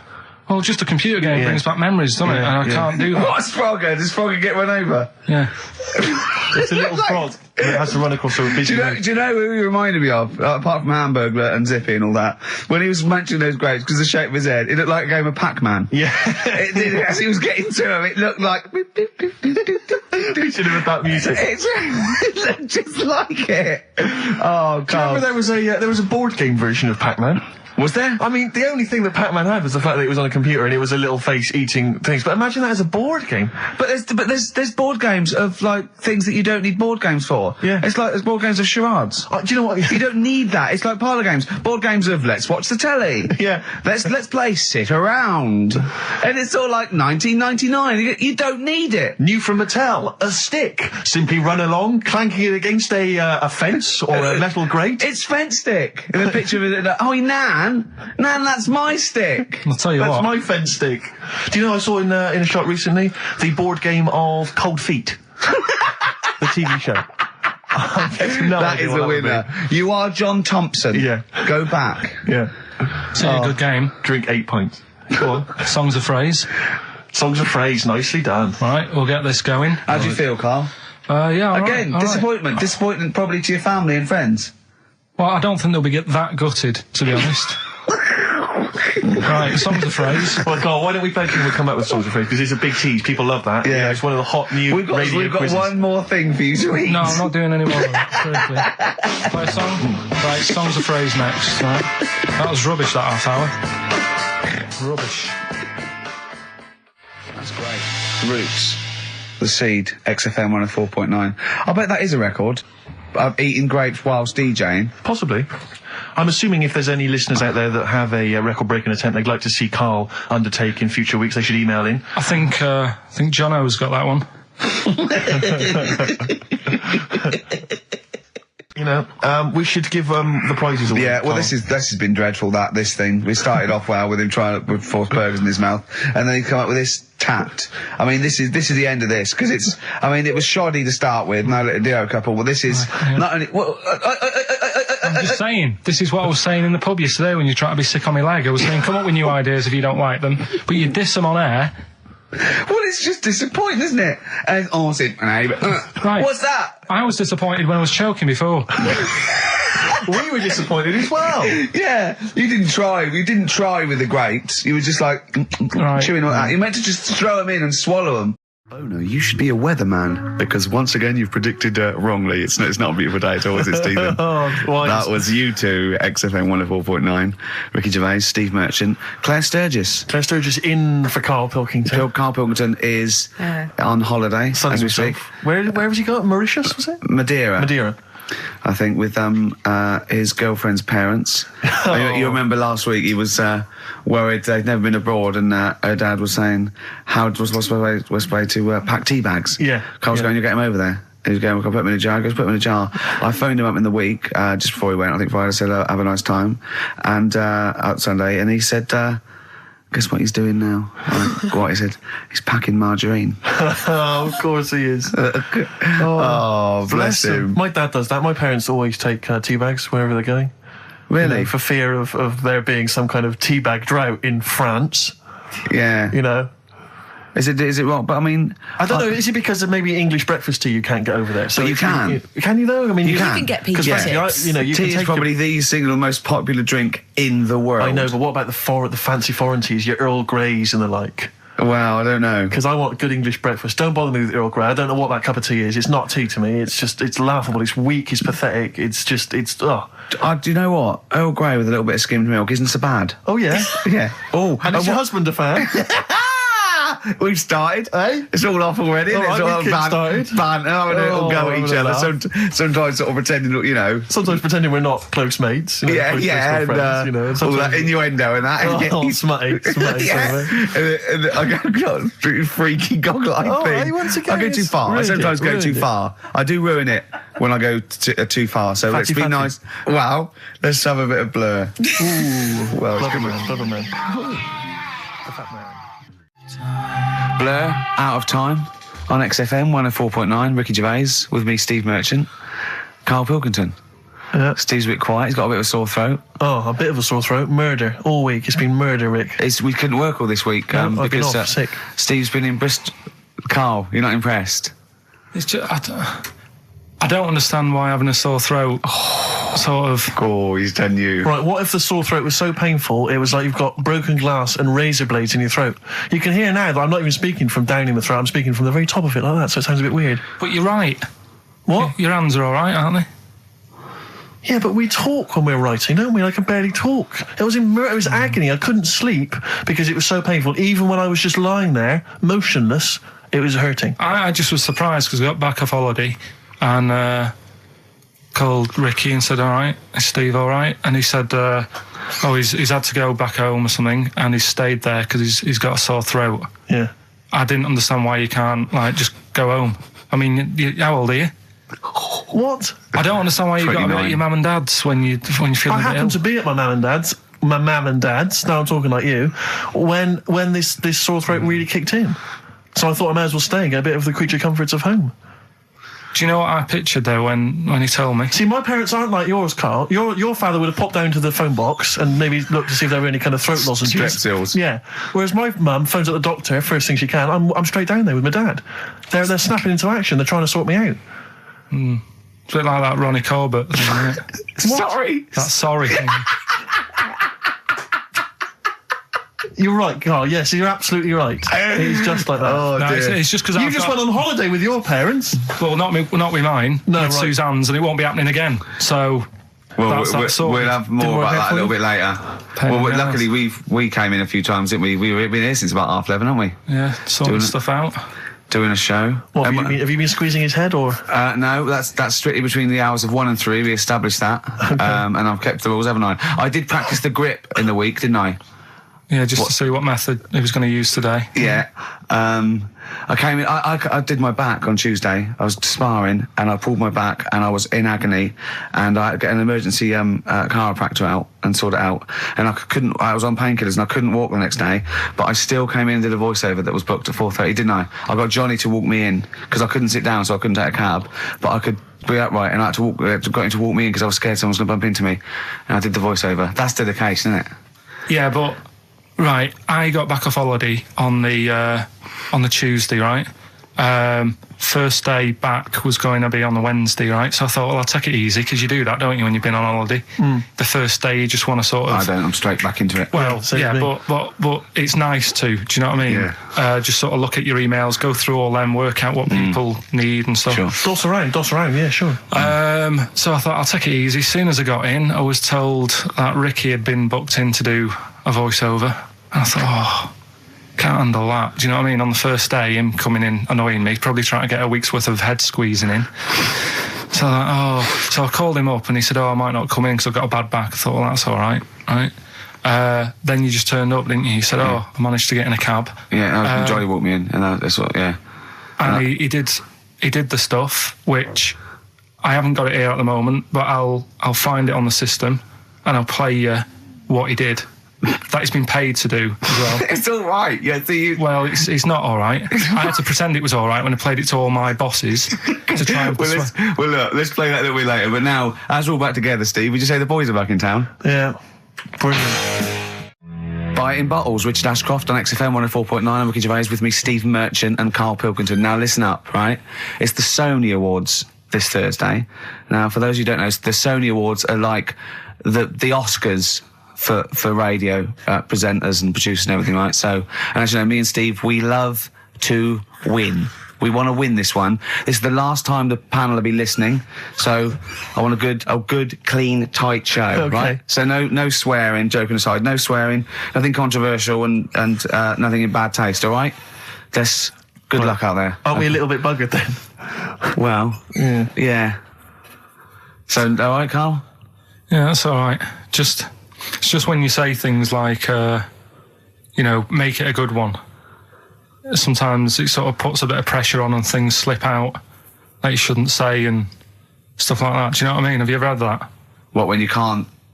It's like, I'll tell you one story, right? I'll tell you a couple, actually. That one's just come to mind right now, right? There was a fella who my dad was going to meet. I don't know if I told you this before, right? But I have told you, when it was a party and everyone was saying, Dave's coming, he looks like Ken Dodd, but don't say anything. Have I told you? yeah, go on, what is it again? And everyone's like, right, and my dad's like, I've never met him, I wonder if he does look like Ken Dodd. And everyone's saying, yeah, but don't say anything. Yeah. Because you'll accidentally, say it. And you're unbunctious. You might go, you're unbunctious to meet you. So the thing is, when this fella turns up, he did look like Ken. My dad couldn't believe it. First thing he said, nice to meet you, Ken. Oh, no. His name's Dave. And that's the sort of thing. There was another one, right, at a station that I worked at in Manchester, right? There was this girl who worked in the newsroom, right? And she had a plastic arm, right? Right. And this presenter, nice bloke, he didn't, he's not out to hurt anyone, went up to her, sat down, was chatting for a bit, touched the arm, said, what lovely skin you've got. What did she say? I mean, she's probably used to it, so she wasn't bothered. And then, right, this is brilliant. This is a sort of gaff he made on air, right? And like I say, he's a nice bloke, so he meant nothing by it, right? But he does this competition on the air, gets a caller on, right? And he's talking to the woman saying, thanks for calling in and to play, I don't know, what have I got in my pocket or whatever they used to play on the show, right? And talking to the woman, in the background there's this noise, right? Like like that, right? So he's talking and he goes, have you got a pet parrot? She said, no, it's my Down syndrome kid. Oh, dear. Oh. The thing is, awards don't matter. No, I don't think so. Play record? I don't think so. So we're not out to offend or annoy. Badly Drawn Boy on XFM 104.9. I'm Ricky Gervais, with me Steve Merchant and Karl Pilkington. I'll tell you what, the Stoney's then. Oh! This Thursday at the Grosvenor House Hotel. Yeah. Everyone in Radios Anyone has entered their show in different categories saying, they get it down to, winners this year included the brilliant Dominic Mohan, former showbiz editor of The Sun. Lots of people won. Lots of people won gold. Lots of people won silver. Lots of people won bronze. We didn't get a sausage. Nothing. This show was deemed not worthy of anything. I mean, not a look in. The panel looked at it and said, well, no, definitely not radio. Didn't get a vote. See, that annoys me on so many levels. Let me tell you one, right? I've never complained about losing an award, okay, ever. Yeah, mainly in TV. I know we've won a lot, but we've been beaten by Peter Kay. Good luck to him. He's brilliant. Beaten by Phoenix Nights, the sitcom. A lot of people like that more than the Oscars, vice versa, right? No qualms. But the shoddy shite that I heard that night beating us, I was furious. I don't understand. There's people regional. It sounds like hospital radio, right? I shouldn't even be on XFM. I thought, it's beneath me. Yeah. And I thought, well, give them a hand, right? Let's show them. And I want to know who the panel was as well.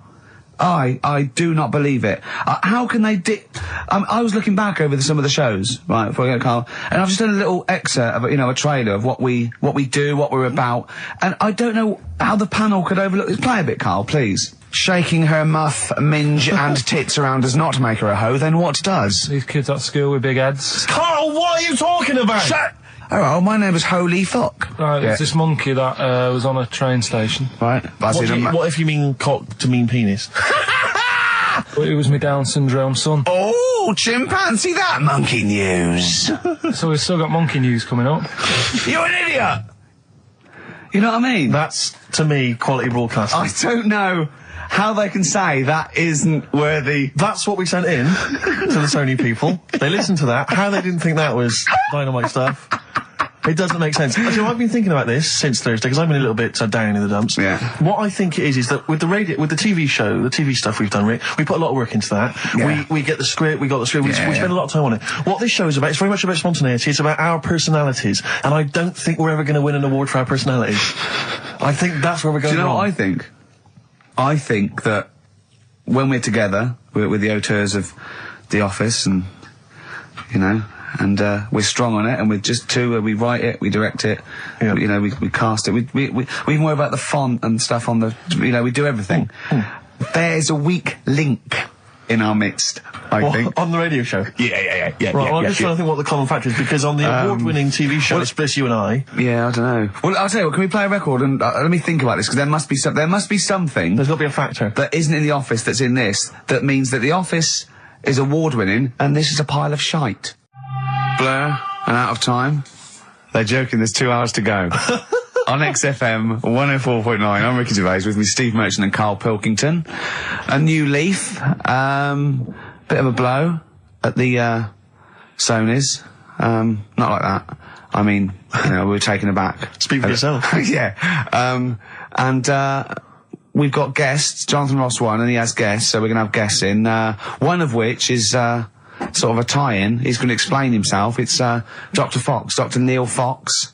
Popped in for a chat. It's a pre-record. We've got that. Although live in the second hour, we're going to have a chat to the girls from Tattoo, who are upstairs at the moment in Capitol, and they're going to pop down and have a little chat with us. So we're really trying to, make this more of an interactive show. We don't know yet whether we're going to give up or not. It depends how this show goes. Yeah, look forward to that. But we got some great. We went down to the big library, so we don't have to rely on 4 non-blondes and the the 2 jam tracks that are up here. We went down to the big library, and we've got some great tracks, Steve, haven't we? We've got some classics. Should we play one now? Well, before that, I just remember that some of the criticism we received, I think, was that we're perhaps not taking into consideration the listeners. A lot of radio shows, they cater very much to the community, to the area which they're broadcasting. They interact with the listenership. Where's the fun in that? I agree. Well, for me, really. I'd just like to justify why we don't tend to correspond or interact with the listeners. Here's a typical email from Vicky, age 25. She asks, do you ski?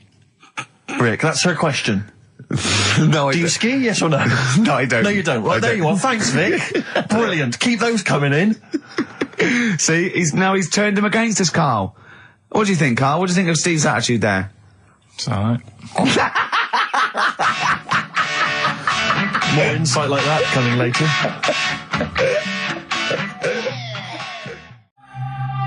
Blur, Out of Time on XFM 104.9. I'm Ricky Gervais. With me is Steve Merchant and Karl Pilkington. I really like that Blur track. I think it's the best thing they've ever done. Blimey. So strong words. They can quote me on that if they want. Oh, yes. On their, I'm sure on they'll their, rush to. on their, On their one of their posters. albums. Yeah. If they wanted. Well, listen. You're lucky I'm here, Steve. Okay. Right? You can see, you know something's happened. I've done my back in again. Right. I've got a special chair in here.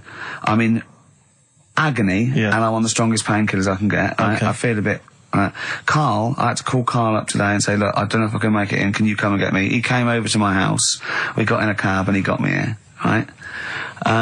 While he was round my house, Jane showed him sort of camcorder footage of how I actually did it. Of how you hurt your back? And I wanted Carl to tell you, because I was actually worried that if I didn't turn up, what you'd say to me. Yes. What was I doing, Carl? Right, so I get round to his place, right? Says, right, hit play on the video, right? Have you ever seen a gorilla having a fight? I think I have, yeah. It was like that. Him and his mate round at his place last night decided to sort of have a bit of a wrestle. Yes. It went on. I mean, how much footage? Honestly, it was like a scene from Women in Love. Yeah. We'd done about 5 fights. We had to stop at one point because his arm was bleeding. You'd had about 5 fights? Yeah, well, we were wrestling. We were doing wrestling, right, in the just behind in the lounge. couch. Yeah. Well, we were on our knees and then sort of like doing, and I kept winning with an arm lock. Right? Yeah. And then the last time he sort of threw me and I went on my back and my back was done. And I was, it was Ian Morris. Yes. It was, Yeah, isn't he the commissioning editor of comedy at Channel 4? yeah. And the funny thing was that we'd had lots and lots of wine, and we went. You surprised me. Yeah, right. And we went, come on. I'm gonna film this. And the time we filmed, I said, film this, and she went, oh, right. And I took my shirt off. So I'm there, and you can just hear slapping. Oh, why? Can I just ask though? I mean, it's a Friday night. You had a couple of drinks, some intellectual conversation. Yeah. How does it get round to? Do you fancy wrestling me? Well, and having it filmed. Well, he was on the couch, but I kept sticking my socks in his face to annoy him. Right. Yeah. And then he hit me on the shin, and I've got sharp shins, and it hurt. And I was going, I'm going to smack your face, and he's done kickboxing. And it's that thing like you sort of joke, and they go, come on then. Yeah. And you start. Have you ever seen the thing when Jack Osborne fights that skater dude? No. On the Osborne? I was very much the Jack Osborne figure. Right, yeah, the fat bloke who died just come out of rehab. I'll tell you what it was like, Steve. Have you ever seen, like, the David Attenborough stuff? Where, like, a tiger will be ripping a deer's head off, and you think, why doesn't the camera crew stop it? Yeah. You sort of watch, you're thinking, why was Jane Why just is she letting not this stepping happen? in and intervening? Yeah. And the thing is, she said, right, you've seen enough, haven't you, and stopped it, so I don't know how much footage you got. It wasn't much. But because your lounge is not huge, and there's not much space between the back of the sofa and the table. It doesn't need enough. It was just a pin or a submission. So it was all over with like one of us throwing the other one on the back. Arm and locked. how does it? I mean, how do you start with a wrestling match? Are you both stood up, or you all on your knees, and you sort of like go together like ratting seals? Yeah. Oh dear. Like a giant walrus. It's not gay. Play a record. Could we put that online? Could we get that on the web? That I would love to see. Better Rod Stewart? Yeah.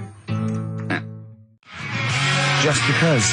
Jane's Addiction are back then. Yeah, excellent. And so are we. Indeed. Alright, I'm Ricky Gervais, with me Steve Merchant and Karl Pilkington pressing the buttons on XFM 104.9.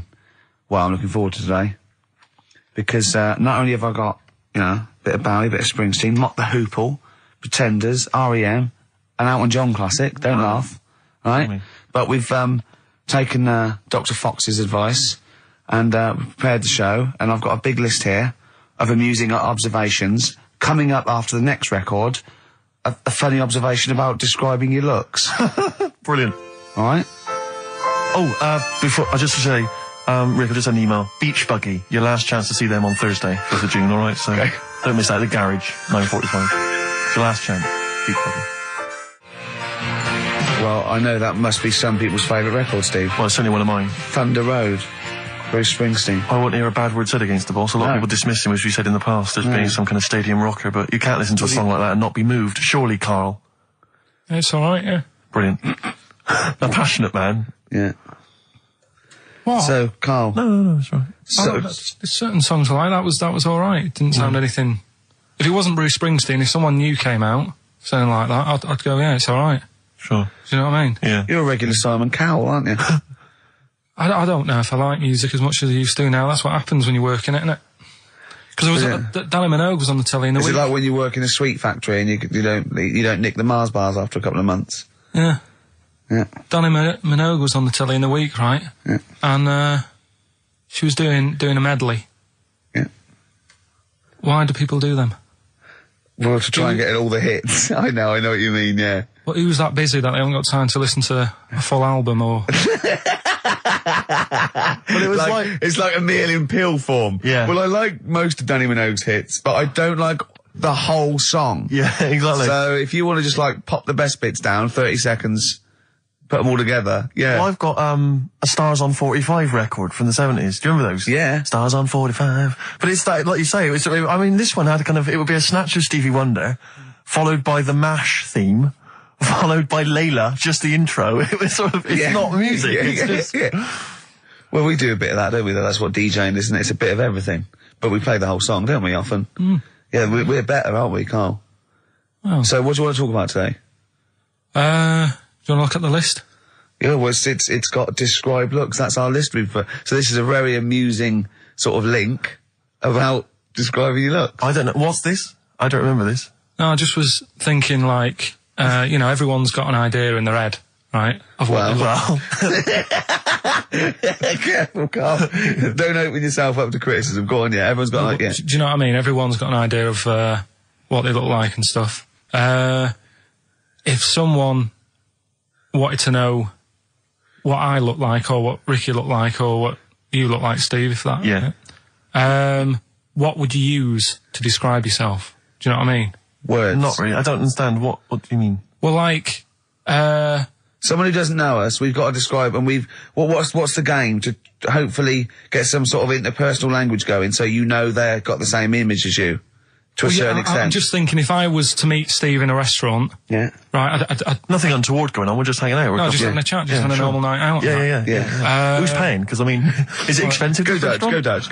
I mean, right. So, I say to you, I'll see you at 8, right, in this restaurant. I'll turn up at the door. It's a bit of a posh place, right? So he's Steve Merchant in, yeah, and the waiter sort of goes, I don't know. What does he look like, right? And where's he from? Just a little French fella. Oh yeah. And what does he look like? So the thing I'd pick up on first, tall lad. Tall, yeah. And then he goes, we got lots of tall people in, right? And I go, big eyes. Big eyes. Yeah. And then he'd go, yeah, he's over there. I'll be honest with you.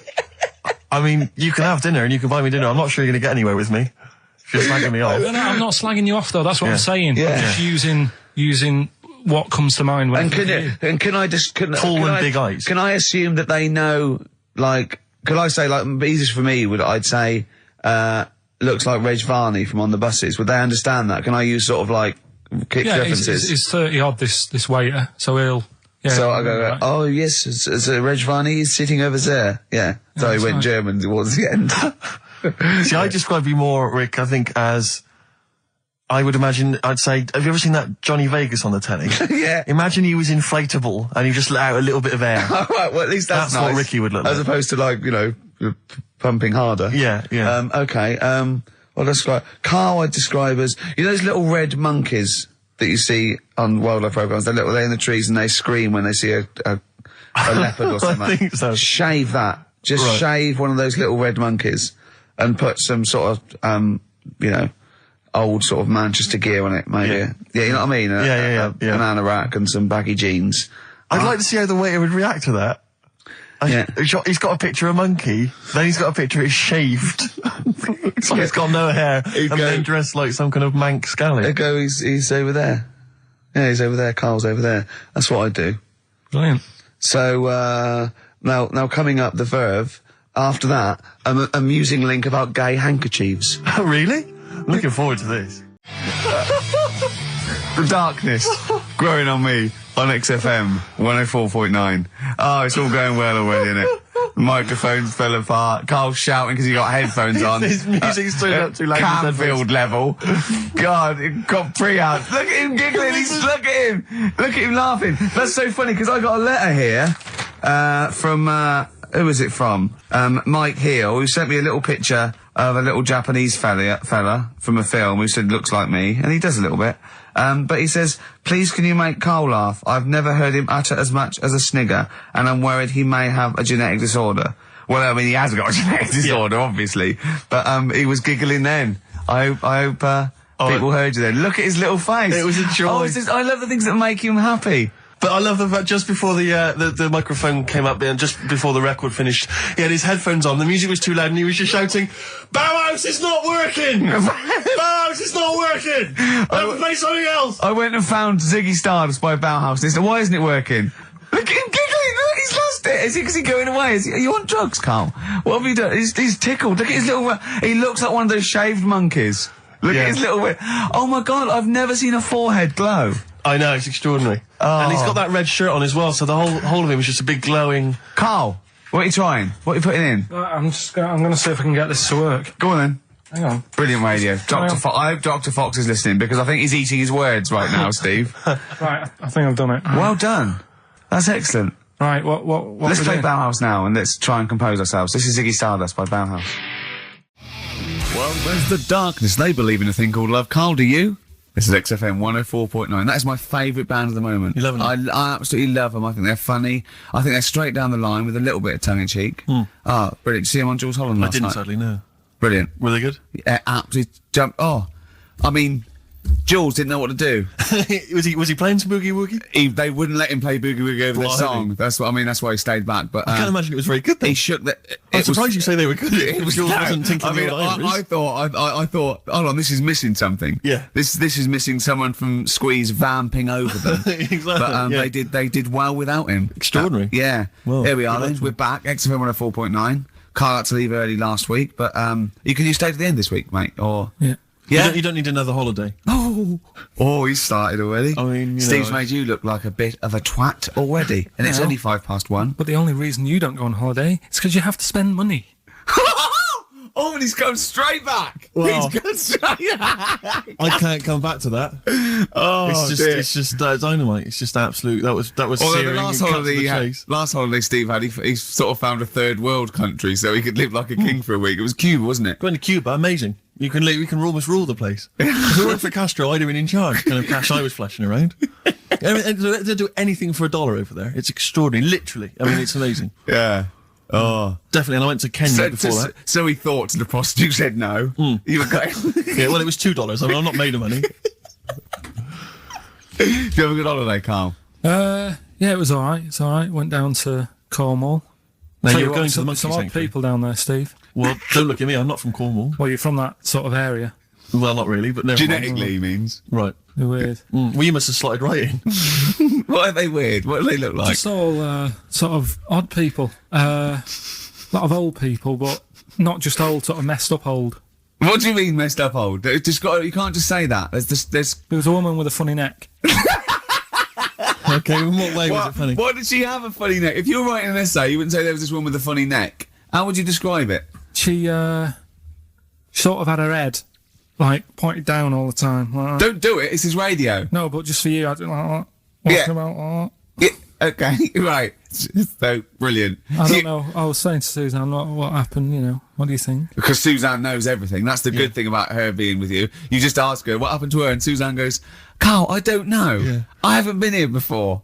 Suzanne, your girlfriend, or mummy as you call her. Oh, sparks are flying. Yeah. I got a little bit of chocolate. Can you just lick a tissue and wipe it off? Oh. Well, she said it might have been like, because back in the olden days they carried stuff on the The olden days. What do you mean the olden days? This woman was probably what, 50? No, she looked about 70. Yeah. But like I do on Cheeky Freak of the Week, right? I always turn it round and we get like something good out Something of it. positive, yeah. I said to Suzanne, I bet she finds a lot of money. Yeah. Always staring at the ground, yeah. Oh, So dear. it was always good. So, Maybe she just had new shoes and she was admiring them. Yeah. Did you think of that? Before you point the finger and judge? Or a necklace was too heavy. Exactly. So, you're back refreshed. So, what have we got for this week? Have we sort of... Because we didn't meet last night, which we usually meet No, sort of I called you and said it'd be good if we could, I wasn't getting back into London. Well, I was up until for it. I was up for it. 7:30, but Yeah. but we all need to be there. It's not Yeah. just me and you being there. Yeah, so... Yeah. No, you're right. I mean, you're absolutely right that I wasn't there yet because I wasn't willing to just be governed by your particular schedule. You want to jet back in from another of your holidays It wasn't a at holiday. 8 o'clock. Wasn't a holiday. That Well, was, so what? You What were do you out mean? of town. Whoa. What do you mean it wasn't a holiday? What was it? it was a treat, wasn't it, for my mum and dad? So it wasn't a holiday. I What, took so them you away. didn't enjoy the 5 days off? You'd rather have been here moaning 8 hours a day, 7 hours a day? You see, we said last week that you're always whinging. Here you are whinging now. I'm not And you're moaning. saying it's not even a holiday. You're saying it's not even a holiday. What was it then? Would like a nurse who take sick children to Florida, would they say having a great holiday? Sorry, what particular ailment did your parents have for the week that they had to fly in Karl Pilkington, MD? Yeah. What are you talking about? Well, all right, it was a holiday. Well then, good. Now some honesty, now some truth. So you came back from your holiday, you wanted to start back to work straight away, Steve couldn't be bothered to meet. Is that what you're saying? That's what I'm saying. So we've got nothing prepared for this. Well, you can rely on Rockbusters. Right, that's We've coming got up. nothing. Monkey News. Even though you were away, you were still working. Still doing stuff. Did you go to That's- the Monkey Sanctuary? I'll tell you about that. Tell us about it. Play a record. All right. Do you want Smashing Pumpkins? Smashing Pumpkins. I thought an old classic from them, Cherub Rock. Yeah. Well, there's the best band in Britain, in my opinion. Big words. The Darkness, Growing on Me, on XFM 104.9. I'm Ricky Gervais with me, Steve Merchant and Karl Pilkington. Have you got the album? And already, they've had an argument. Yes. Well, I mean, I don't know whether we need to cheapen the show by discussing it, but I asked for a particular track. Karl is the producer, and he failed to get it for me. He's failed to bring it up from the record library. Completely failed in his mission. He needed to get 2 records, and he failed to get one of them. A 50% error rate there. Yeah, but like I said, I looked in the system. It told me what album it's on. I brought that album up. I'm busy. But, okay, so fine. You're absolutely fine then. That's no problem. You know, once again, that's a great excuse, Karl. Brilliant. The show has been ruined. It's been partially ruined, but you've got a bit of an excuse. All right. I didn't make a big deal out of it when you said, oh, and whilst you're down there, get us a new 50 Cent single. I never said, while you're down there, get the new 50 Cent single. I asked you if 50 Cent single was lying around. Yeah. If it hadn't been here, I wouldn't have worried. So I get it, yeah. I did that for you. Right. And when I come up, you say, has it got swearing in it? Well, I don't know. It's 5-1, Steve. I haven't got time. I've been whizzing around. You're the producer. It's the brand new single. I'd have thought it had been lying around in the XFM office anyway. But I don't have time to sit around listening to music. Sure. Well, yeah.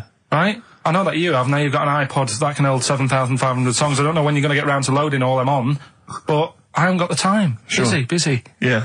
Fine, okay. No, that's a perfect excuse, Karl. Well done, mate. Right. I just hope that I never have to depend on you in a real emergency.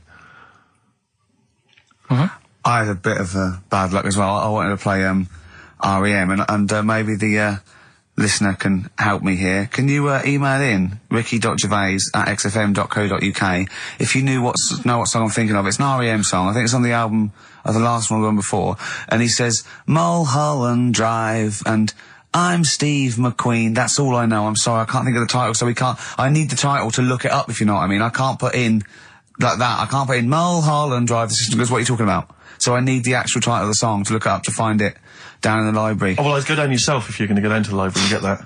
I wouldn't send Karl, because... Ricky.gervais@xfm.co.uk. But if he wanted to, he did have time, because he came in at 12:20 rather than 5-1. Yeah. No, I told you about that record that I wanted it yesterday, didn't I? So you had 24 hours notice. So that's not really an excuse, is it? But I did find one of my favourite songs of all time, which is Bones off the Benz album, and it's Radiohead on XFM 104.9. And here it is, because you gave me lots of time Yeah. to find it. So. Sure. Yeah. Could have brought it in himself. No swearing in it. Oh, proper rock band. Best band since Thin Lizzy. The Darkness. Well, big words. Growing on Me. XFM 104.9. A bit rash, I think. R. Gervais, S. Merchant, K. Pilkington. with a little bit of. I know for a fact that Steve is getting a little bit sick of Karl's attitude. Oh, his attitude's appalling. I quite like it though, because straight away friction, and he's sort of like, you know. To be fair, I genuinely don't think I'm the culprit in this. I think I come in and I just ask him a simple request. Yeah. And immediately on my back. Whinging, moaning, whining. I don't know if there's any evidence.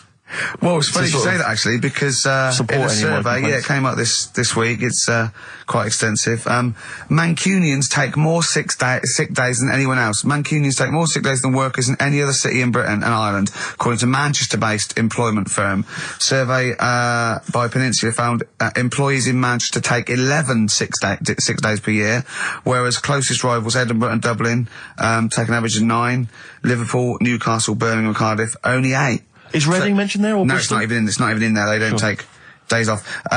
London is only 7. So the point is, I mean, I don't know if you can take anything from it, but if you're an employer and you had a Mancunian and a Liverpudlian and they were equal on everything else, but you really couldn't afford them to be away, Liverpudlian's going to probably be away for 8 days. Sure. The Manc's going to be away for 11, phoning in sick. And so what can you? I mean, just analysing the data there. What would you extrapolate from that? I really don't know. I mean, call in if you've got any clues, or email us in if you've got any. I don't know why they. I think maybe. I don't know. Mancunians. I don't really know many people from Manchester. Well, I only know one, but I know he was off sick because he put on wet trousers and he got a cold, I think. Yeah. Well, he just said he was. Didn't come in for. Yeah. He left early as well once. Yeah. But I don't know. I mean, that's the survey. I don't know.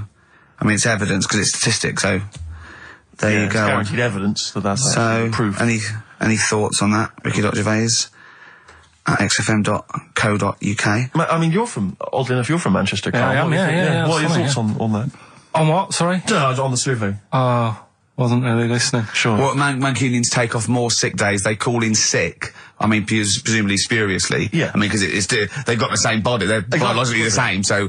they're obviously making up their life. Yeah, some of the days. Maybe they're just the 3 extra they're making up. Yeah, they're moaning. Probably because we work a lot harder than the others, so we're tired, so you're sick, so you need time off. Probably. Seems unlikely. I mean, the Scousers, to be honest, take them on, let them work in your office. But you know how many computers are going to go missing? Right, that... So offensive. Is offensive. Right. This is a survey that proved. You just made that up. You just carried on the myth that Liverpudlians thieve. Now that's not true. That is not true. Well, it's not. Well, some of them do. There's been no survey that you're more likely to thieve if you're from Liverpool than if you're in Manchester. So that hasn't been proven yet. So all I've got is the evidence from a survey of, I think, 3,500 people. It's proof that Mancunians take off more sick days. XFM 104.9. This is April Come She Will by Simon and Garfunkel. Okay, let's have a great show, everyone. Oh, yeah, good luck. Good luck. Right, that was Jane's Addiction, Just Because, on XFM 104.9. Right, everybody up, let's give them a great show, yeah? 2 hours of, fun chat. Let's keep it cutting edge. Let's not be too... I mean, that's what the listeners of XFM would... Oh, no, it isn't, is it? No, because... Hold on, wait a minute, because we came in yesterday and did this little skit, didn't we, where we bleeped it out. We were a little scared. She was quite noisy, quite controversial. Karl called me last night, and... we're not allowed to play it out. But we've been censored. Yeah. Interesting. Yeah. So it's a cutting-edge alternative station. Wants to push the boundaries. Wants to be thought of as rock and roll, a bit punk rock. Yeah. Because I said something like the radio authority. I bleeped it out. What I called them. Yeah. But couldn't do it. Done it before. Censored. Couldn't do it. Censored. Karl agrees though. What's your thoughts, Karl? You agree with that? Yeah, I agree. Yeah. Why? Well, what's the point?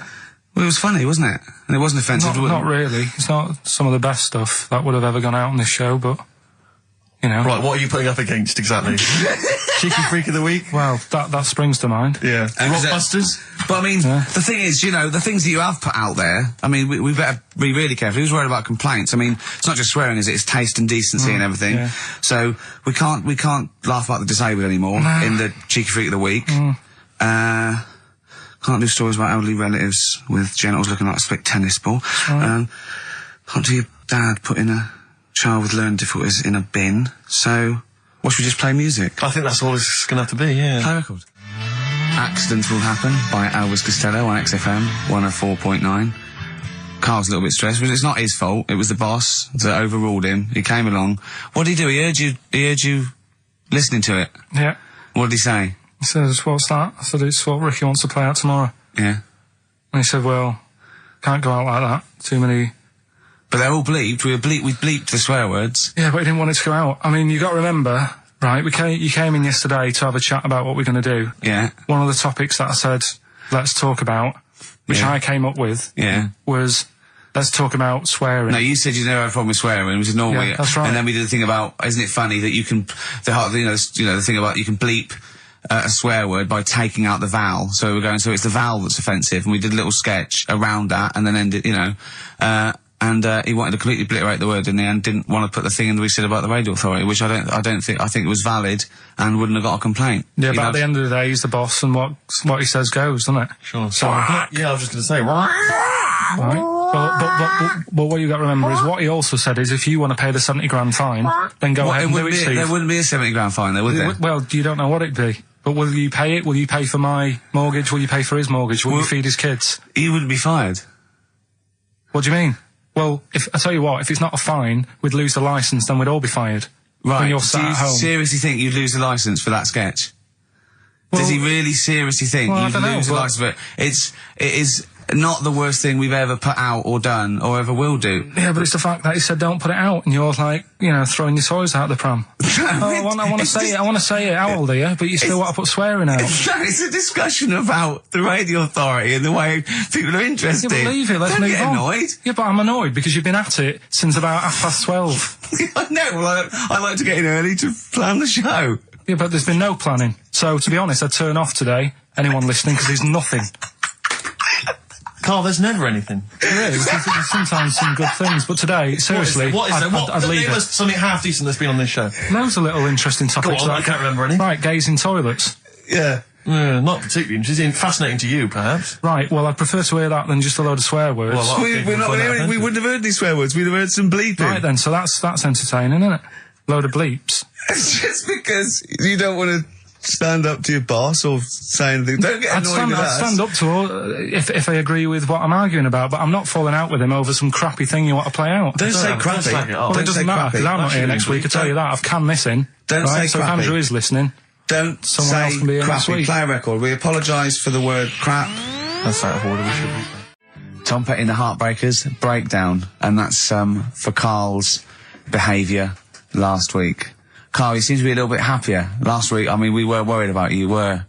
You sort of slipped into some sort of like weird depression. You played placebo twice, so you weren't concentrating. I know you're going to say that me and Steve were annoying you, but, that's an easy excuse. I mean, I think the listener can make up their own minds. No. It's just like I say, it's like a murderer, right? He might not have done that if it was a different day, if the sun was out or whatever, and everything just happened at once that wound me up. Right, so it was like a crime of passion.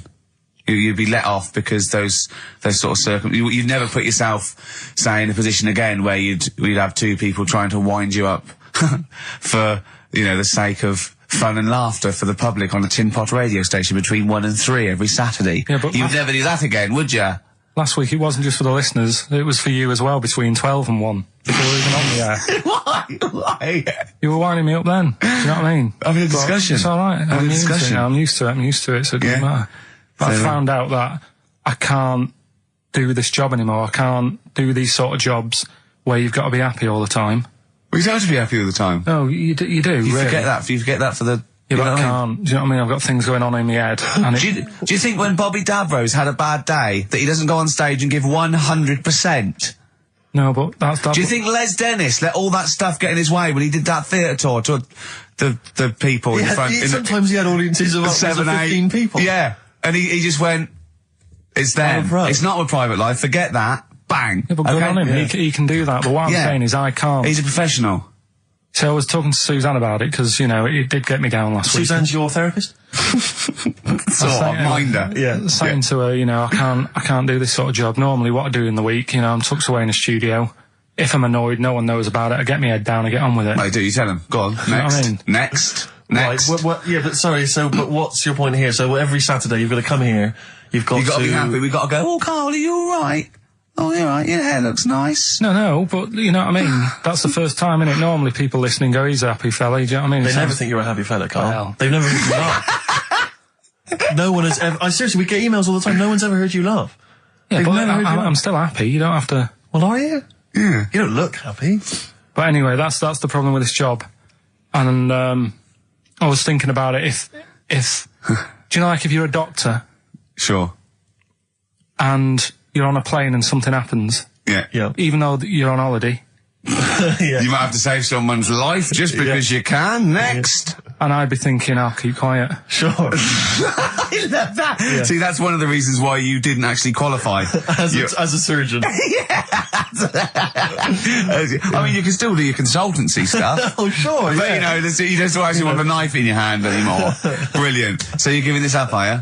Sorry, and how is a doctor on a plane comparable to this? Because that is just the same situation. Do you know what I mean? He's probably got in his head, he's shut off, he's ready for his holiday. He's going to Hastings for a night. Someone, you know, has a little bit of tummy trouble or a heart attack or whatever. Yeah. And is he a doctor on the plane? And he's like, he's going on holiday. Do you know what I mean? I've got to loosen his tie. Yeah. I can't do that. But what I don't understand, Carl, is you get paid to do this. It's not like we're forced. It's not like it's your holiday. You know that this is your job of work. This is paying for your new kitchen. Exactly. Yeah, but I've got the kitchen now. It's done, innit? Right. Yeah.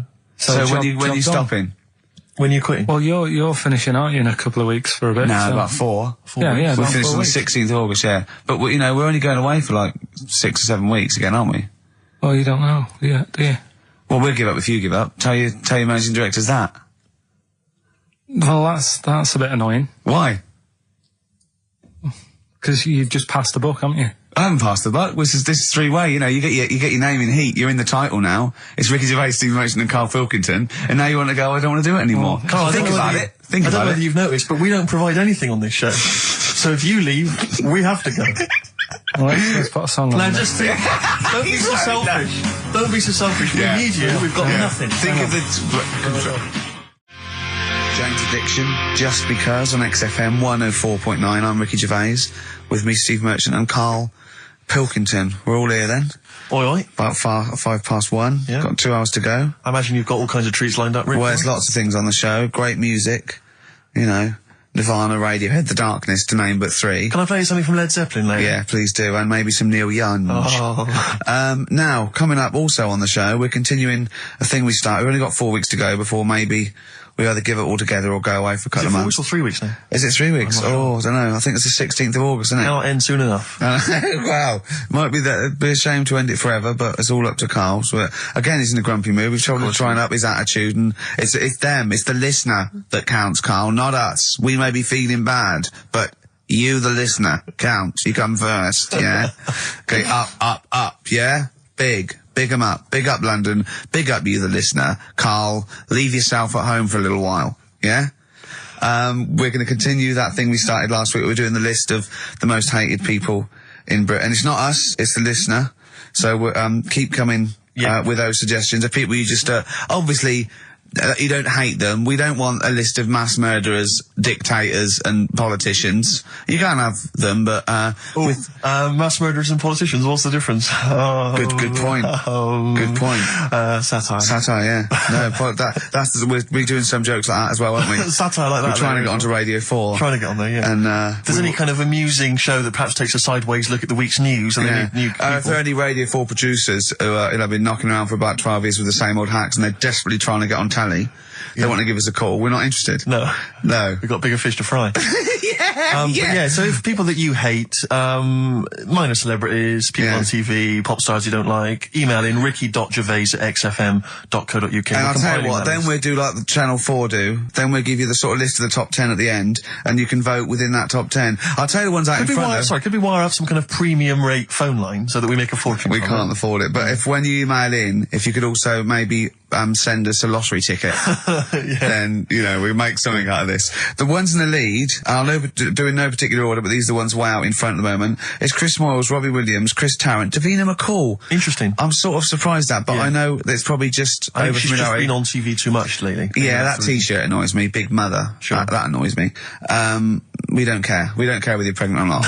Loads of people have children. Yeah. I don't care. Get on with it. And Dominic Mohan. So there's but think of your own. There's a lot of people just coming up behind there, though. Graham Norton. He's just approaching from behind. Oh, there's the the sort of stuff. It's sort of like we've done satire, we've done innuendo. smart. I mean, he's the king of the double entendre. Well, he's the king of the single entendre, but we can double it up if you want. If anyone... 104.9, this is the sort of things we're available. Go on. If any I'm loving this. This is going to be good. I'm loving what's coming next. What? If any of the producers of Carry On London are listening and they need some new talent to write some smutty innuendo, I think we're your men. Yeah.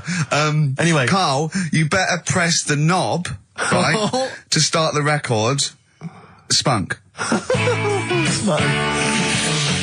Kings of Leon, Molly's Chambers on XFM 104.9. Thanks to Lauren Laverne there for the last few hours.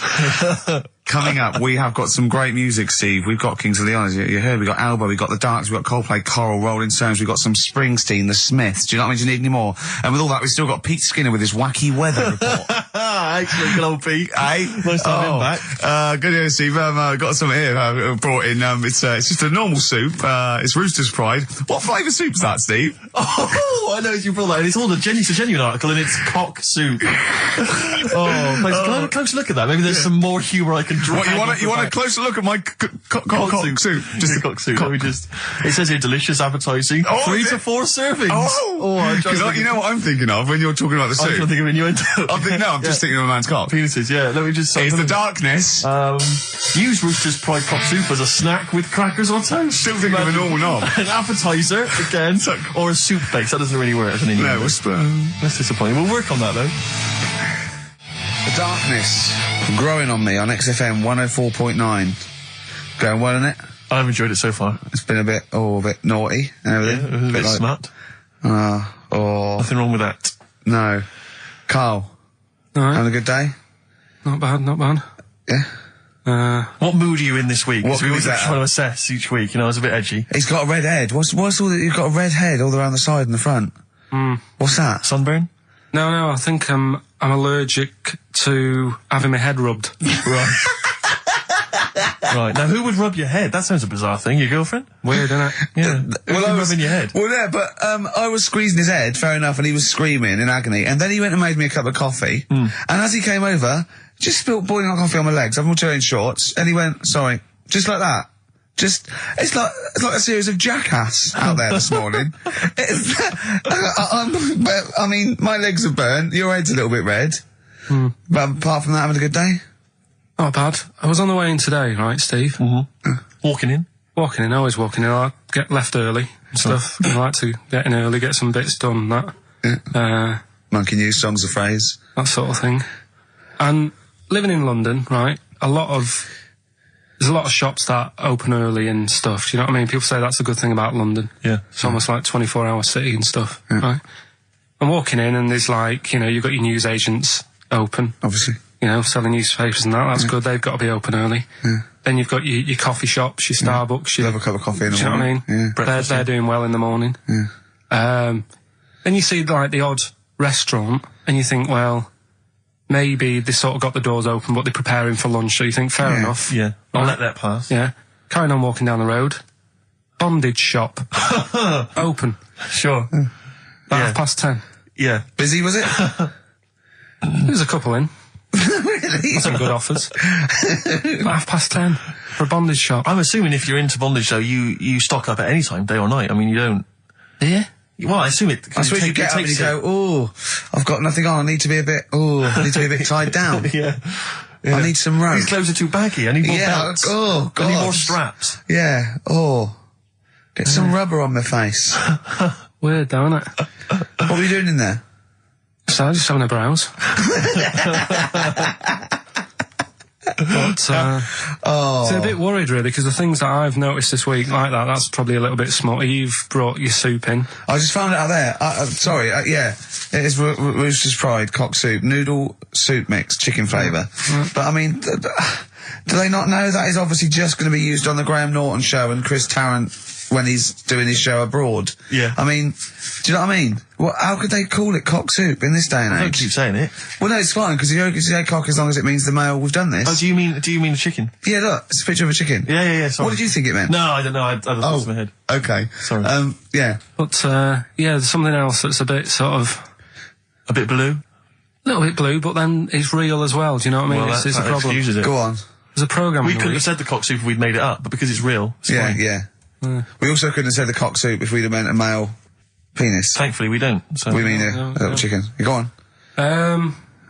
Yeah, this programme was on. It was Wednesday night, something. About this little lad.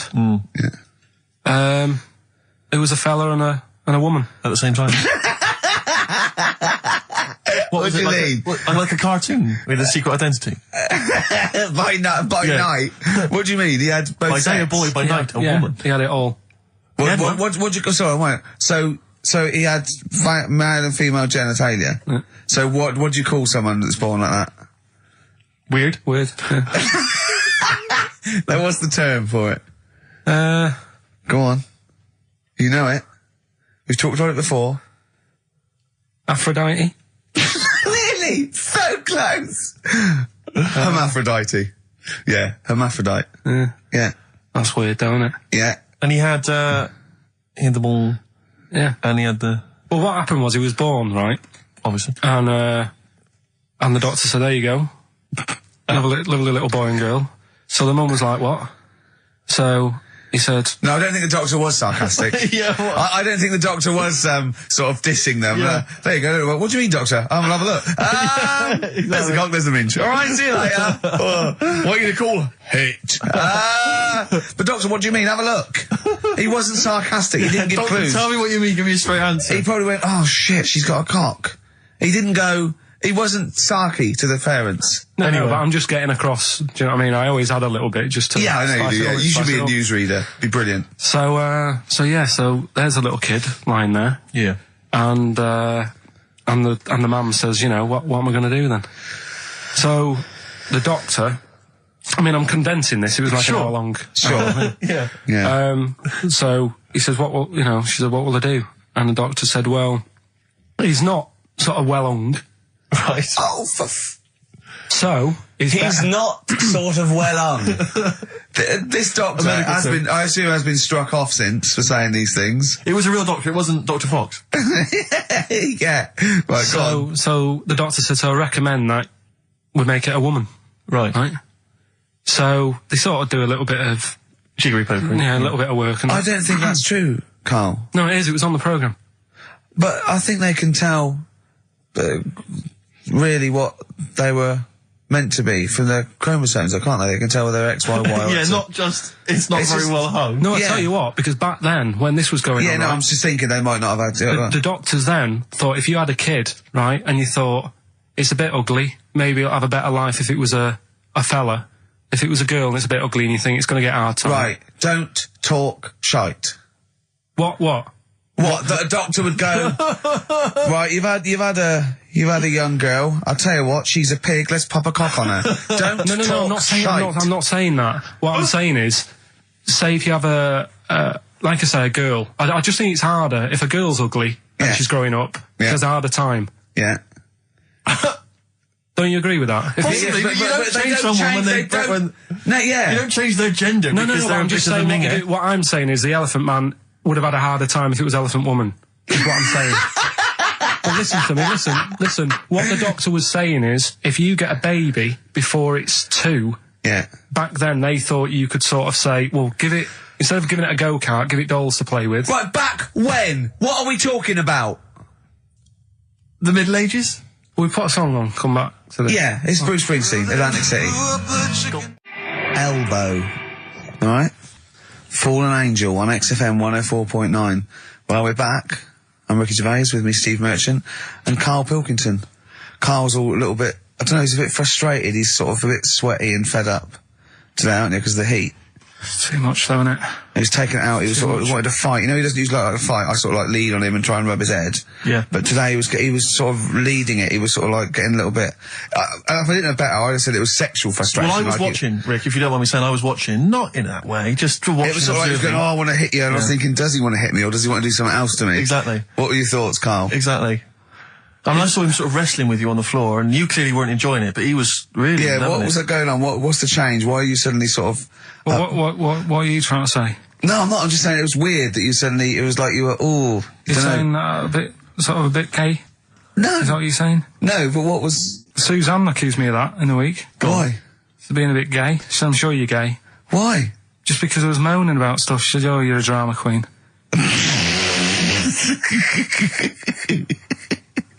Right, well that's what were you moaning about? Not having enough gay sex? No. She didn't have a knob. Yeah. It's going, why don't you get yourself a nice little knob? Yeah. I mean, can I call you Frank, please? Could you wear this false beard? Yeah. It's just, well, we'll talk about it later. It was about the 7 Wonders. I just wasn't that impressed. He wasn't impressed by it. He said, well, we'd say that, yeah. Well, we got a top show coming up, haven't we? But if you are a little bit, just a little bit sexually, you know, don't be afraid to let it out. I mean, if you want us to relieve you of it. I'll tell you what. Let's have a little bit of Maggie May by Rod. It's some beautiful day. Killing a Georgie. That's your favourite song, isn't it? Oh. That's weird, isn't it? Strange, isn't it? That's weird. I'd like to hear Rod Stewart singing about a lovely lady, please, Carl. As would I. You can picture whatever you want. 1:05 then, already, over Saturday, so I'm Ricky Gervais. That was Placebo, yeah, with special needs, which brings me to my next point. With me, Karl Pilkington. Karl Pilkington, there he is. Steve Merchant, 104.9. That's it. We're back then. Well, for one last time. Well, it's certainly the end of the season. We're away for at least, 2 months. We're doing the Office special, and possibly forever, depending on whether Karl decides he wants to carry on with this. Because, I mean, we do this for fun. We don't need to do this. We don't need to do this for, money. Obviously not. The kind of money you're earning, Rick, you do not need to do this. I don't need to. It's quite honestly beneath me. Yeah. We don't need to do it to further our career because it's embarrassing being on XFM. Didn't say, do not even bother cashing those XFM checks. It's not worth your while. No, it's not. The time it took to sign them, Exactly, it wasn't worth it.